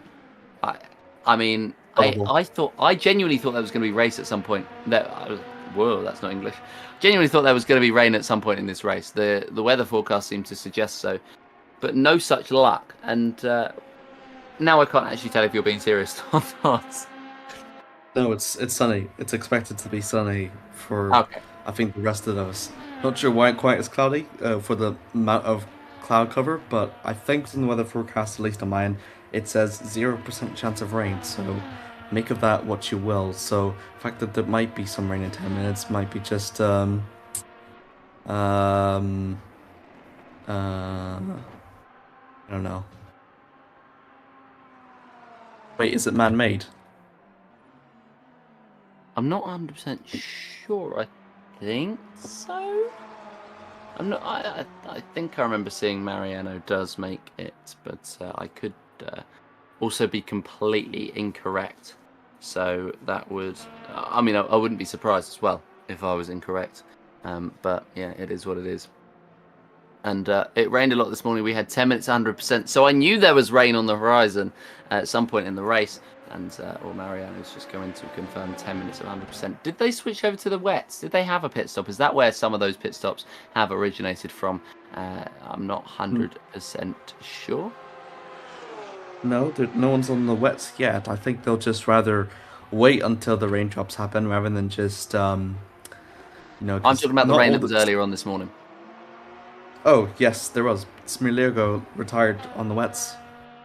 So it did rain. It did rain, and some drivers definitely were on the wets. I think there was no other choice as well because it's quite boring. Yeah, that was such a while ago as well.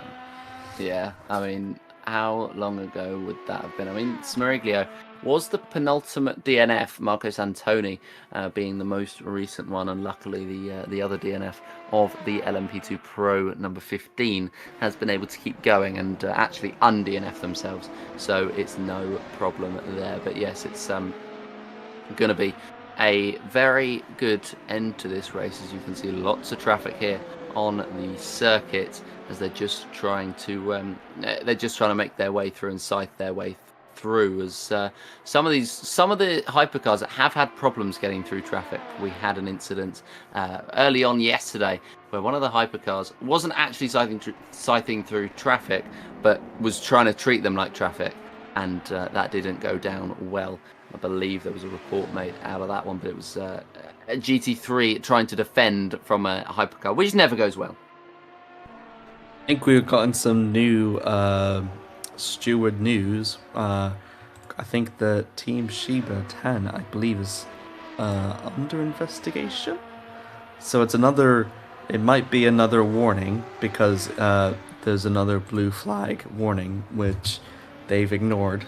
So again, I'll put to the stewards before. The previous one that has such a situation was indeed a warning for the Born Team Racing 206.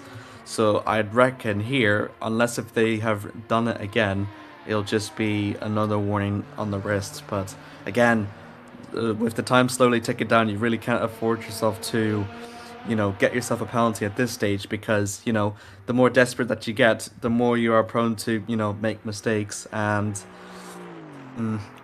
having a warning like that sets you off on the back foot a bit, and you need to be a lot more careful. You certainly do, and I mean, they are currently reviewing that incident. That is the one that they are looking at, and the Team Shiba is reporting somebody else. I'm not sure who they are actually reporting, but we will see we'll see what ends up happening with all of that, and we will certainly try to bring you it as it happens and live on air. We have just over 2 hours to go in this race, and some of the lights are on, some of the lights are off. It appears to be a split decision. Michele D'Alessandro, I believe, has had his lights on since the very start, so surely the battery's running low in that Mercedes. Okay, I think I know what car it was. So Team Shiba 10 is reporting on the car 99 999. So that was for the lap stuff that happened there. So they're in two different. No, they're in the same class, but Jerome Matrol is currently in the pits as it stands. They're about 8 laps apiece. So yeah, that ignoring blue flags for that length of time is, not exactly ideal, especially when Team Sheba are like, possible contention for the win. It's hindering that chance from that, so we'll have to see what the results for that will be. But I do reckon it is probably more than likely just going to be a warning, because I can't see any other. They did have a warning before, so they had a warning back in. Oh boy, nearly. Not 12 hours ago, but like 6 hours ago. No. Yeah. Words. I'm already doing an hour stint in the morning, and I'm already struggling. You've not got long to go left, Amir. Push through. No, I'm fine. They already had an incident back at lap 43, so they've already went off track and then tried to overtake. So if it is going to be a warning, then it'll be a warning. Yeah, here we go. I think we've got the results. Drive for penalty. So a drive for penalty because they already had a warning for back then earlier. So that's going to set them back off even further. And yeah, doesn't respect the blue flag rules for 3/4 of the laps. You're allowed to not respect the blue flag rules, like not let someone by from different classes. But if it's in the same class, then it is common courtesy to let the other faster driver from behind through. Yeah, it's common courtesy, and well, it's racing. It's unwritten racing rules, which we are going to try to follow here, as it feels as though you should be following said rules. And well, I don't know how they don't feel guilty for it, because I feel incredibly guilty whenever I get in somebody's way, even if even if I'm within my rights to fight them, I still feel incredibly guilty to be fighting with them. But I mean, there's not long left in your commentary stint, Amir. So sum up to me, you've done about 5 hours, I want to say, of your stint. So talk to me about it. What have been your highlights, your lowlights, and everything in between? And you're not allowed to say any of my Amir jokes. Well, in fact, your Amir jokes was the worst thing about my stints, to be honest. The fact that I've had to endure through that pain brings me much despair and dismay, to be honest. But honestly though, Joseph, been very good for you to help along. Everyone here in the commentary booth actually has been very helpful here, and there's a little bit of a hint of sadness here as we are concluding our time here on the rFactor 2 platform. But what can I say? It's been a very exciting race so far, and well, as it stands, as much as it's been a sort of bit of a quiet stint, things are starting to ramp up just a little bit in the closing stages. Just under 2 hours left to go. No major position changes as it stands. Ground Effect still holds on to the hypercar lead. Level 1 eSports completes for the front runners. As it stands as well, Symphony eSports, despite having retired, will make up for the podium, and they have completed, I think they have completed 50% of the lap time, so they will get some points into it, 6 points into their standings. Thomas Schwack for the Hyperion Esports 44 seems to be the only team to have repeated their last year's success, as they still hold on to the lead, a full second ahead of Christian Kienek in the CMT Go team, and Mateusz Dabrowski makes it a Hyperion Esports 1 and 3. Good there from the 45. Simfram Esports 47 in Andrea Righelli still holds on to the Pro-Am lead. Zampini, having to protest, has set back a little bit, 3 laps behind from the leader. And then the Am Cybra Pano Panampende, they were having a lot of damage earlier in the race, so the fact that they've recovered over to third is quite incredible, and honestly, kudos to them. Michael D'Alessandro in the Pescara SRT is going to win the championship if it stands like that. However, they are not quite safe. Amit Demirkan is hoping to upset the party, 48 seconds just behind. Andrei Gododsky in the Tamale ERT 69 have won in the GT3 AM class last year, so they're still within a good chance of doing it, but they're only 3 laps away, so it's not looking likely as the time slowly ticks down. Francesco Di Catino in the MRT Motorsport 66 holds onto the lead 2 seconds clear of the Boyd Transport Racing 206. With the penalties that they've had in the setbacks, good to see them still up into second, and GR Motorsports in the 18 holds on to third. Coloni Racing 82, that used to lead for the first half, is still a little bit back. Timing board is now fixed. Thank you very much, Joseph. Thank you to all the commentators that have come around. Thank you to Mariano as well for his incredible broadcast directing, and thanks to all the drivers that have raced here. It's been very incredible. I've only been in the series for about 2 races, but it's been absolute fun, and I'll let Ed take it from here. Cheers. Oh, thank you very much, Amir. It's just showing my commentary since, apart from when I mistakenly went in the box an hour too early, as it turns out, or it might have been 2 hours too early, but I don't know. It's all a bit of a blur, really. I'll just show up, and if there's more than 2 other people there, I tend to just leave. But but anyway, yeah, final 2 hours then of our final race of the season here at Circuit de la Sarthe then, and yeah, Joseph, it's been definitely a lot of drama over the course of the first 22 hours. Only a final 2 more to go, and it certainly looks like, as predicted in the hypercar class, it's our 3 class winners. Grand Effect still leading by 8 laps, despite the fact that Alpius and Santa Carlos have done the entire race on their own. So both of them will be absolutely at their limits in these final few laps, but they've got such a big lead, they can sort of afford to lose 3 seconds a lap to Dave De Bruyn like they've been doing, and that there's no real threat of losing the lead.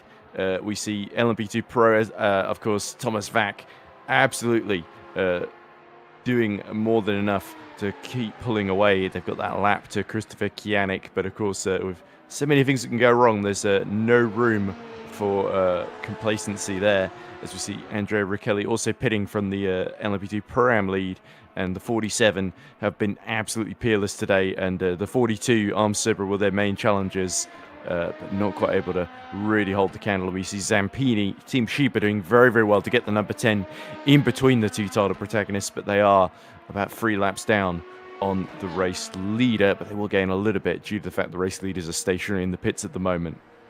And then, of course, the real drama, the high drama, has been in GT3. It is basically a straight fight, isn't it, between D'Alessandro and Demir Khan. 52 seconds between them.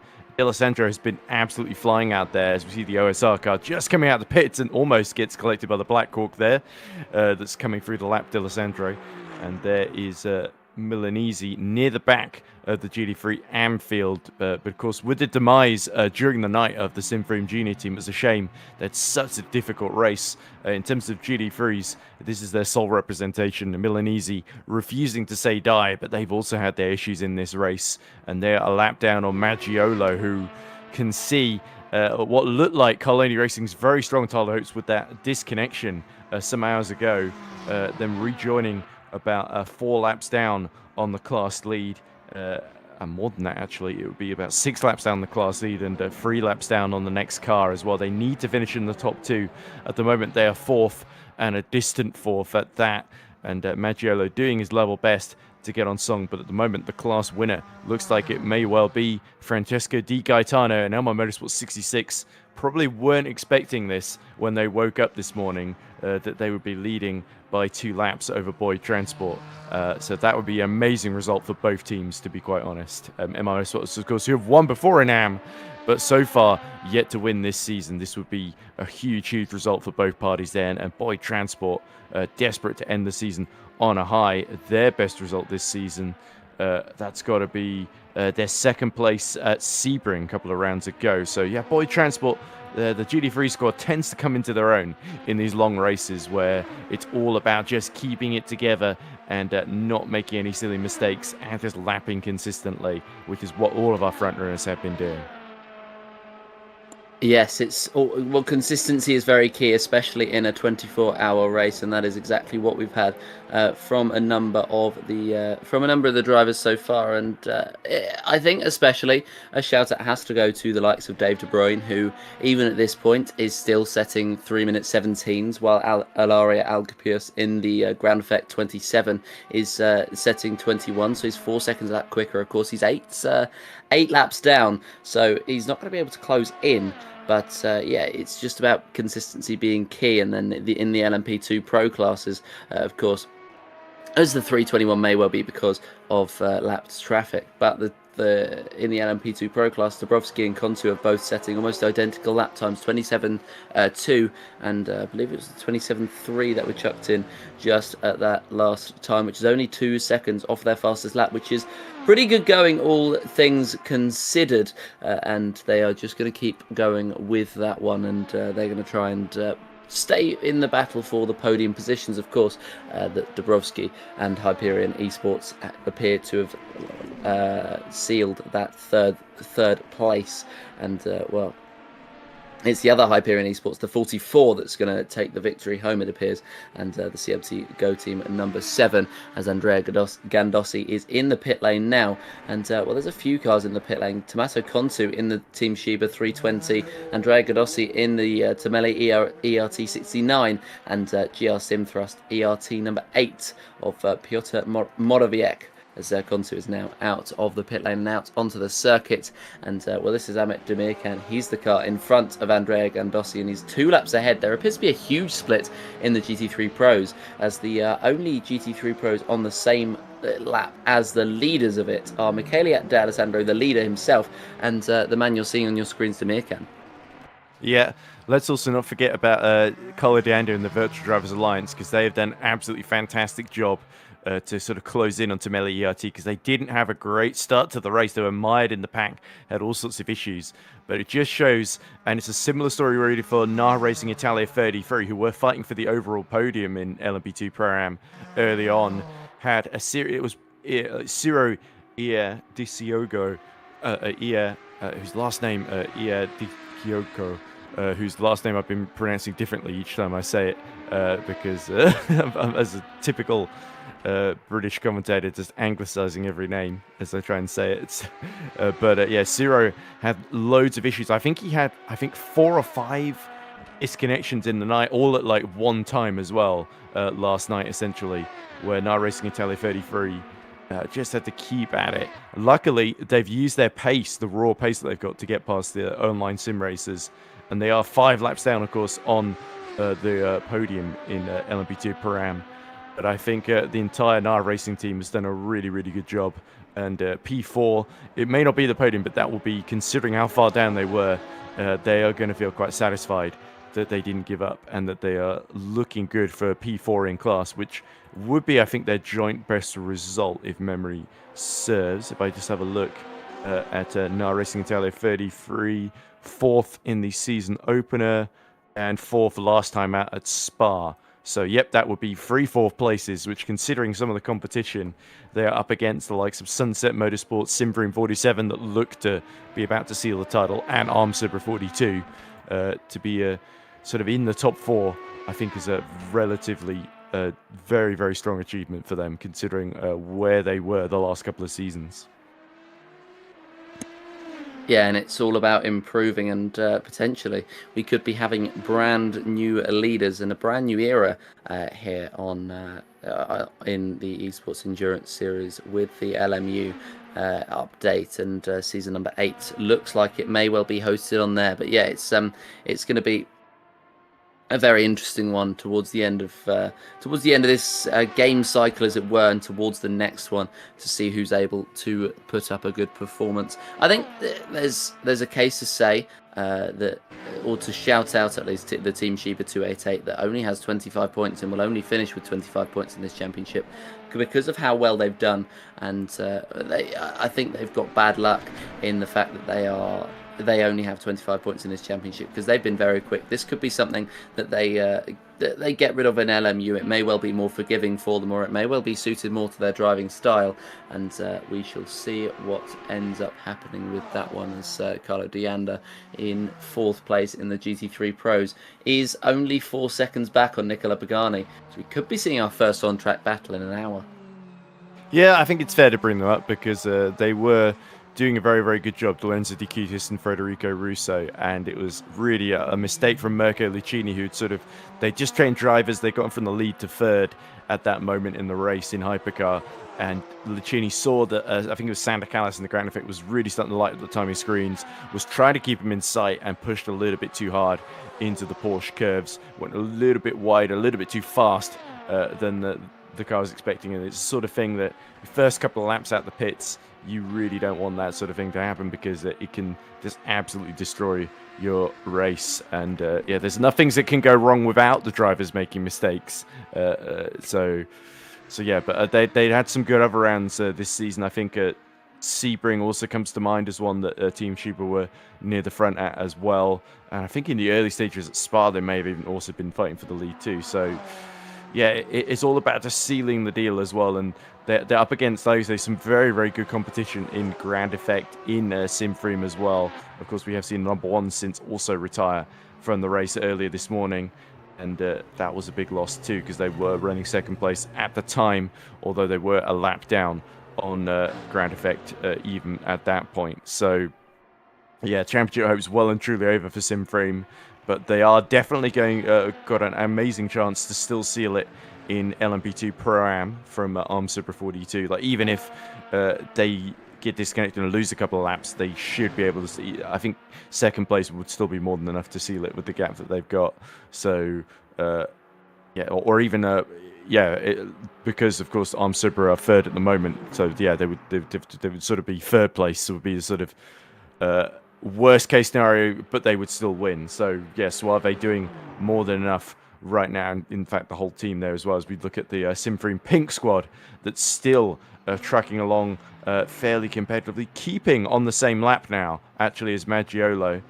So yeah, rather than pressing forward, Maggiolo may actually find himself having to defend that 4th position, and you got to feel a bit for Carloni Racing, because it was a genuine mistake from Benjamin Letalek. He'd just lost the rear end into the Mulsanne corner at the end of last night, and everybody at Rookie Monsters thought that their hopes were over after that, because Carloni Racing were just extending that lead. But then, of course, trouble struck. The 82 got disconnected and has re-emerged in 4th position, but they needed a top 2 to overcome that 38-point gap. So as I did call Rookie Monsters champions a race early at the end of Spa 2 months ago, and then of course it looked like Carloni were going to win, and now it's gone back the other way, where it's just as well that I did call them champions, because that seems to be saving Carloni Racing a huge amount of disappointment here. But yeah, for Rookie Monsters to have no cars in the race and about to be crowned champions, there's almost a sense of relief there to get it over the line there, because this has been the one event this season that has not gone Rookie Monsters' way in any shape or form, as we see Di Gaetano pit from the lead for what should be the 3rd to last time with 90 minutes left on the clock. Yeah, and it may well have been subtle foreshadowing for yourself, predicting them to be the... I might have put the curse on Carloni. I think Fabio Carloni is going to be sending a commentary restraining order in the mail at some point. Well, no, he probably wouldn't be doing that. He'd just send an email saying, please stop putting the curse on us, or something like that. Yeah, something like that. But it could just be the case that you can see the future, or the fact that you were the one who wrote the script for the 24 hours of Le Mans, so you know exactly what's going to happen. A bleeding long script, if I do say so myself. You don't need to script all of it. You don't need to script this bit where they're just driving around, but you can just, you can just say, you at some point just improv for the next 4 hours. Yeah. Yeah. Exactly. Yeah.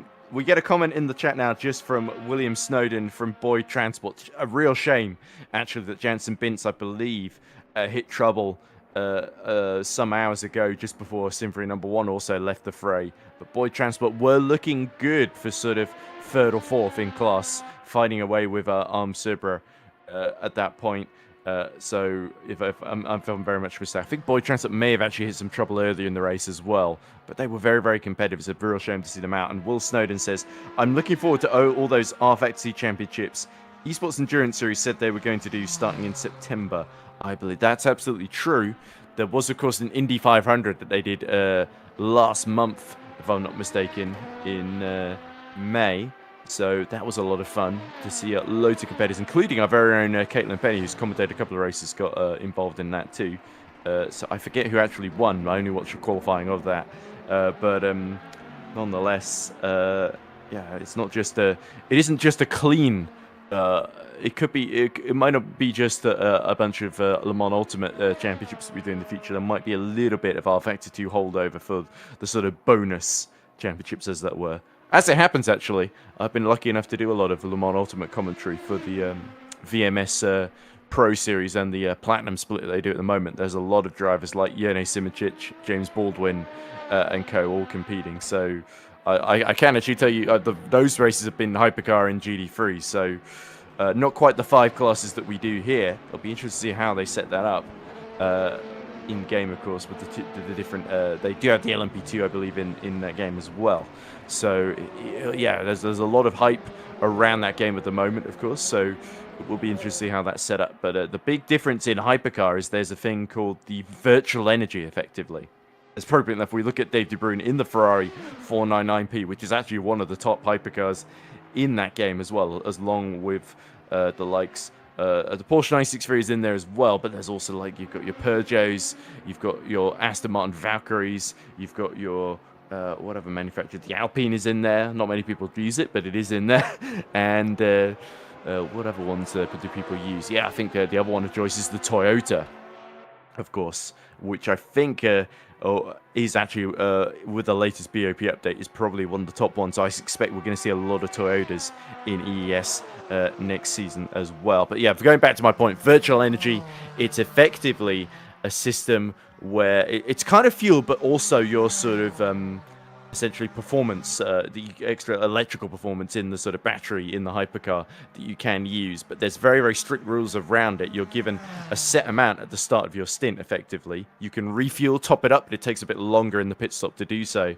And if you go over your allocated virtual energy, you effectively get I think it's a 60-second, 100-second penalty or something like that, so it can be absolutely disastrous to your race. And we have seen drivers try and risk it, cross the line in the lead, and then find themselves down in 4th or 5th in the end because they risked it too much with the virtual energy and just ran out over the line, which can be gutting. The Porsche 963, by the way, the lights on it flash red when the virtual energy is low, so that there are giveaways for the commentators, even if it's not immediately showing the virtual energy on stream. But Le Mans Ultimate, the user interface should show you the percentage at certain points in the race as well. So that's going to be a new element to and Hypercars has been really, really fun, but it's really good from a spectator and commentator point of view to get that extra bit of part of the race that you can actually see, rather than just guessing what the drivers have at their disposal, of course. And there is a sort of less critical version of it for the GT3s that I know about, but that doesn't show up on stream. That's less to do performance and literally just to do with essentially another top up for the fuel, essentially. So I hope I've explained it well. It's probably more confusing than before, if you didn't know before now. But yeah, what I can tell you is it does lead to absolutely superb racing in Le Mans Ultimate. That is the thing where it really, really shines, especially when you've got several classes on track together. It's something we see in rFactor 2, but we see even more so in Le Mans Ultimate, that you can get crowded tracks where it really rewards those who are brave, bold, but also careful and cautious at the right moments as well. So yeah, it can be absolutely spectacular to watch, and I for one, I'm really looking forward to it, as we see Christopher Kianik coming into the pits for Go Team. Yes, he's into the pit lane, and we will see what he does with that one, whether it's going to be a driver swap or something. We have got a battle, by the way, Joseph. I've just noticed this. Mersak is about 1.7 seconds behind Conti in the fight for 4th in LMP2 Pro. So yeah, Andrew Mersak for Blackhawk Racing might be about to put on a bit of a show for us in these final 90 minutes. Yes, and we hope so, as there could potentially be a couple of battles that are brewing on the circuit. Tommaso Contu and Andrei Marikak being the closest one on the circuit. The two LMP2 Pro cars in 4th and 5th, and they are going to look to scrap over the next few laps. Marikak was 1.3 seconds quicker over the previous lap time than Contu. I know that's not necessarily demonstrative because they are in that 3rd sector, but it's still been another 0.2 of a second, almost 3, that Marikak has been able to eke out on Contu, and may well be able to overtake very soon. But we will have to wait and see, as this is your overall leader, Ilari Alpius, as the Ground Effect Sim Racing team have done so incredibly well throughout this entire championship, and they look like they're going to wrap this one up pretty nice and simply, 8 laps ahead of 2nd place. Yeah, and there's been so much effort that they've put in. They had last season, in Season 6, there were a lot of races where they were doing really, really well, and then something inevitably would go wrong, and Simfrim would just saunter away with it. The first 2 rounds of this season even had a couple of examples. Bahrain, Grand Effect had a tough start, fought their way back to the front, and then got disconnected from the race while Santa Callis was driving. Then in Imola, they were leading by a whole lap, and then got taken out. Then, as they're recovering, they got taken out again in a clash with the Team Iris car. Huge crash with the Grand Effect car, went absolutely flying through Piratella in the air. And in the end, they still got 3rd out of that race. And it's really that perseverance from Grand Effect that has led to them being in this position. Now that things have gone right, they've got that huge buffer. So they didn't have to win today, but they know they want the pride, that the big eyeballs, the sort of the allure of Le Mans was too strong for them to just take it easy and sort of, oh, well, we'll let Level 1 Esports have this one. No, they want to win 5 in a row and emphatically show that they have been the absolute team to beat this season. They've been so strong consistently. Their pace has been pretty much unmatched, even though Level 1 Esports did take pole in qualifying and have got the fastest lap, even though it was Ground Effect that did actually start from pole position, as I now know, having gone back and watched the start, actually, because I did see it was Level 1 that took pole in qualifying the week before. But yeah, I've been so impressed from Ground Effect. I think they've actually got another race later today for the Formula Sim Racing World Championship, which I run, of course. So I do apologize for that, for the clash. It was either going to be VEC or EES 24 Hours Le Mans that would have been the same day as an FSR race, and in the end we went with VEC. So yeah, Tom Aldermanger and a couple others will forgive me for that, but I'm sure Ground Effect will, Jace Ignacio will feel just a little bit annoyed that Santa Callis is going to be absolutely exhausted by the time his World Championship race comes on. They might get Cam Roger, the former FSR president, to fill in on that front, but nonetheless, I'm sure either way, they're going to be absolutely over the moon with the EES title. I think actually we've sort of reached the point where it's going to be difficult mathematically for Dave De Bruyn in Level 1 to overcome that 8-lap gap, even if there's a dropout for Larry Alpius right now, because the lap is so long here. It would be a bit touch and go right now, but I think by the time we get to the final 45 minutes, it's going to be pretty much official that we can almost sort of take for given that Ground Effect are in an untouchable winning position. I think it's almost fair to say that that you can say that now, and you can say that they've wrapped up that title barring any significant mistakes. I don't think the way they've driven this season, I don't think they'll be prone to any mistakes over the last hour and a half or so of this race. The way that they've driven so far this season, the way that they've driven so far here at Le Mans, I think it's pretty fair to say that they're going to be all right.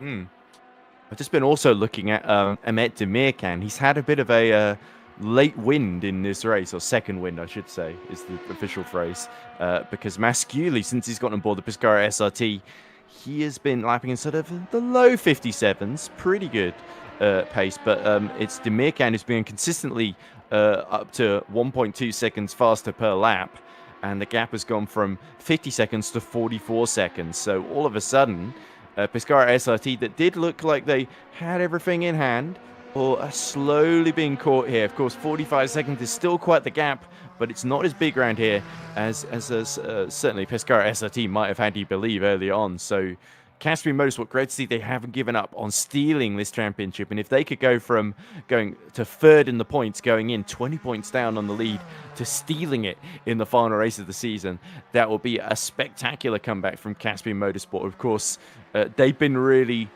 the team that's had all the drama this season. 2 brilliant wins so far in Daytona, where they just held off GR Sim first at the end with a bold strategy call by double stinting the tires effectively, and then Sebring, where there were a couple of issues for the leaders. I think it was actually Pescara SRT that hit trouble late on there, and Casimos, but again had to do some defensive driving late in the race to hold on to that win. So yeah, the Americas have been quite kind to the Turkish squad so far, but they've got to do it here in France, and at the moment Pescara SRT are just about doing enough. But the more Demirkan closes in, the more pressure on Masculi there is, not just to lap quickly, but to not make a huge mistake that could just hand victory away. So even if the gaps are big, it's still on a knife edge. Although, of course, it could go the other way. Demirkan could easily make an error pushing too hard in that Mercedes as well. So, yeah, the Pro Championship in GT3 is still on an absolute knife edge with 90 minutes to go. And that's going to be a spectacular show as we look at Ben Catch, just trying to get to the end, I think. He's 100 seconds ahead of Thomas Sabansky, and he knows there's a big result here for Boyd Transport. So much disappointment in LMP2 Pro Am for them this season. If they could be the runners-up in GT3 Am, that would be a huge, huge boon for them. It would be, and it's all about taking the confidence into the next race now and into the next championship, although it's a good opportunity for them to reset more than any other in this season, because of the fact that we are going to a completely new game next year. And those who understand those who understand the game a lot quicker will be ready to get down to it, but those who understand it a little bit less will not be, and well, it'll be a very interesting one. I appreciate, by the way, in the chat, in comes Garden, I appreciate the fact that Scalvini listening to Miley Cyrus is a matter to be reviewed by the stewards. I completely agree with that. However, it depends what Miley Cyrus song it is, to be perfectly honest with you. There's a couple of bangers, there's a couple of clangers, and there doesn't seem to be much in between, and so I reckon 5-second penalty. Well, for all the difference that would make, given the gaps here, but for the most part. But yeah, so Mariano Caracci says, I admit it, it was me reporting, to which Garden says it is a valid report. So which team does Scalvini drive? Is he a Team Sheba driver, isn't he? If memory serves, Gianluca Scalvini. In fact, we've got the entry list. I can just look it up. Well, I have the entry list as well. I'll have a look. We can have a little race. Right, Scalvini is, as I've typed it wrong, non-existent according to my to my entry list. Okay, I have a vague memory, and I may be getting this completely wrong, of him driving for Team Sheba, but that might be why he's not on the entry list. Yeah, it could also be that Gianluca goes by an alias, and that maybe we've been saying his name wrong. Oh, here we go. Giancarlo Rossi, of course. Jan L. Where's Jan L? Ooh. Oh, here we go. Gianluca Gabbiani for Team Sheba. There we go. There was a Gianluca that drives for Team Sheba in the number 67 in the AM class. So that's Gianluca Gabbiani. So I assume Scalvani and Gabbiani might not actually be the same person, but that shows you that I remembered the first name, which I think is very, very rare for me compared to the last names. Better than I would do. Yeah, I don't know where out of the grey matter I pulled that one out, but nonetheless, considering we have only got 90 minutes left to go in a 24-hour race, I will absolutely take that. Mersak, by the way, he was starting to drop back behind Kontu. He's fought back a little bit the last lap, 4/10 quicker on this occasion. Kontu was starting to stretch his legs ever so slightly, so yeah, a little bit of concern for the Team Sheba LMP2 Pro as we look at Giancarlo Rossi, the GR Simfrest team that have had their issues in this race. They are still technically in the title fight in 4th, but they are 22 points down going in, and they are, of course, last of those still running in class in 5th at the moment. So, is looking like their title hopes a little bit faint at the moment, but they might still be able to get ahead of the Simfroom Junior team, of course, who, like I said, they were 22 points behind going in GR Sim for us, so there's every chance as we see a lapping attempt here between Moretto and the OSR car, a little bit of flashing lights. At this point in the race, you do sense that a lot of these guys are still just 24 cars running. They're just happy to see somebody else on track at the moment. Nobody wants to feel lonely, and it's an exact opposite of the opening phases where nobody could find any space and you sort of want to avoid everybody and get a clear bit of track to yourself. Now there's almost a sense of it's just nice to see somebody else still going, even if they're not on the same lap as you. In fact, especially if they're not on the same lap, because then they're not an immediate threat to you, and it's just a matter of avoiding them. But of course, with the fatigue creeping in, especially for those trying to do the race with just 2 drivers in the same car for 24 hours, they might be feeling absolutely knackered here, and that is where you just try and make your decisions at the wrong moment, or you just start to nod off down the end of these straights sometimes, and that is when the deadly moments can happen and you get caught out. So crucial for the likes of Alpius, for example, to not make an embarrassing error at the end of their season here. Yes, it is so important for him to not make a mistake towards the end of this one. But to be fair, 2 drivers in this one is they appear to have made it work, to be fair to him, and they are just they're just trying to do well. They're doing very well at this point in time. The cars in P1 at the moment, Sander Callas and Alari Alpius. It was Callas who built up that gap early on, and Alpius has taken that mantle and has extended that gap up to 8 laps now, and still going pretty quickly towards the end of this race. Very good lap by Andre Mersak for Blackhawk Racing, who are leading the early phases of this race. They're now 1.2 seconds behind. It was a 3:28.7. Contu set a 3:29.0 then. So the battle is very much on for 4th place. So I think the rest of this race is pretty much going to be about that fight, depending on how it goes, and the fuel strategy battle between Piscara SRT and Caspian.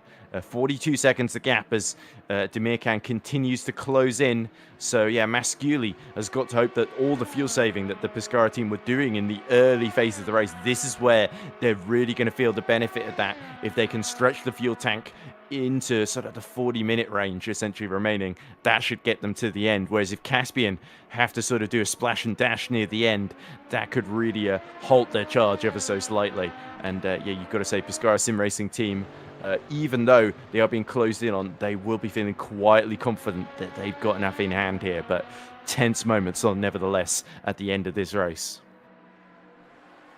8 tenths, by the way. We can't see it on screen. 8 tenths winning Blackhawk 30 and Team Chiba number 320. Would be brilliant to see that battle on stream.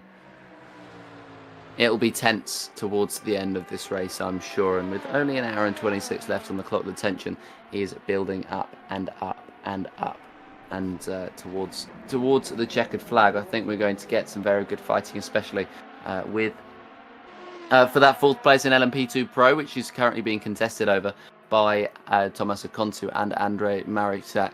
Andre Marichak, I don't know where that pronunciation's coming from, who is right up in ahead. You can see the Blackhawk car on the left-hand side of your screens. The red and black looking a pretty decent livery. And, well, it's Tommaso Contu, the one in the livery that looks a bit like a McLaren one with the papaya and the black, which is the one they're trying to overtake. And the car lapping could be helpful in trying to get past, I believe, is that Alari Alpius in the hypercar up ahead and just making that move over past Contu. Now Marichak just over a second behind, and he's going to try and take advantage of that, but he wasn't able to take advantage of the slipstream as much as he could, and I think this has gone a bit wrong. Andre Marichak was trying to use Alpius to try and get his way forward, but at the moment he can't quite seem to do it. He seems very confident through the Porsche curves, though. Look how much he's starting to regain here. So as he nearly dips a wheel in the grass there, there's a little bit of muck being thrown up as he approaches Maison Blanche there, but no harm done. And yeah, this is a really, really promising here for Blackhawk, of course, as he immediately dives into the pits for the penultimate time here. So we'll have to see if Team Sheba can stretch this stint in that black and orange car. Blackhawk, of course, did compete in the hypercar class, got a lot of podiums last season as well, mainly due to attrition, but nonetheless there were some great performances in there as well. They always seem to be the sort of underdogs that pick up the pieces. That's been the case. They're a very, very solid third in the LMP2 Pro Championship this season, behind Hyperion and Go Team as well. So it'd be interesting to see if they can make that next step up in when they go to Le Mans Ultimate. I would not be surprised, because I've actually seen some of their drivers. Let me just trying to remember the names. It was the two German drivers. I think it was. In fact, I could just look at their lineup, couldn't I, and remind myself from here. Yeah, this is the problem when you're trying. Here we go. Mark Veit. There we go. So Mark Veit has been doing a lot of Le Mans Ultimate in the hypercar class, and I think also in GT3s, interestingly. And yeah, I think he might have been the only one. I think the other driver I was thinking of is not in the LMP2 lineup at the moment. It's Mersak. Yeah, this looks like a longer stop as well, so maybe they're getting another driver in for the final 1 hour, 20 minutes, 70, 80 minutes of this race then. Yes, and well, we'll see what happens as this is Marichech into the pits for... Is this going to be the final time he comes in? I don't think they can stretch the fuel tank in LMP2 beyond about 50 minutes to an hour, and that's if they save fuel as well. So I think that's got to be penultimate time. So this is really where the pressure is on for Sheepa 320, and whether Conti can stretch the fuel another 20 minutes or so. That could be crucial to deciding whether he's going to be able to hold on. And of course, the other thing is Mark Veit now gets on board Blackhawk number 30, so they're going to go for an undercut here. Fresh tyres, fresh driver. They've got to hope that Conti continues to lose time here. Yes, and he's going to be trying to do his best towards the end of this race. They all are, as Ricardo Moretto is in the pits as well in the ARMS Serba, the number 42 car. And yeah, we'll see what he's able to do. We'll see what they're all able to do in that last stint. As we'll have to wait and see. It'll all get revealed. Moretto a lap down on Simon Frelick and 3 laps up on Simone Malele. The next car's on the circuit, so he's pretty comfortable sitting where he is right now. And well, the gap between the LMP2 Pro-Ams and the GT3 Pros being quite literally double the laps, really, or the double the lap gap to Ilari Alpius really does spell the story. It does, and of course we can't forget earlier on, because Level 1 eSports had such a tough start to this race, they were actually behind pretty much all of the LMP2s and had to fight their way through, which can be a little bit demoralizing. But nonetheless, Level 1 eSports, who you think of Sebring, where it was Rick Van Earl that got it onto pole position, were fighting with Ground Effect for a lot of the first half of that race. And then they blew, I think it was actually John Paul Van Earl, so Rick's dad, that blew up the engine. But he's actually done a very, very tidy job today. So they may be a distant second, Level 1 eSports, but that's nonetheless commendable. And to be 2 laps ahead of the very, very consistent Hyperion, despite the fact that obviously it's a much slower car, the LMP2 Pro, this is still a very, very solid recovery job. And in a 24 hours, when you lose ground like that, it's so difficult to sort of keep the morale, keep that momentum going, because you do sense some of the drivers, the longer they get into a race and the less they think they're going to get out of it, the more they just become a bit deflated. And it does affect your performance out on track sometimes when the morale tanks like that. That's where it's so important to keep a positive attitude, or have somebody in the team, a manager or even just another driver, that is cheering you on, is telling you that you can still fight for something, that it is still worth just pushing like crazy and just seeing what happens sometimes. And sometimes Le Mans is a circuit where you got to roll the hard sixes, don't you? You got to go for broke and see how things play out then, because luck is such a big part of endurance race when there are so many things that can go wrong over the course of 24 hours. Yes, so many things could go wrong. I was talking about it earlier with Amir when I was talking about the fact that only one mistake could literally cost you your entire race. One stupid moment, and that is it. And well, that's exactly what the drivers will not want to be seeing if, of course, they are watching their team on. As I think a lot of the drives will be up now. I know the ones doing the night stints will be tired, but I think they'll be on and ready to celebrate with the rest of their team at the end of an incredibly difficult season. Of course, endurance racing, the most difficult thing in the world in terms of sim racing. I think there's an argument to say that regular Formula One races, for example, would be difficult, but I think the stronger argument is for endurance. Just the ability to keep going, the attrition levels that you need are incredibly high, and these drivers, the fact that they're still in this, I'd say, is quite impressive. Yeah, it is so draining, isn't it? Especially if you're having to do nearly half the race because you only got one other driver to hand over to. You sort of literally feel the wheel gets heavier and heavier. Even the simple thing, even just setting a consistent, not a quick lap time, but it's a consistent lap time, it becomes a sort of uphill task at certain points. So to be able to just keep your head, keep it together, and keep going can be an achievement in of itself. Just getting to the end of a 24-hour race is a huge achievement, and we shouldn't lose sight of that as Demirkan continues to try and chase down Masculi, having a stronger lap actually, as he gets the gap back up to 41 seconds. It was 40 seconds, but Demirkan, the trend is that he keeps catching. There we go, he crosses the line. Let's see, 3:58 actually from Masculi, 3:56 from Demirkan, 3:57 that time around. Okay, so the gap are more steady than coming down on that particular lap. Loads of interesting comments in the chat, by the way. So Michele De Sandro says, after Sebring, these final 90 minutes feel longer than usual. Yet another race where Biscara SRT were leading, and then in the final hour, it all went to pot. I think it was a collision with another car or a disconnection or something that just really destroyed their chances of winning that one. They ended up finishing 4th or 5th in the end. Scalvini, by the way, is the race director, but he's with Simframe, according to Paolo Pedimpede. And Scalvini says, Michele, if you want, we can kick Eros Masculi to help out at Caspian Motorsport. And Anthony Walker says, the Rookie Monster 62 team are nervously cheering on the top 3 GT3 AMs to make it to the end in order for us to win the championship and not hand it to Carloni Racing. So yes, Pino Galota, Ben Couch, and Thomas Sabansky, not just their own teams cheering them on, but the entire Rookie Monster squad as well, who have not had a great deal to do in the last 10 or 12 hours, it must be said. So yeah, they have been just sort of waiting for the race to finish and hoping. They were hoping for something to go wrong for Carloni Racing 82. It did. And yeah, Maggiolo is in that sort of unenviable position where he's just got to keep hoping that something happens, but it's sort of out of his hands now. It's all in the hands of those 3 ahead of him. He needs 2 of them to hit treble minimum to win the title. But at the moment, Galota, Kaj, Sabansky, they're doing exactly what they need to do. And they'll be thinking about their own races. They won't care about the championship because this season's nearly over and they are trying to prove that they have got what it takes to do even better next time around. And I think all 3 of them have had real flashpoints this season, not least here.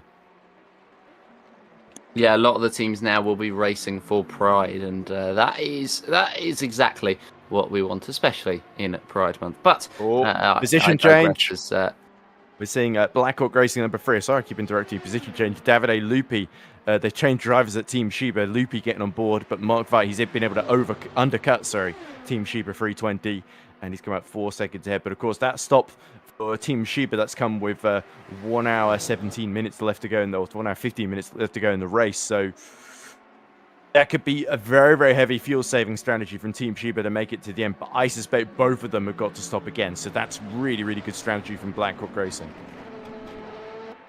Yes, and I think they have managed to work this one pretty well in this race.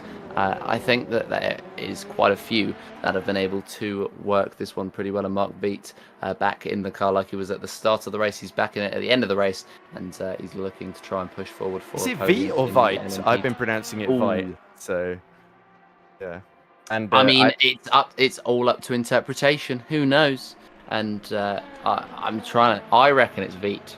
I just feel like it's Veit because I don't know. Okay, that's how I've always read it. Maybe we should ask the man himself one of these days. But I don't know. Did you see my Polish pronunciations from earlier? Oh, I yes. thought they were Well, very I heard them. And only exceeded by my own terrible ones as well. As we see Demirkan now.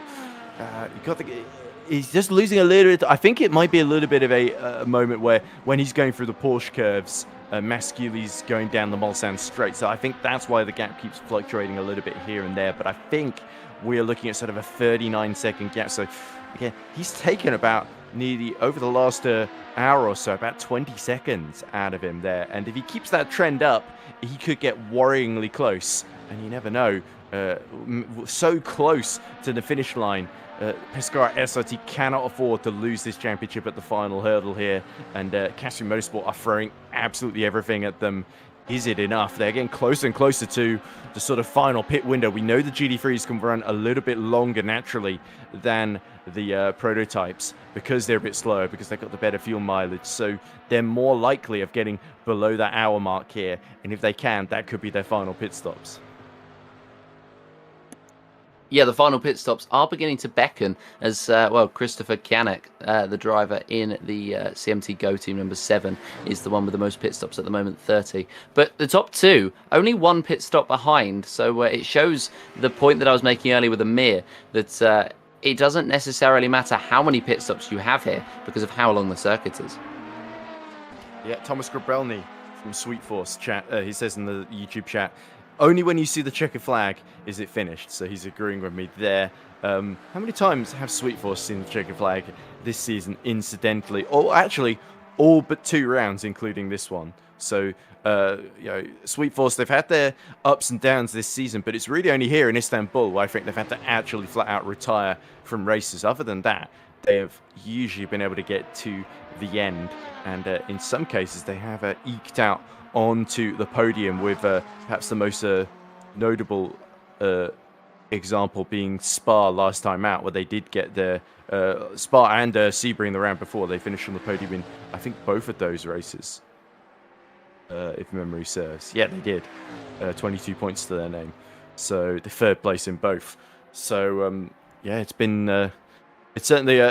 because they retired so early on in this one, they've been rendered spectators. But I think Sweet Force are definitely going to be one of those teams that we've got to look out for in Le Mans Ultimate. Of course, it's not so different that we're going to expect teams that the order to radically change. I think generally the drivers that are quick in rFactor 2 are quick in Le Mans Ultimate, but there might be 1 or 2 little tricks here and there, 1 or 2 little quirks that favor some drivers a little bit more than others. And of course, we've got to remember now that Le Mans Ultimate has been in early access for over a year now, so a lot of I sense Simfream in particular have been just slowly shifting their focus on Black Hawk Racing as well onto Le Mans Ultimate with an eye to next season, knowing that that was where EES were likely to go. So although some of their performances have been not quite a sort of top draw compared to some of their rivals that have been really still putting all the effort into rFactor 2, I think we could see all that effort paying off next season. So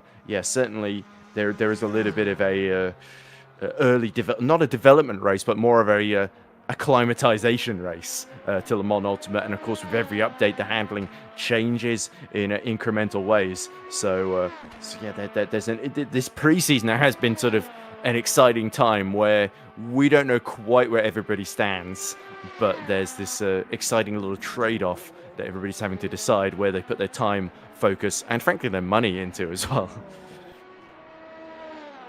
Yes, because don't forget as well, there is a huge investment in this series from every single one of the drivers that competes in it. So, for example, Ilko Bussink was talking about it earlier on, where his team had done 20 hours of practice, and I'd imagine that's probably the least amount of practice that I've heard from these teams, as they're just trying to pump in as much as they can to get as much as they can out of it. And yet, it's not just a huge money investment, it's a huge time investment as well, as all these drivers that will be competing in this.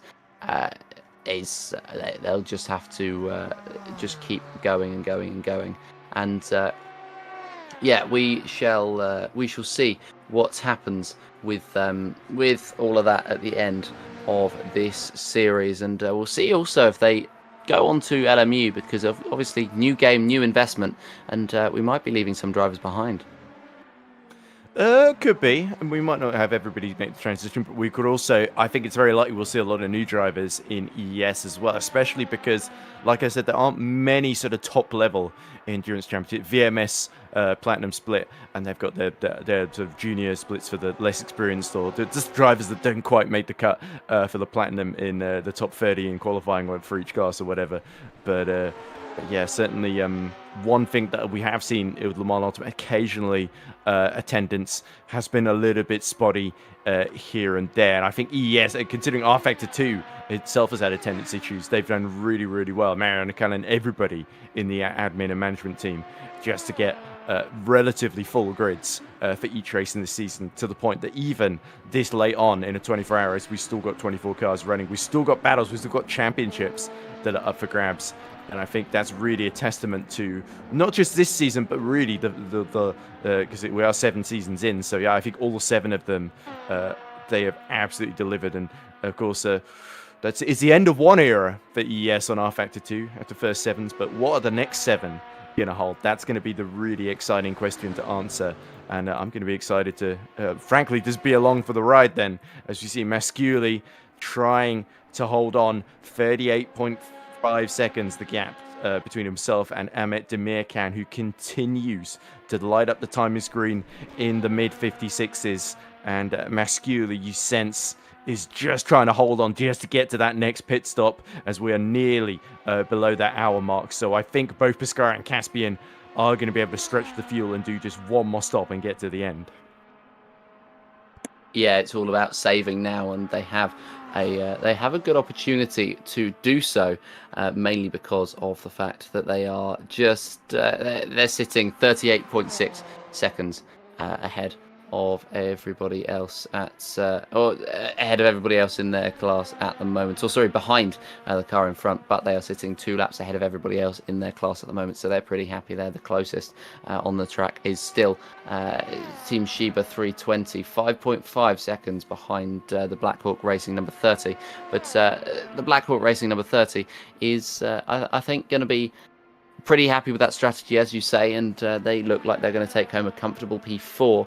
And if Matthias Dabrowski comes into the pits again, it's going to be it's going to be an interesting battle between the two.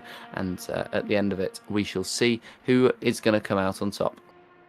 And of course, stretching the field has really worked for Team Sheepa, because you can see next to their car, they've done 23 pit stops, whereas Dabrowski and Veit have done 25 apiece there. So I think Dabrowski's probably on the same strategy. It could come down to whether Dabrowski starts making mistakes, but he has lost that 3 minutes 32.6. So you've got to think Mark Veit, as we see Dabrowski has just come out of the pits on this lap, hence why the gap has gone below 60 seconds. So I don't think Veit has given up on that class podium, but it will take Dabrowski, I think, fumbling the ball in this final hour to enable him to get into that conversation. But yeah, the main focus, I think there's 2 things that I'm really going to be watching out for. It's Demirkan. Can he keep closing the gap to Masculi and give us a sort of really nail-biting end to this GT3 Pro Championship? There's been pretty much every race there's been a nail-biter, because the BOP has swung back and forth between all the teams and cars so drastically over the year, over the season already.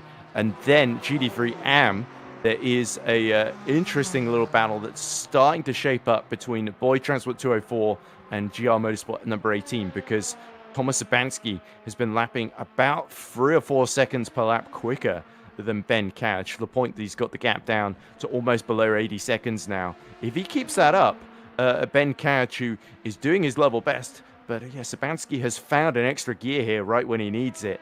And that could be a little problem for Boyd Transport in this final hour. Maybe they'll have to hope a clever strategy can keep them out ahead here. But of course, whichever order they finish on the podium, Maggiolo won't care, because it won't be enough to get him the title. So yeah, it's as I said, out of his hands. He's got to hope that Couch and Sabansky crash into each other. That's really the only hope, I think, for Carloni Racing at this phase, realistically. Yes, and well, for Carloni Racing, I think there's not much to go on at the moment in terms of what they're going to be able to do. And yeah, of course, we'll wait and see towards the end of the race. We've got 24 drivers left. Ewan and Amir both made the bold call while alongside me that we were going to have 20, or when Ewan was on, I was in the YouTube chat. He said it was going to be 20 or over half of the drivers finishing, and that was while we had 24 DNFs. We had a momentary DNF, but other than that, he has stayed true to his word and not added any retirements into the script. And at the moment, we are pretty happy with our 24. Do we think that there's going to be 24 at the end of the race, though? That could be another question. I really hope so. I really hope we'll get all 24 to the end. But we could see some drama. I wouldn't be surprised if in the final hour there's a spanner in the works for somebody or other. But I don't want to put the curse on anyone. I sort of hope that we just get a good clean finish and a great end to our championship fight between Pescara Sim Racing Team and Caspian Motorsport, who have been the two of our standout teams. It's a real shame we don't have Simfream Junior Team, because I think if they were still running, they would be, let's see, 6th right now, which would make it very, very close in terms of the overall championship. But yeah, nonetheless, still having 2 contenders in all the way to the end is something we should absolutely celebrate as we're about to reach that final hour remaining mark. Ilko Busing has just written in the chat regarding the Le Mans Ultimate discussion. He says, LMU is getting more and more used amongst the drivers. A lot shifted entirely after the last VEC race. That, of course, was here at Le Mans 2 weeks ago. Now, the new update gave another boost. Of course, that's very publicized, isn't it, with the Valkyrie, with the new track at Lusail, and with the car that's already, you've seen both of our frontrunners, leaders in GT3 Pro, using the Mercedes AMG. That's coming to the game as well. In Rookie Monsters, this looks to be the last championship on rFactor 2 as well, which I'm surprised to hear, because I'm pretty sure Rookie Monsters compete in GPV Super Lights, which of course is single seat, it's not endurance racing, but that is also on rFactor 2, so that's news to me then. I better tell the Super Lights commentators that next time I see them. It's Malguera hustling that Aston Martin, which is a beautiful car, another car that's also in Le Mans Ultimate, unsurprisingly, as well. But yeah, that's had some good races so far this season as well, most notably winning in Sao Paulo, I think, the Simfream Esports Pink team, which was, of course, round 4, or 5, sorry, if memory serves. It was definitely round 5. So if I just have a look, yep, and that was their sole win this season, 30 points going their way in Interlagos then. So then, we're about to reach this final hour then, and Joseph, I guess we sort of really got to fill time until the strategies kind of play out here, but we're expecting Pescara Sim Racing Team and Caspian Motorsport in the next couple of minutes to be contemplating their final pit stops.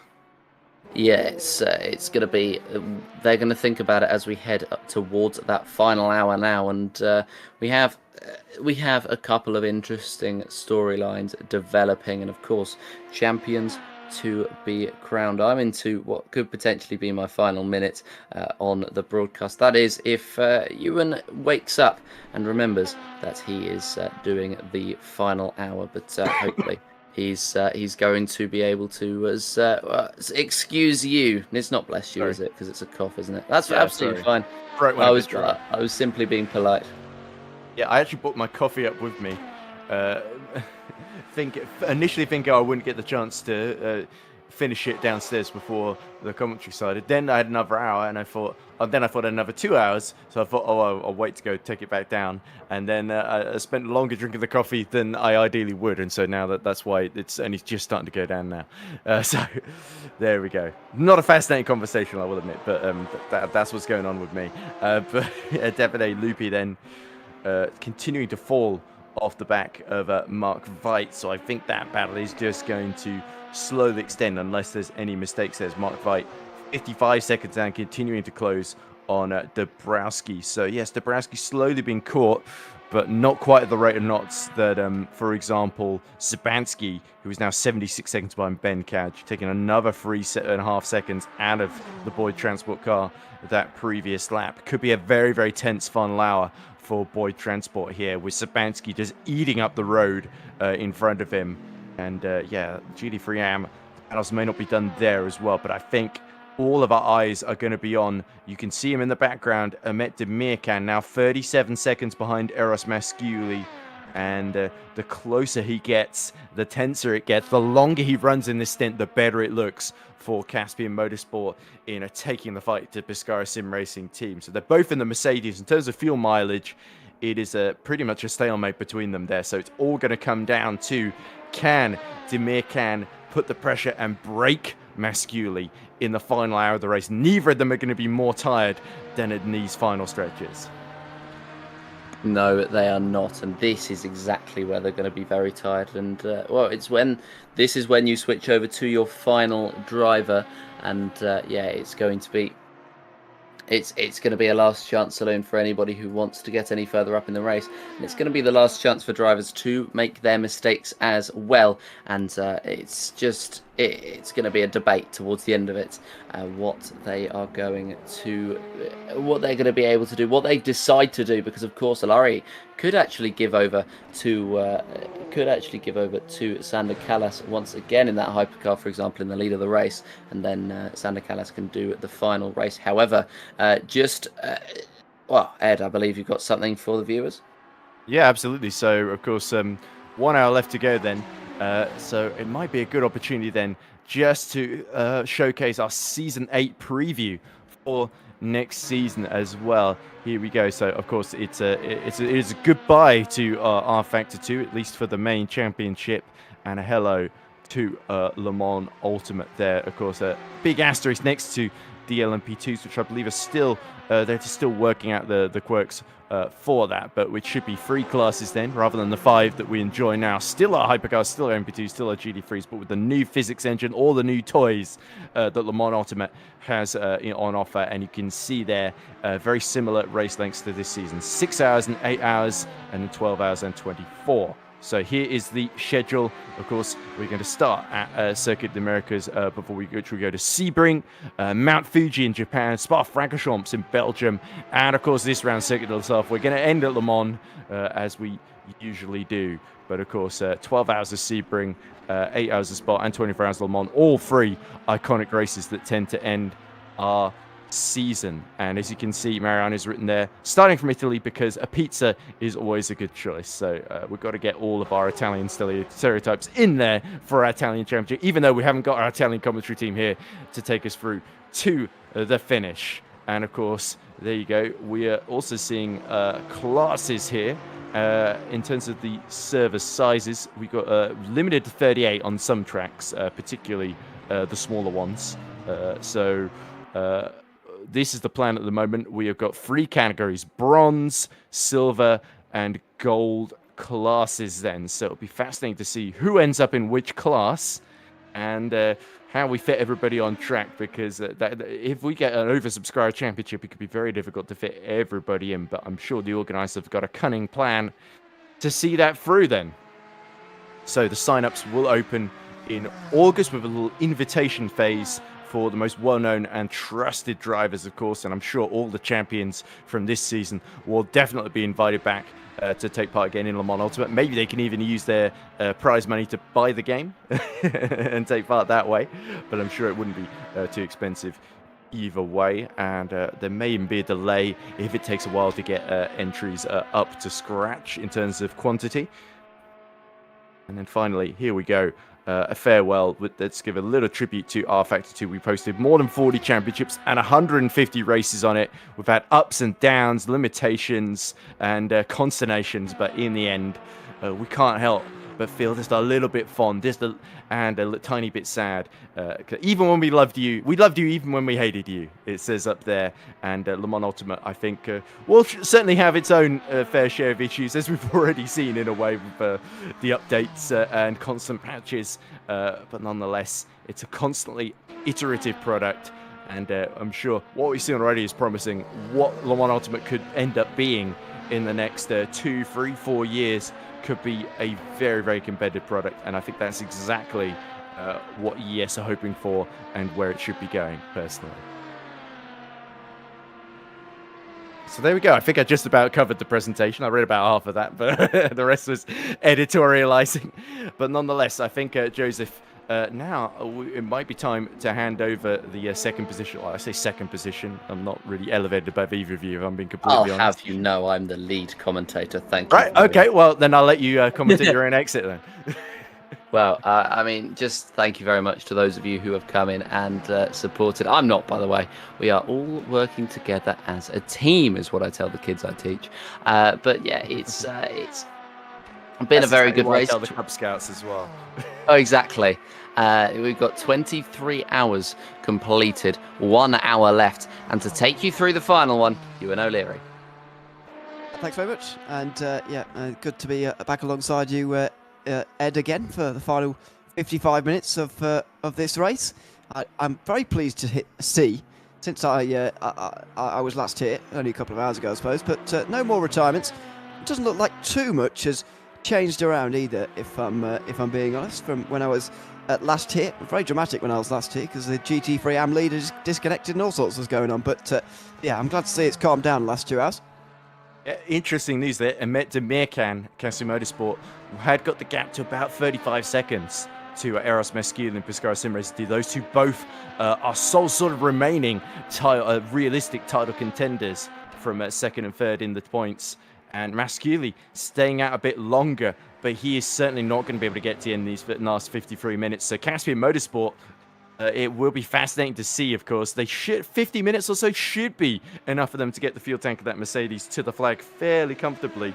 But they're going for the undercut to try and put pressure on Pescara Sim Racing team. So now, Eros Masculi has got to really push on potentially any in-laps here. Will they go a bit longer and just try and rely on the fresher tyres at the end? Or have they got to respond to what Demirkan's just done there? Yeah, exactly. I mean, it's been such a great race between those two teams, Pescara SRT and Caspian Motorsport. There's so much on the line in terms of that race and indeed that championship that it's just been high pressure. Fair play to Pescara SRT because when I joined this morning, they were losing time quite quickly, actually, in the early part of the morning.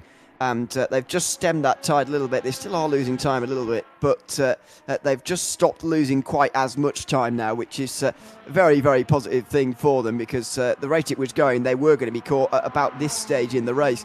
As you can see, with the gap still what it is, they haven't been caught, and they've done a good job of staying away. But yeah, it's between those two, you'd imagine. Go ahead.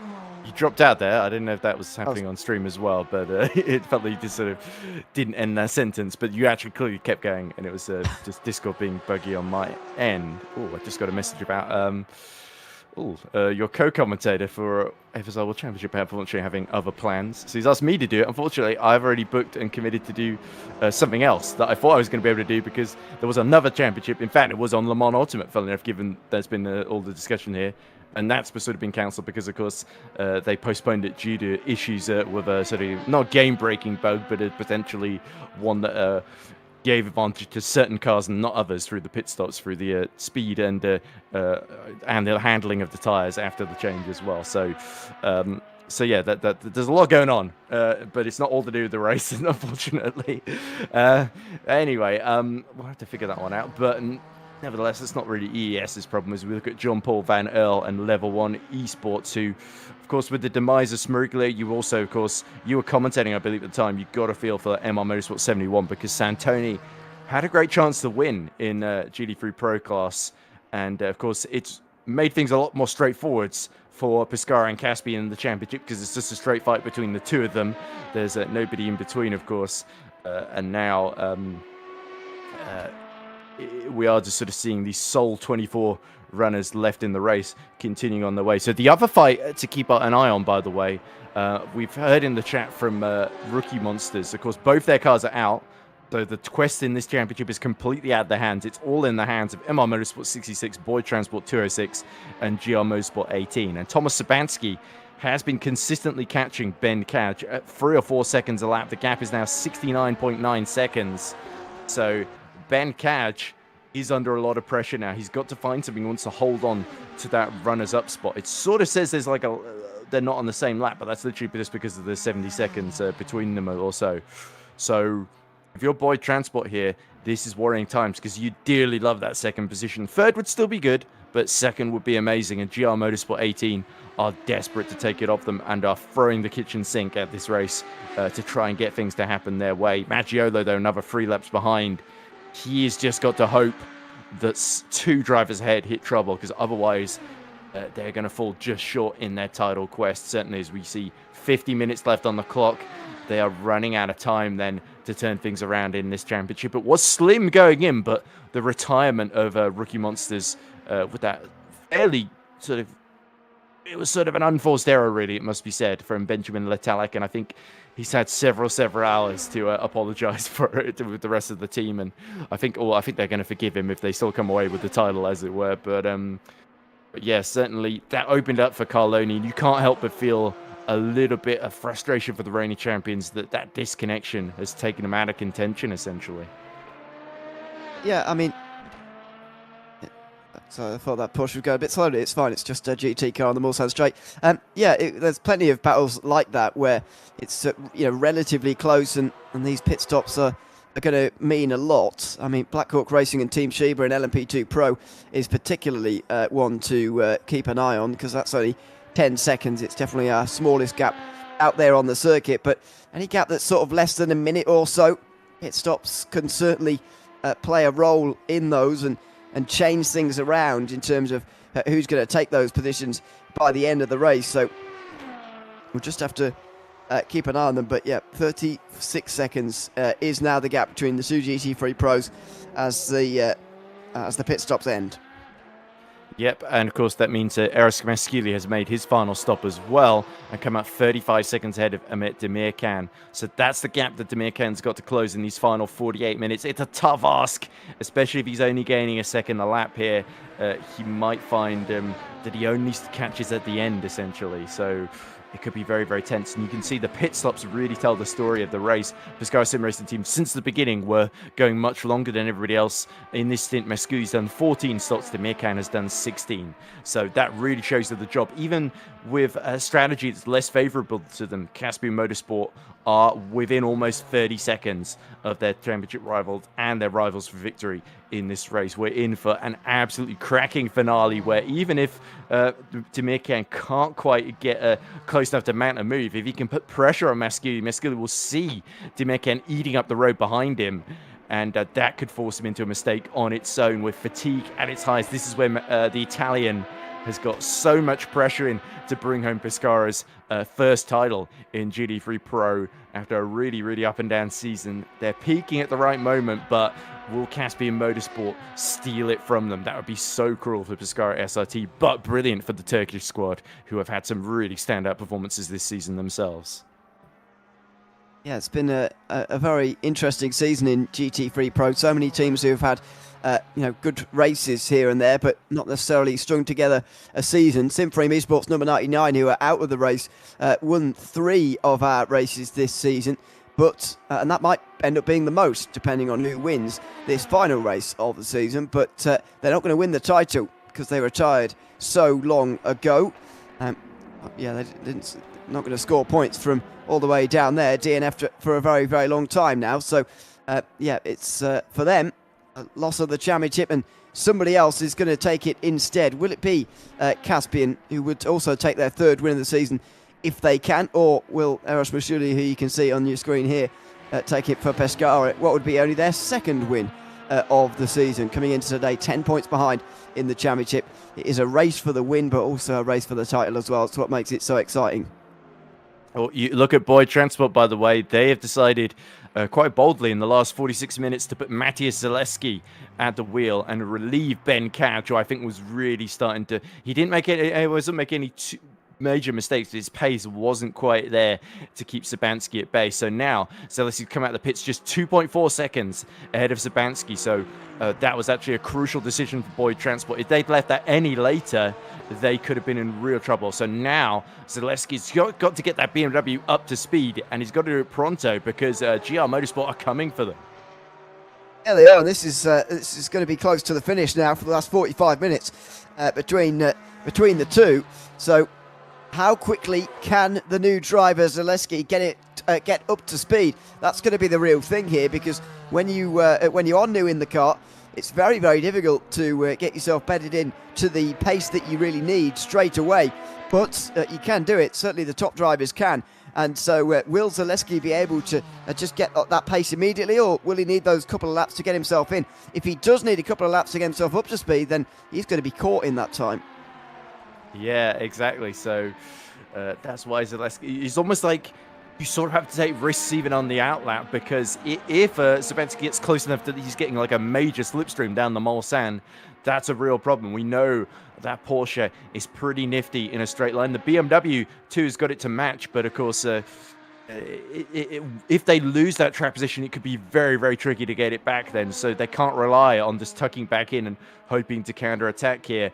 But Sabanski, with the pace he's got, he may take the choice, any tactical decisions away from them then. As we look at Simfream 47, the crew in LMP2 Pro-Am about to take yet another win this season. I believe it would be, of course, they won round 3. They won the last 2 rounds, so that would be their 4th win of the season. So they are really in a very, very strong position. And the sole Simfream that I think are looking to win a title. So that's not so, given how dominant they've been in past seasons, often winning in both Hypercar and GT3 classes. Now it looks like Simfream, as I sort of alluded to earlier, they're one of the teams that may well be focusing on Le Mans Ultimate and sort of preparing for the future of sim racing in general. That seems to be more shifting there instead of rFactor 2. So the old order yielding place to new, I guess. Sorry, change-if, that's the word I was looking for, not yield-if. But there we go, making up oldie English words for race in France. And now you can tell I've just been commentating for a while, can't you?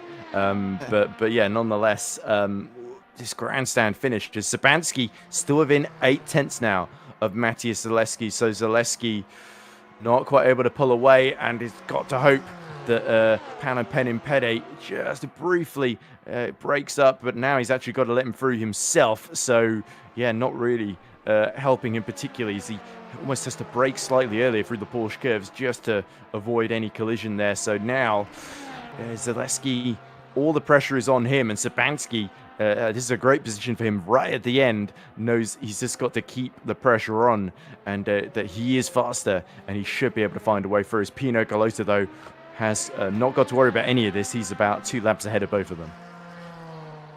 Yeah, he is a long way in front in GT3 AM, doing what's required for MR Motorsport, who've been given this chance with just over 4 hours to go to take the victory. Looks like he's going to go on and take it as well. What is going to happen, though, between Maciej Zaleski and Tomasz Zabanski? Boyd Transport Racing versus GR Motorsport for second place. Sabanski in the pits. Oh, wow. He did close a little bit in the braking zone, but he is making his final pit stop there. So there we go. That might actually be able to save Boyd Transport. But the thing is, if Sabanski stays in, if he's not too tired, the fact that Boyd Transport had to do that driver change, that is going to end up sort of costing them a bit of time. So if this is a quick stop from GR Motorsport and they can close the time back in, there's a small chance, but you've got to think Boyd Transport there, knowing that they've just about got the fuel mileage on them, that's going to give them a big sigh of relief. Yeah, absolutely it is. And so that battle just splits apart for the moment, and the closest gap will now go back to being Pescara versus Caspian at 33 seconds now. I think a tongue-in-cheek message from Michele D'Alessandro, by the way, in the last couple of moments, said, let's hope it rains, because the clouds are gathering over Le Mans at the moment. I don't think that's genuine. Bizarre. I don't think he wants rain. Yeah, D'Alessandro is Masculi's teammate, so I think he wants things to stay like they are. No sign of rain on the horizon. I don't think there was even rain. I did see somebody retire on wet tyres, but I don't think there was any rain in the night. I think that's a timing glitch for Smirka. Oh, there must have been a little bit. Okay, they're asking for the return of the rain. But of course, it seems the rain only slightly mixed up the order and seemed to catch out Smeriglio, unfortunately for him. That's sort of been the story of Simfrey #1 season, isn't it? With mistakes under pressure from not just Smeriglio, but some of their other drivers as well. And the reigning champions have not really put in the dominant performances that I think they would have hoped for, that we'd seen them replicate in previous seasons. I think also just having the one car in Hypercar put them at a disadvantage. Last year they had 2, and they basically exclusively fought for the title between the both of them across the season. As we see another team, Nile Racing Italia, have had horrible luck in this race, have nonetheless battled on. And Iadicchiolo, who we actually saw, he got disconnected, I think, 4 times in a row at the end of yesterday. And he's been able to really make up that time, get past online sim racers. And he's to be only about 5 laps down on Pen and Petty, considering the amount of laps they lost. That really shows that they've kept with it in these latter stages. Yeah, absolutely. Just as I said the word clouds, by the way, have all disappeared. So sun's out now. And hopefully it will stay that way. Yeah, it did rain for a couple of hours, by the way, throughout the night. It wasn't during any of our commentary stints. But I think with about 8 hours to go, when it was just about on the turn for sunrise. Well, it wasn't a sunrise. It was raining. And it was probably wet for a couple of hours, I would say, up until about 6 hours to go in the race. And, at which point the Supreme eSports car, Dennis Mariglo, was retired from the race. Everybody will have been... through the wet period of this race. In fact, when we came to air with 5 hours to go, the wetness was actually at 0 to 5%, so it would have been still a bit wet offline, but it's fully dry now.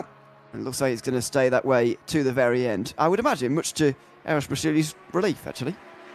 Yeah, and potentially Demir Khan, he's got the gap to 32 seconds, but there's 38 minutes left to go, and we're getting to the point where even if he starts catching it over a second a lap, as we see, Simon Frelick just having to position himself to the outside and actually stuck behind the Pescara SRT, which sees itself being given a load of blue flags here. Horrible place to have to lap someone, the Porsche curves. But there we go, finally a gap left to the outside. And of course, Mesculi, he cannot afford to lose those crucial temps there, because that could well make the difference in this battle for the championship. Absolutely. There'll be there'll be a lot of nervous faces around at the moment, especially those who are relying on this for a championship, because we are in that late stage in the race now where you are going to end up losing less positions, in fairness, with any positions you might lose, or any DNF, sorry. But even so, there's still a long way to go, and if you have any sort of problem, then it's going to be a big issue. There is Sabansky, by the way, out the pit lane, a minute behind Zaleski on the run to the end. Yep, 60 seconds, so it is really going to come down to, even if he's gaining 3 or 4 seconds a lap, he is sort of mathematically, it's looking even trickier for GR Motorsport to get into the picture here. Zaleski, by the way, has been able to dip below the 4-minute mark, 3 minutes 59.5 that previous lap, so you'd think Boyd Transport are doing enough to stay safe now. The threat from behind has been very much neutralized with that decision, so... Sabansky also probably a lot more tired than Zaleski, who's only just gotten in a few minutes ago. As we Jean-Paul Van Earl making what should be his final stop of the race as well. We might even see a splash and dash from Grand Effect, because they came in not too recently. It was like just after the hour mark, I think. So we're nearly at lap 400 now. So, this race rapidly coming to a close, and at the end of it, ultimate glory in all senses of the word, heading the way of Grand Effect number 27, Hyperion 44, and Symphony number 47. But big question marks for Pescara SRT, Caspian, and indeed Rookie Monsters number 62, who are not even in the race at the moment, and Colony Racing 82. So, still a lot that could happen. We cannot count any chickens just yet.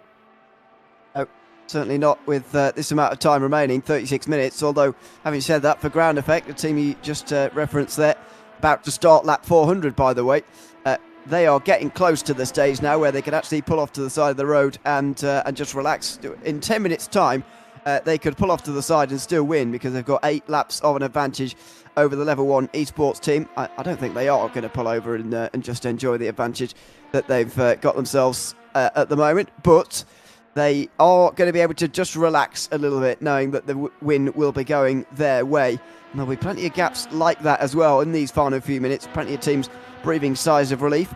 We'll get to that stage for Carloni Racing pretty soon as well, because they need 3 laps over the 2 in front. They need both of the 2 in front, or 2 of the 3 in front, rather, to have problems. For Carloni Racing, the point of no return is coming up pretty soon for them as well, because there will be a stage rather soon where even if the car in front stopped, they still wouldn't be able to overtake them in the time remaining. Yep, that's very true, actually. So Yeah, of course. Yeah, it is possible to still get disqualified, of course, and be taken out of the event altogether through. But that would be incredibly unfortunate. So, and unlikely as well, to be quite honest. So yeah, Maggiolo, it's a case of try as he might, he just cannot do anything to get back in, and it's almost a shame in a way that disconnection sort of robbed us of a more tense and exciting finish to GT3 AM. But nonetheless, luck is such a huge part of this, as I keep saying, and Rookie Monsters number 62, they will be absolutely over the moon with this, knowing that if things just stay as they are, they're just going to hold on by a couple of points. And Stefano Benato says that, thank you for the championship, Mariano. I hope Le Mans Ultimate will be ready for Season 8.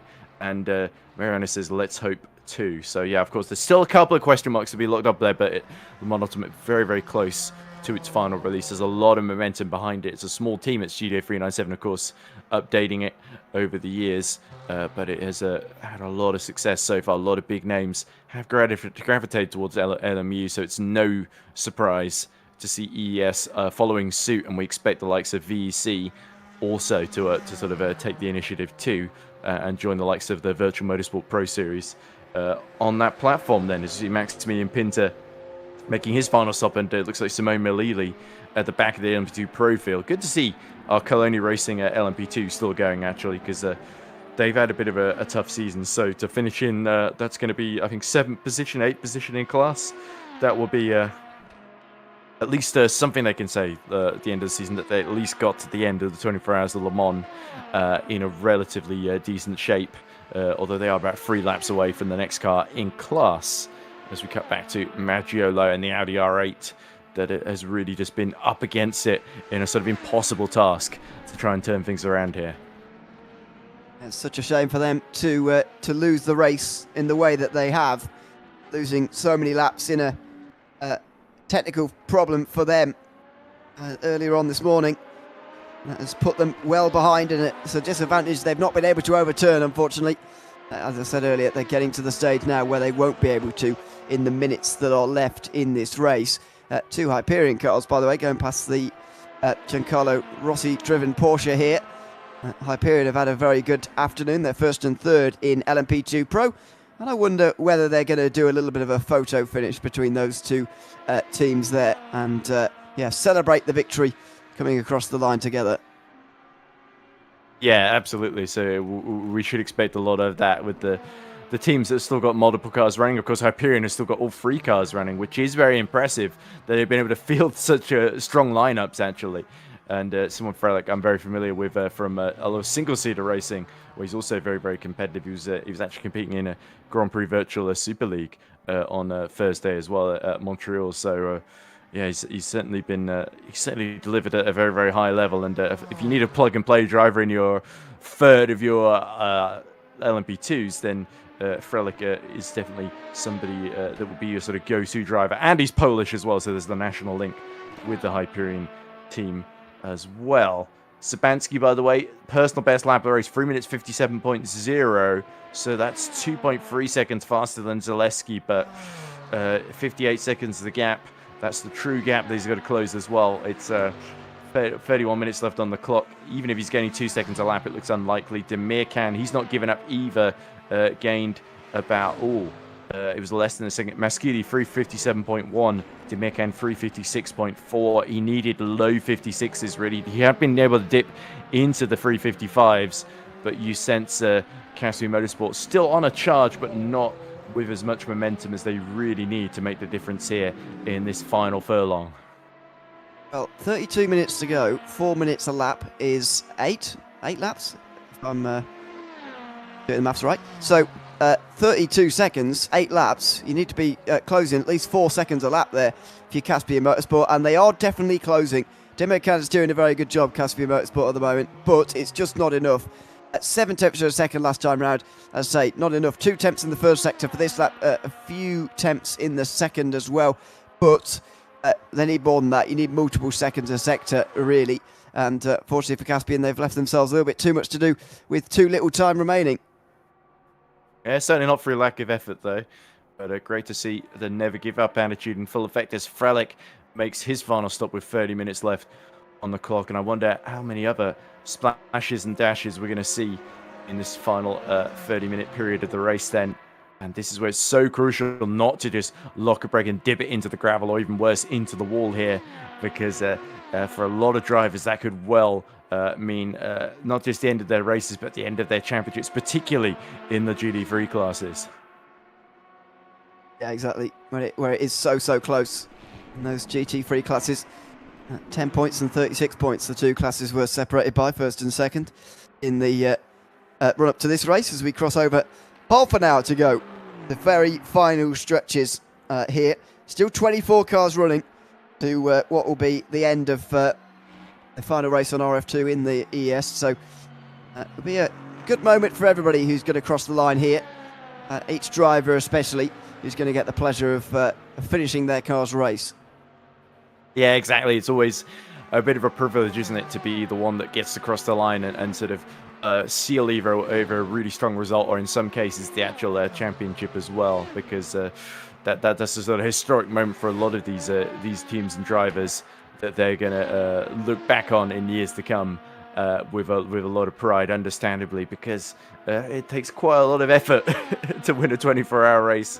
And yeah, Christopher Kianek, you got a sense that Go Team have been comprehensively outpaced by Hyperion in the sort of second half of the season here in LMP2 Pro. A good campaign for Go Team, but not the title that we saw them take in, say, VEC, that had a dominant hypercar campaign as well. And in the LMP2 Pro, of course, different drivers involved for the most part, but they've not really had the same pace that the likes of Swakowski, Thomas Vac, and everybody at Hyperion in 44 have displayed throughout the season then, and that is why they find themselves a lap down on them, despite nonetheless being their closest contenders then. So as now Christopher Yannick does come in for another stop, so interesting splash and dash that I wonder as well, those that are sort of in no man's land, a lap behind the car in front and then 3 laps ahead of the car behind, might go for sort of fastest lap attempts in their class in these final stages, just for something a little to do, something to aim for, plonk the softs on and sort of see what you can do maybe. Yeah, exactly. I think at this stage in the race we might well see a few people doing that, maybe just going for the fastest lap, which is currently Jean-Paul Van Elf's overall. But in each class we have seen fastest lap actually changing hands this morning. I can't remember who it was actually, but there was definitely an LMP2 driver going very quickly indeed and changing hands on fastest lap a couple of times. Problem with that maybe is the track temperature, which is about 10 degrees, 15 degrees higher than it was earlier this morning, because of the sunlight that's been beating down on the circuit now relentlessly for quite a few hours. It's really heated up the track temperature quite a lot, so unlikely to see fastest laps overall, but we might see people giving it a go. Yeah, Chris Kanik is also the Go Team number 7 has already got the fastest lap in LMP2 Pro class, and the LMP2 cars overall, of course, 3 minutes 24.1, which was actually 7 tenths quicker than the best ever of the race-leading Hyperion 44 squad. We did actually see Blackhawk Racing going very quickly in the last 90 minutes of the race. They were able to sort of basically undercut their way past Davide Lupi, who they were behind not too long ago, and they're now 14, nearly 15 seconds ahead. So, yeah, Mark Veit has been the big gainer in this final, since now Lupi has to do a splash and dash as well. So that's just a little confirmation, confirming those positions are safe. Lupi might try and get the undercut here if Veit is a little bit low on fuel, but you would think Blackhawk Racing have got this one covered on that front, even if it is the closest battle on track now. Well, now not anymore. Now it's Demirkan versus Musculi. That's still holding steady at about 30 seconds. And yeah, you really think Demirkan knows time is kind of starting to run out in this title race. It somewhat has here. Only 9 tenths of a second last lap as well. He's closing, but not quick enough. I think Blackhawk Racing versus Team Sheba will still be close though by the end. Am I mistaken in thinking that Blackhawk Racing have still got one stop to do with 25 minutes to go? I think they still have, but they might maybe not. No? It does say in terms of pit stops next to their names, it says 26 for Mark Veit, 25 for Davide Lupi and the Team Sheba. So yeah, that could be tell us. Oh, actually, it has updated now 26 for both. So you would assume they would be level unless Mark Fight with that undercut is now going to start feeling the pain of that. Oh, no, it is 25-26, sorry. So actually it has been one more for Black Hawk. So yeah, it could be close, but I think also leaving it out longer means Mark Fight will need less fuel to get to the end as well. So even if he does do a splash and dash in the last 20 minutes or so, you would think Davide Lupi, unless he's got some major latent pace that he's been waiting to use for a bit too long, in my opinion, then Black Hawk going to be safe here. Yes, I'm not sure if I believe that pit column, by the way, because it says that Go Team number 7 has made 32 pit stops, which I don't think can be true. I know they've had at least one drive-through when I was there this morning, but Roland Zook's got one. Could just be a long stint for Kianik. I think it's aligned to the driver and not necessarily the throughout the race, by the way, not necessarily the team throughout the race, essentially, because of the way rFactor 2 sort of measures it. Okay. Yeah, I'm not. I'm just not going to be trusting that column. That's all on the timing screen. But there we go. We'll just wait and see with our eyes when Mark Waite comes in, if he does come in at all. We'll keep an eye, because I think that is our only prospect for a late battle here between those two. Not sure we're going to get one here in GT3 Pro unless Mashuli makes a big mistake. Unless something happens, of course, yeah. Ahmed Demirkan gets the gap below 30 seconds for the first time, 29.9, but it's only less than 24 minutes left in the race to go. So, again, the charge is going to come to... He's going to get, maybe if he keeps his pace up, within 15, 20 seconds by the time the race ends. But yeah, the progress bar, it's not going quickly enough as we look at Zaleski. 53 seconds out of Sabansky. Sabansky's taking about 7 seconds out of Zaleski. But yeah, at the moment, he's going to comfortably have enough fuel to get that BMW to the end. And as I keep saying, big result for Boyd Transport. In the 204 again, would be getting its best result this season in the longest race of the season, right at the end. And I think they can feel justifiably proud that they've kept that car out of trouble, and that they are going to finish on the second step of the podium. There's Federico Suave, who might well be standing on the top step later on.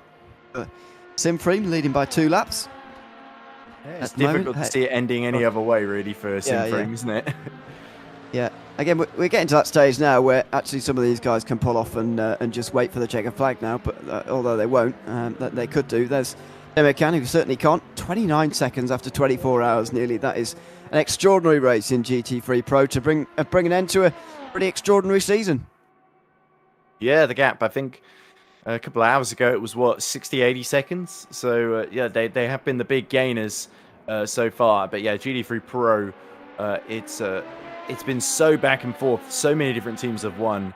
And at the end, it really comes down to 2. When really coming into this race, there were 7 teams in contention as well. It's been absolutely bonkers in GT3 Pro, especially with nobody really being able to pull clear until the sort of final stages. And obviously we see similarly it has ended up with down to 2 in GT3 AM, but of course one of those is out of the race and the other is only just about still in it. 67 laps down on total on the hypercar leader, but about 3 laps down on the cars they really needed to be fighting with. So I think mathematically we are looking at Rookie Monsters number 62 taking home that title. It's a shame we're not got any of their cars that we can celebrate and cheer. But yeah, maybe we might have a little bit of time at the end to maybe give a quick word to Rookie Monsters on their title. But I'm not sure. I'm not sure that we've really got time in the broadcast for it necessarily. But yeah, hopefully we can make some time for a quicker champions interview. But yeah, nonetheless, season's coming to a close, Ewan, and it's been brilliant to have you along for it. To be a part of that and to help talk us through it, because yeah, some brilliant races. I think of the ending of Daytona where Ground Effect broke the curse and finally won a race, and then they've not lost since, and it doesn't seem like that's changing today. And of course we had that amazing finish between GR Simfrost, photo finish really just over the line between them and Caspian Motorsport, who of course kept the title of the race alive right to the end here. It is going to go down literally to the final lap in GT3 Pro, potentially. That's probably my contention for finish of the season. But we've had a lot of really, really competitive races where so many surprises have been thrown up. And yeah, I think it's not quite been the season that I think many people imagined they'd have. We thought it would be SimFrame dominating, and it's been much more open. And I think that's definitely been a positive. Yeah, that certainly has been.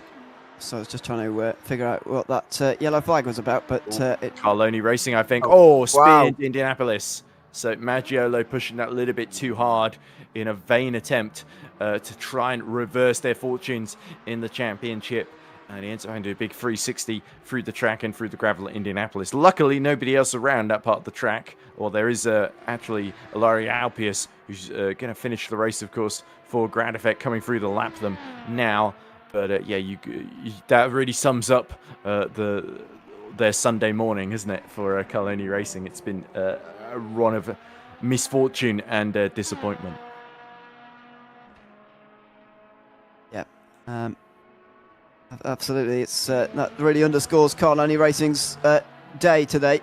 Yesterday, it was all looking very good for them on the Saturday, all looking very good, but unfortunately for today, it's looked pretty desperate for Carloni Racing, who are going to finish fourth by the looks of things. Are going to miss out on a title in the GT3 AM class by the looks of things. Going to end up close, by the way, in the GT3 AM class. Just 9 points between Rookie Monsters and Carloni Racing. That looks like it is going to be the closest championship margin at the end of this season. But as you say, it has been a great season. I've been pleased to be here for a few hours here and there across the course of the season, fleetingly.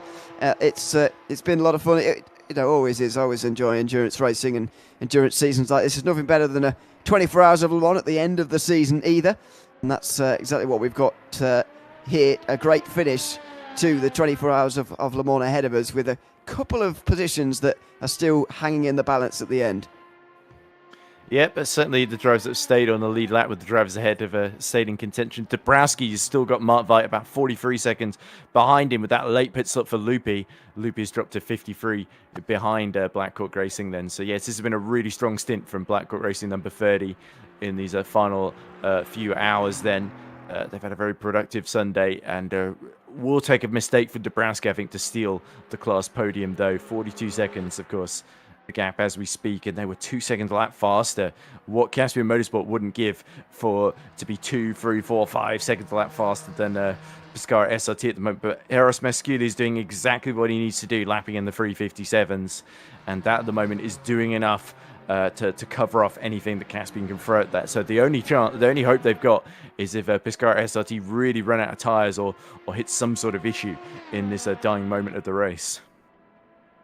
Yeah, that's going to be the only thing that overturns quite a few of these positions, really, at this stage, with just less than 20 minutes to go now. Bearing down on the finish here, 17 minutes remaining, and then the chicken flag will wave for ground effect. Just trying to work out how many laps they've maybe got to go here. Could still be quite a few. Could still be 6 laps to go, actually, when they get to the line. They're not too far away, but yeah, it's going to take problems now for most of these positions to change. No real battles out there on the circuit. Still, Mark Veit hasn't come into pit lane either, so maybe he won't.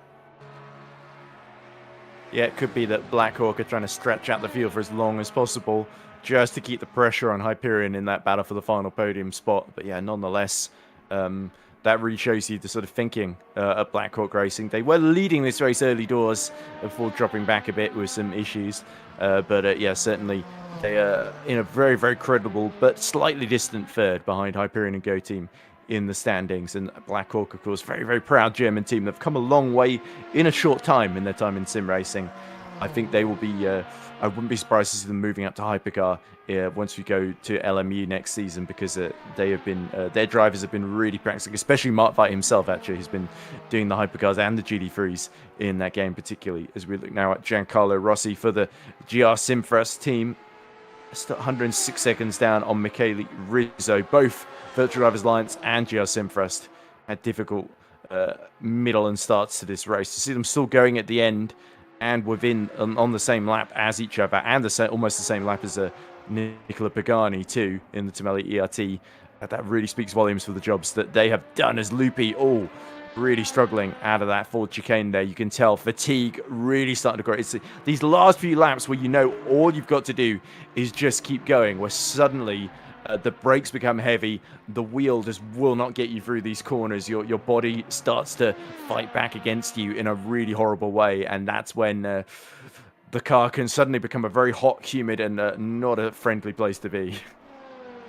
Absolutely, I reckon it has been for most of this weekend. Actually, not a very nice place to be. It's been pretty warm, and so for those driving, it's going to be uncomfortable. It's going to have been uncomfortable here this weekend. But these are the things you've got to contend with in the summits. Normally around the Le Mans 24 Hours, whichever version of it you're doing in sim racing, it often is a very, very warm one indeed. It makes it all the more challenging, even when you compare it to the other long races in sim racing. Those often take place in the temperatures, but here this time round, this year, it's been very, very warm. Although it hasn't kept the rain away, as we said earlier. Hasn't kept the rain away all race long, but it will stay away for these final 15 minutes, and even the sun's coming out. So track temperature continues to rise. Yep, it is going to be a hot finish then, with those 45 degrees track temperatures to worry about then. Mark Veit within 40 seconds now, Matthias Dabrowski, but the podium in these last 14 minutes. If only he had to close a 14-second gap in 40 minutes, that would be much more achievable. But as is, the deficit's the wrong way around. And it's similar case for Emmet Demirkan, 28 seconds to Eras Masculi. The gains continuing, but the charge just starting to halt, and maybe Casimir Motorsport 75 realise that the game is up a little bit here, and they might have to settle for second place, which is nonetheless a brilliant recovery, considering last season they had a lot of struggles. To be P2, to taken 2 wins at least so far this season, that is a huge achievement for them. Yeah, absolutely. Winning at this level is a huge achievement for any team. Yeah, that win in Daytona, by the way, that was their first win in, I think, over a whole year. So yeah, that really shows you what a drought it had been for them, and how much the Turkish squad, who had a lot of bad luck disconnections and stuff, but nonetheless, to finally break that duck was a big achievement. So I think even if they miss out on the title, they're going to feel somewhat happy. And Mark Veit does come in the last 13 minutes. There we go. So Dabrowski is safe. We have to look at Loopy and the gap there. You think Mark Veit, he's only got to put like 5 laps of fuel in. He should be fine. He should be putting less laps of fuel in than Loopy did anyway at that previous pit stop. So yeah, he should be fine to get out in front, but we'll just keep an eye on it anyway, because the gap was about 10 seconds beforehand as Al Pearce comes over the line for the start of another lap. That's going to be 4 laps to go in this race. Now pretty much bang on. They're going to get to the line pretty much as the time runs out here. Veit's still in pit lane. Gap down below 20 seconds. This is going to be relatively close, and now he's out. Be about 15 seconds or so, bit less maybe, and Mark Veit should be comfortable with that for the final moments. Still the closest battle on track though, of course, and 12 minutes left for it to be resolved, but Loopy would think just doesn't quite have the raw pace to really challenge Mark Veit, as we saw in that previous stint, hence the 14-second gap that's opened up, even with the undercut that Loopy effectively got by doing the splash and dash much earlier in the final 40 minutes of the race then. But yeah, nonetheless, for Al Pearce, it's all just about nursing it home then, although his last lap was 3 minutes 16.6. He is still absolutely flying, still absolutely pushing to try and lower the fastest lap here. He is on the mediums, by the way. Nobody went for the softs in the end, so yeah, everybody is deciding to get the tyres with just a little bit more life in them and push them to the absolute limits here, and see if they can have a little bit of fun out there as the race coming to an end, and the championship, our time in rFactor 2 after 7 seasons, coming to a pretty dramatic and I must say satisfying conclusion. We've been treated to so much action throughout the last 7-8 years really with ES, and I think one chapter is going to close and a new chapter is going to open. So I think a lot of positives then as we get into the final 10 minutes of the season. Yeah, absolutely. It's going to be the end of an era for sure, and that's going to be many different feelings for all the drivers who are going to have the pleasure of finishing this season on the circuit in the car at the end of 24 Hours of Le Mans. Unfortunately, lots of the teams will not get that pleasure. It's been a very attritional night indeed. I mean, after 3 hours when we were last here together, there were only 3 retirements.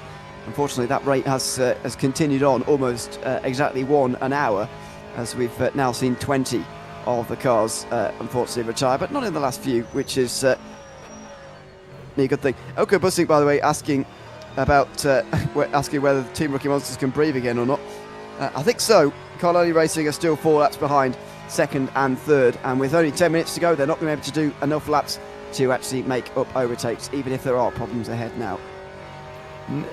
Probably not, but there's always that risk that you could get disqualified at the late stage and something extraordinary could happen. So we want to wait till at least one of... We know, obviously, Rookie Monsters aren't going to cross the line because neither of their cars are still in the race. But we want to wait until at least their second place cross the line to confirm it. Because, so Boyd Transport, not just a significant finish for them, but for the Rookie Monsters team as well, because that's going to seal them the championship. Thomas Sabansky, by the way, still setting personal best laps of the race, not giving up by any stretch of the imagination, but with only 9 minutes left to go, that 356.8, impressive though it may be, is not enough to make the difference here. So the decision by Boyd Transport to put Zaleski in that car for the final stint was a pretty inspired one, because it was Ben Cage that was really struggling. As we see both of our leaders in the hypercar in the pit lane then, with 9 minutes to go, are they both going to put the softs on? You would think so, wouldn't you, with this amount of time remaining?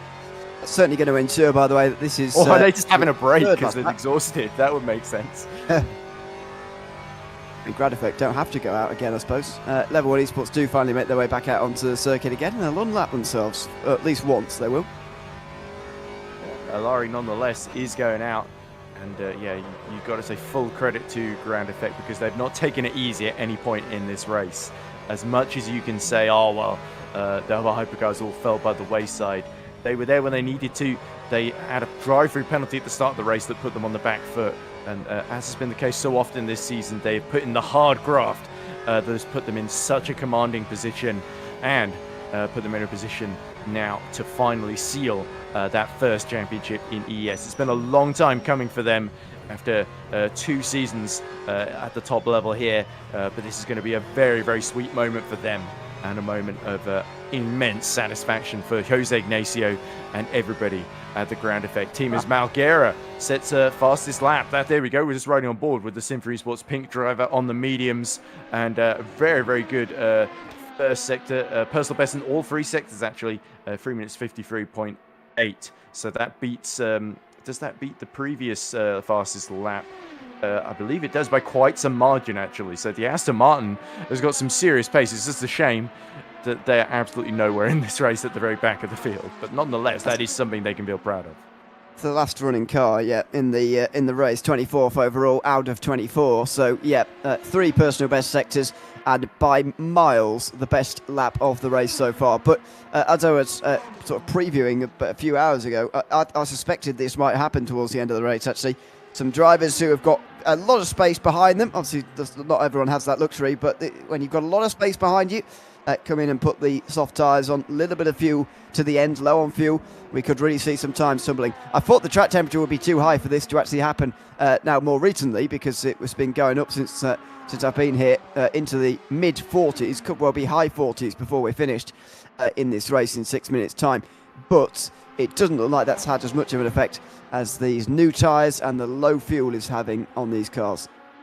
Yeah, everybody deciding, rather than sticking the softs on, that they're just going to stick to the mediums and the hards and rely on the lower fuels at this point. And also just the fact the track is so rubbered in, like you said, but look how much all those little marbles offline. That's one of the things that rFactor is one of those games that really pioneered that idea of rubber forming offline, and the line you take each lap and the rolling road having a big effect on how the track feels to drive essentially as the race goes on, especially over 24 hours like Le Mans. It's a very different track come the end of the race to what it was at the start, even though it's the same corners, same distance, and in theory you should be seeing similar lap times. But yeah, it's an incredible also to see the stamina, the endurance of these drivers to be able to absolutely push it right at the end, having done long stints at this point. Everybody's tired, everybody wants to give up and go home, but for those at the front, there's still trophies to be handed out. There absolutely is. And we're about 5 minutes away from doing that as Ogpers makes his way over the line. I wonder whether we're going to see a fastest lap this time round from either of those two hypercars. There might be a bit too much traffic, actually, on this time round for them to manage it. There's a little bit in this part of the field here, and then there's a bit more clear air. But this is the penultimate lap, so you wouldn't imagine he's going to go for it on the last lap with 2BG celebrating. Yeah, exactly.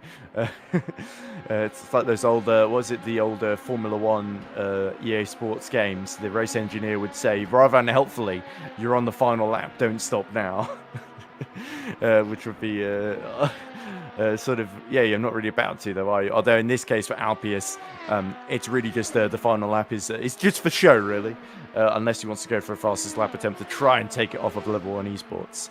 Yeah, but nonetheless, Rick Van Earl and Jean-Paul Van Earl and Stanford Leakster and company have done a very, very good job to even just be 8 laps down, considering the setbacks that they had early on. They've been very, very consistent to sort of stay where they are and overtake all the LMP2s as well, which they had to do.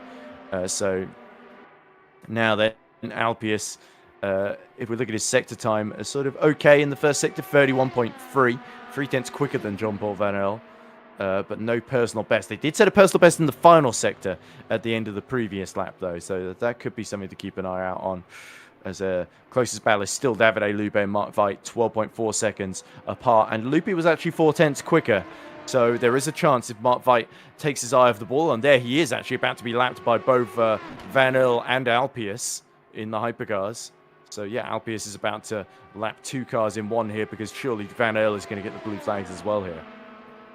It's going to be a double slipstream for the ground effect car on the way towards Mulsanne corner, but yeah, Van Earl certainly seems to be going pretty quick for a fast lap as well. There is Patrick Sarkowski leading the Hyperion eSports team to a victory, it looks like, here at Le Mans. As you say, just overpowered, outpaced Go team in this season. It just seemed to have been the case sort of across rFactor 2, actually, in the last year or so. Hyperion have shown themselves to be a very, very strong team indeed in this LMP2. Maybe less so for Go team, who were really on top a year or so ago. Yes, exactly. But 2 late stops. Nico Pagani does a splash and dash and comes out 109 seconds out of Michele Russo. Giancarlo Rossi has also had to come in for a late stop as well. So it won't affect the positions, but a little bit of a scare for Tameli ERT there, as they just couldn't, they didn't realize the race was going to go that extra lap, didn't they? So Alpius then is coming through the final sector now. And I think he has gotten Bas Van Earl, because he was 2 seconds faster in the middle sector there. So we see Simon Frelick, the pole, about to start what should be his final lap of the season, I think. Yep. Let's see. It's going to be a new lap soon for the overall race leader, and that is going to be the last lap of the whole race. It's going to be 410 at the end of today, more than any real-life edition, obviously. But I'm pretty sure we go over that every Le Mans there is on rFactor 2, to be honest.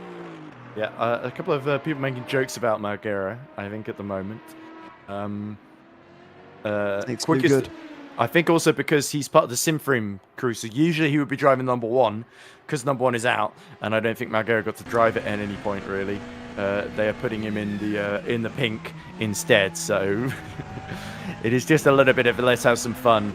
And it might help the Simfrim Esports pink case, just to be for pride, to be as close to Coloni Racing, the team second in the championship, the reigning champions, at least for the next minute and a half or so.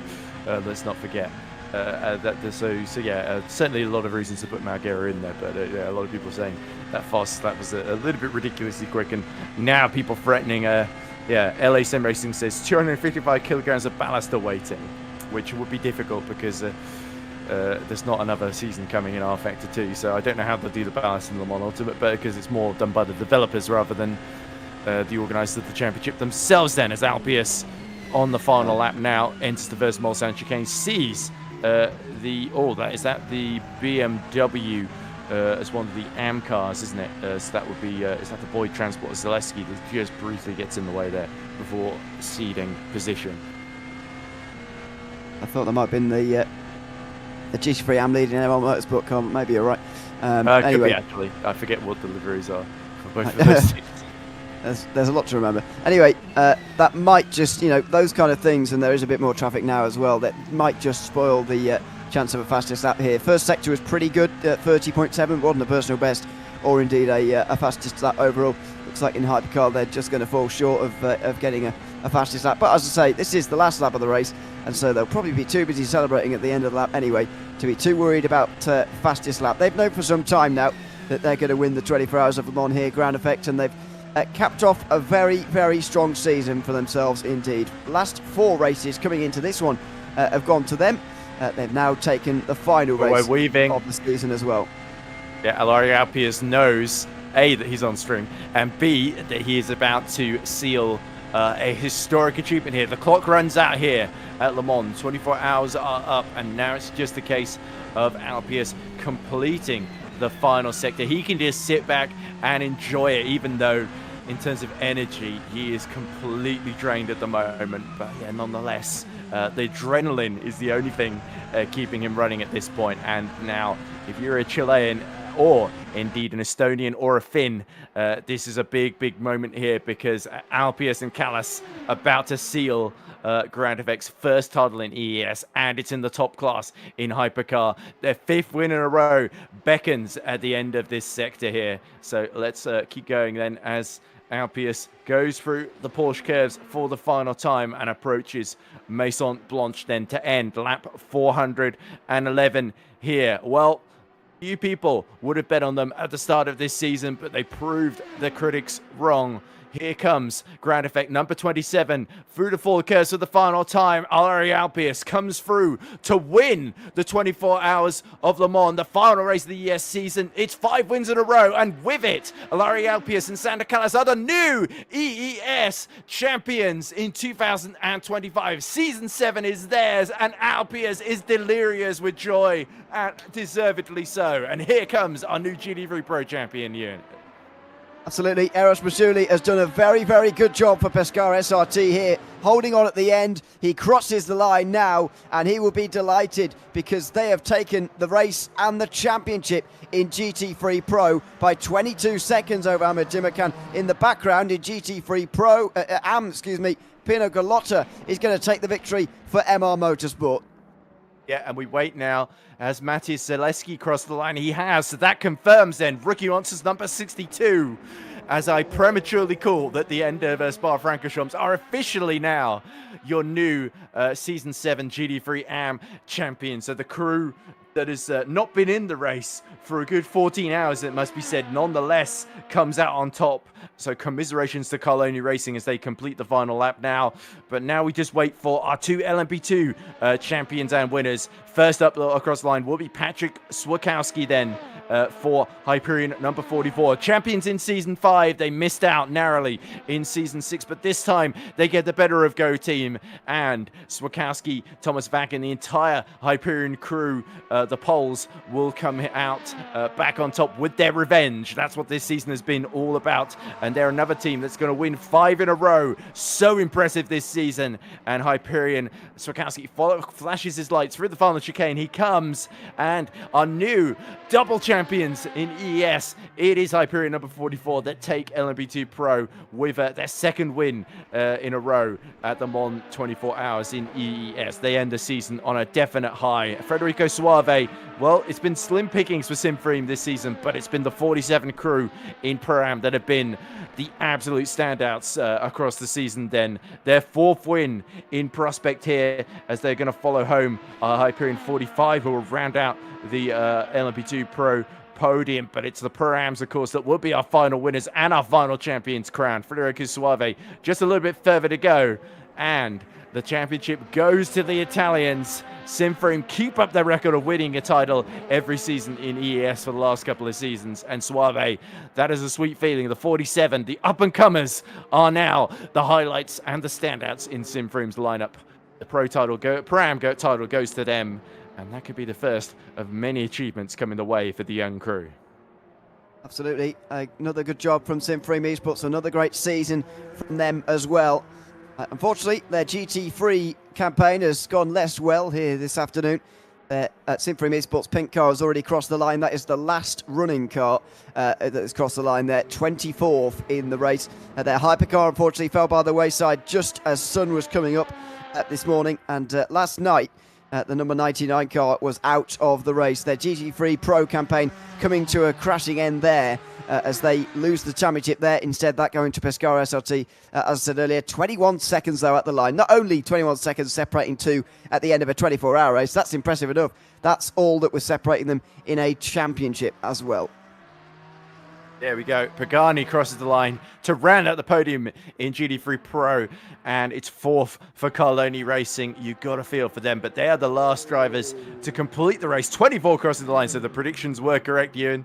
All 24 did make it to the end and were running when the checkered flag was shown. But yes, Masculi, that's the tightest margin, isn't it? 22 seconds, the margin over Demir Ken. Masculi had to sweat for it, but he did not put a foot wrong in those final 5 or 6 hours or so that he was in the car. That was immaculate performance, but you've got to say, what a fantastic show we've seen. GT3 Pro, probably the standout in terms of the title fight, but in terms of individual performances, you can't take it away from the likes of Grand Effect, from Hyperion and Simframe, who all put in spectacular displays today. Oh, and let's not forget Amar Motorsports 66 winning by 2 laps as well. Their first win of the season coming right at the end, and they end on a high. And that's a great way to sign off our 7 seasons, I should say, on rFactor 2. Absolutely. And there'll be plenty of emotions at the end with regards to that at the end of this race.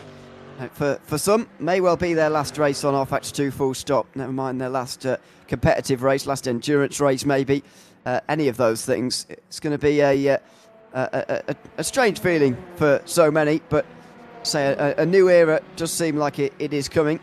And we will enjoy that, of course, just as much. But yeah, a strange feeling at the end of this season, really, for the end of rFactor 2 for some of these drivers.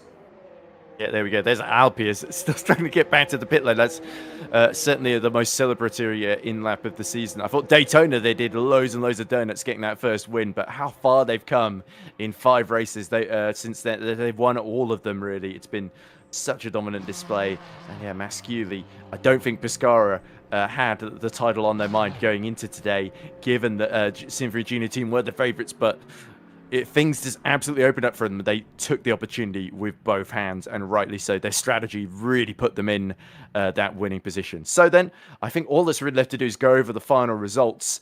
And then I think we do have somebody else that wants to close the broadcast. Somebody that I think absolutely should get the final word, and that is Mr. Mariano Callo, who's, of course, been running the broadcast and the championship for these past 7 seasons.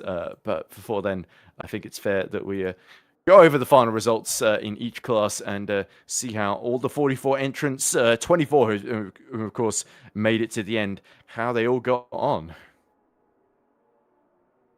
So while we wait for that, Ewan, any final thoughts then? Thanks for joining me throughout the season, by the way. Yeah, it's been a pleasure to be here. Yeah, it's been a thoroughly enjoyable season. I'd say, lots of drama at the finish in terms of championships being settled. It's always fun to settle the championships at Le Mans because you've got that race win that everyone's going for anyway, and of course the season prize itself as well. In some cases, those two have come hand in hand, and it's certainly increased the drama here this afternoon. Yeah, thoroughly enjoyed another new season, and looking forward to what's coming up in the future as well.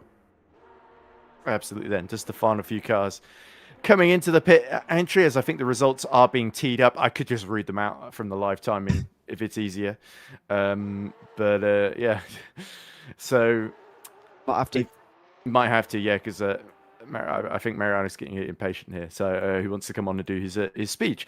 So then, let's go over the results then. In Hypercar, 2 cars made it to the finish, those being Alari Alpius, our new champion, along with Sander Callis' teammate for Ground Effect Sim Racing number 27. But it's another podium for Level 1 eSports to go with the one they got in Daytona. Another second place for Arsenal. Also a 9-lap gap between the two, which is pretty much identical to what it was between the two in Daytona as well, funnily enough. But nonetheless, it's Jean-Paul Vanel and the Level 1 eSports team that can go away with the fastest lap of the race.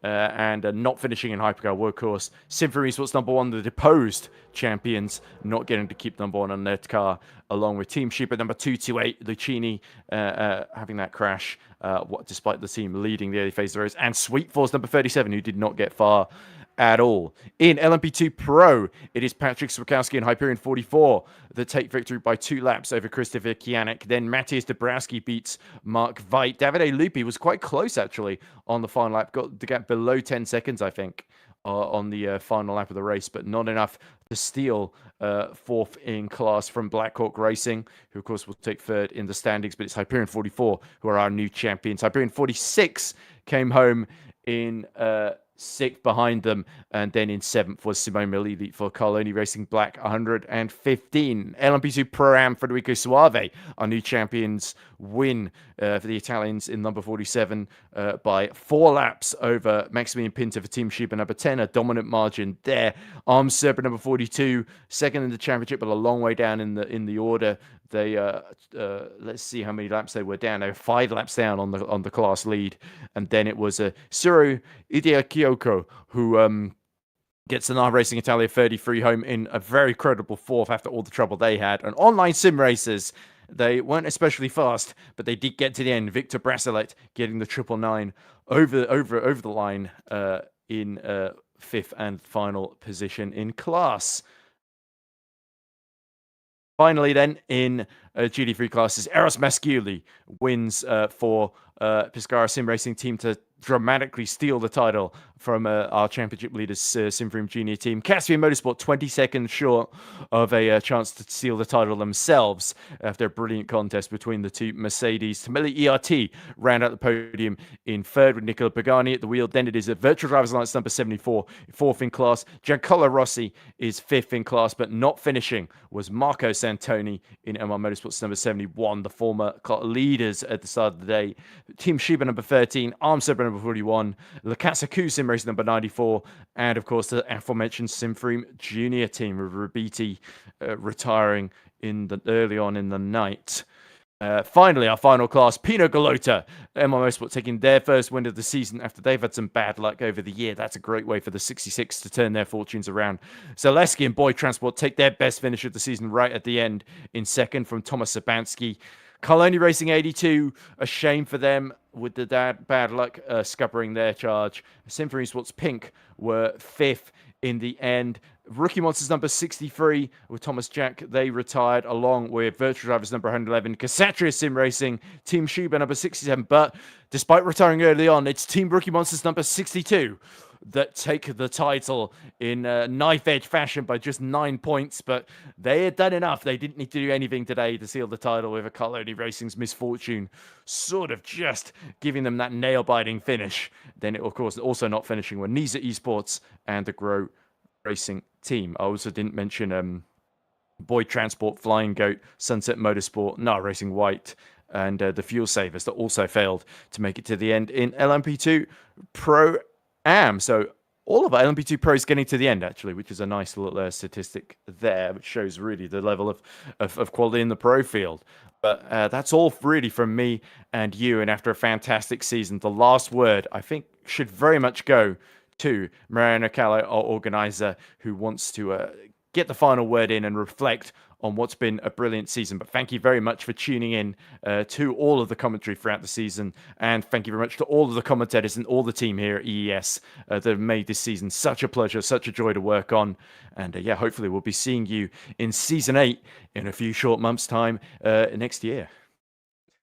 Thank you, Edward. Thank you, and welcome to everyone. Very few words, because as soon as the 24 hours ends, you know, the entire duration of the race finally hits you. I am tired, and I want to say thank you for all the commentary teams, you made a fantastic work during the entire season. If we could cover the entire duration of every race, pretty much of the merit is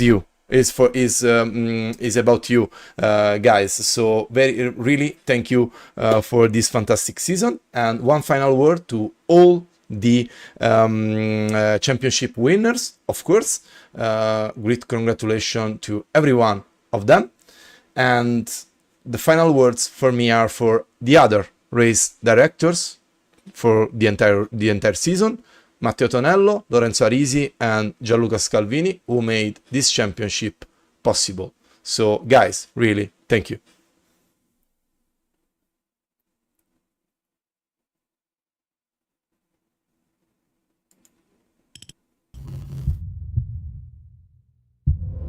Freedom brand is a component of many things.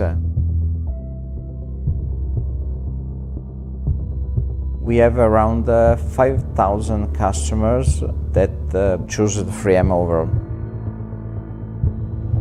Successful of our brand is good work of team. 2018 we have concentrated our activity on the next level.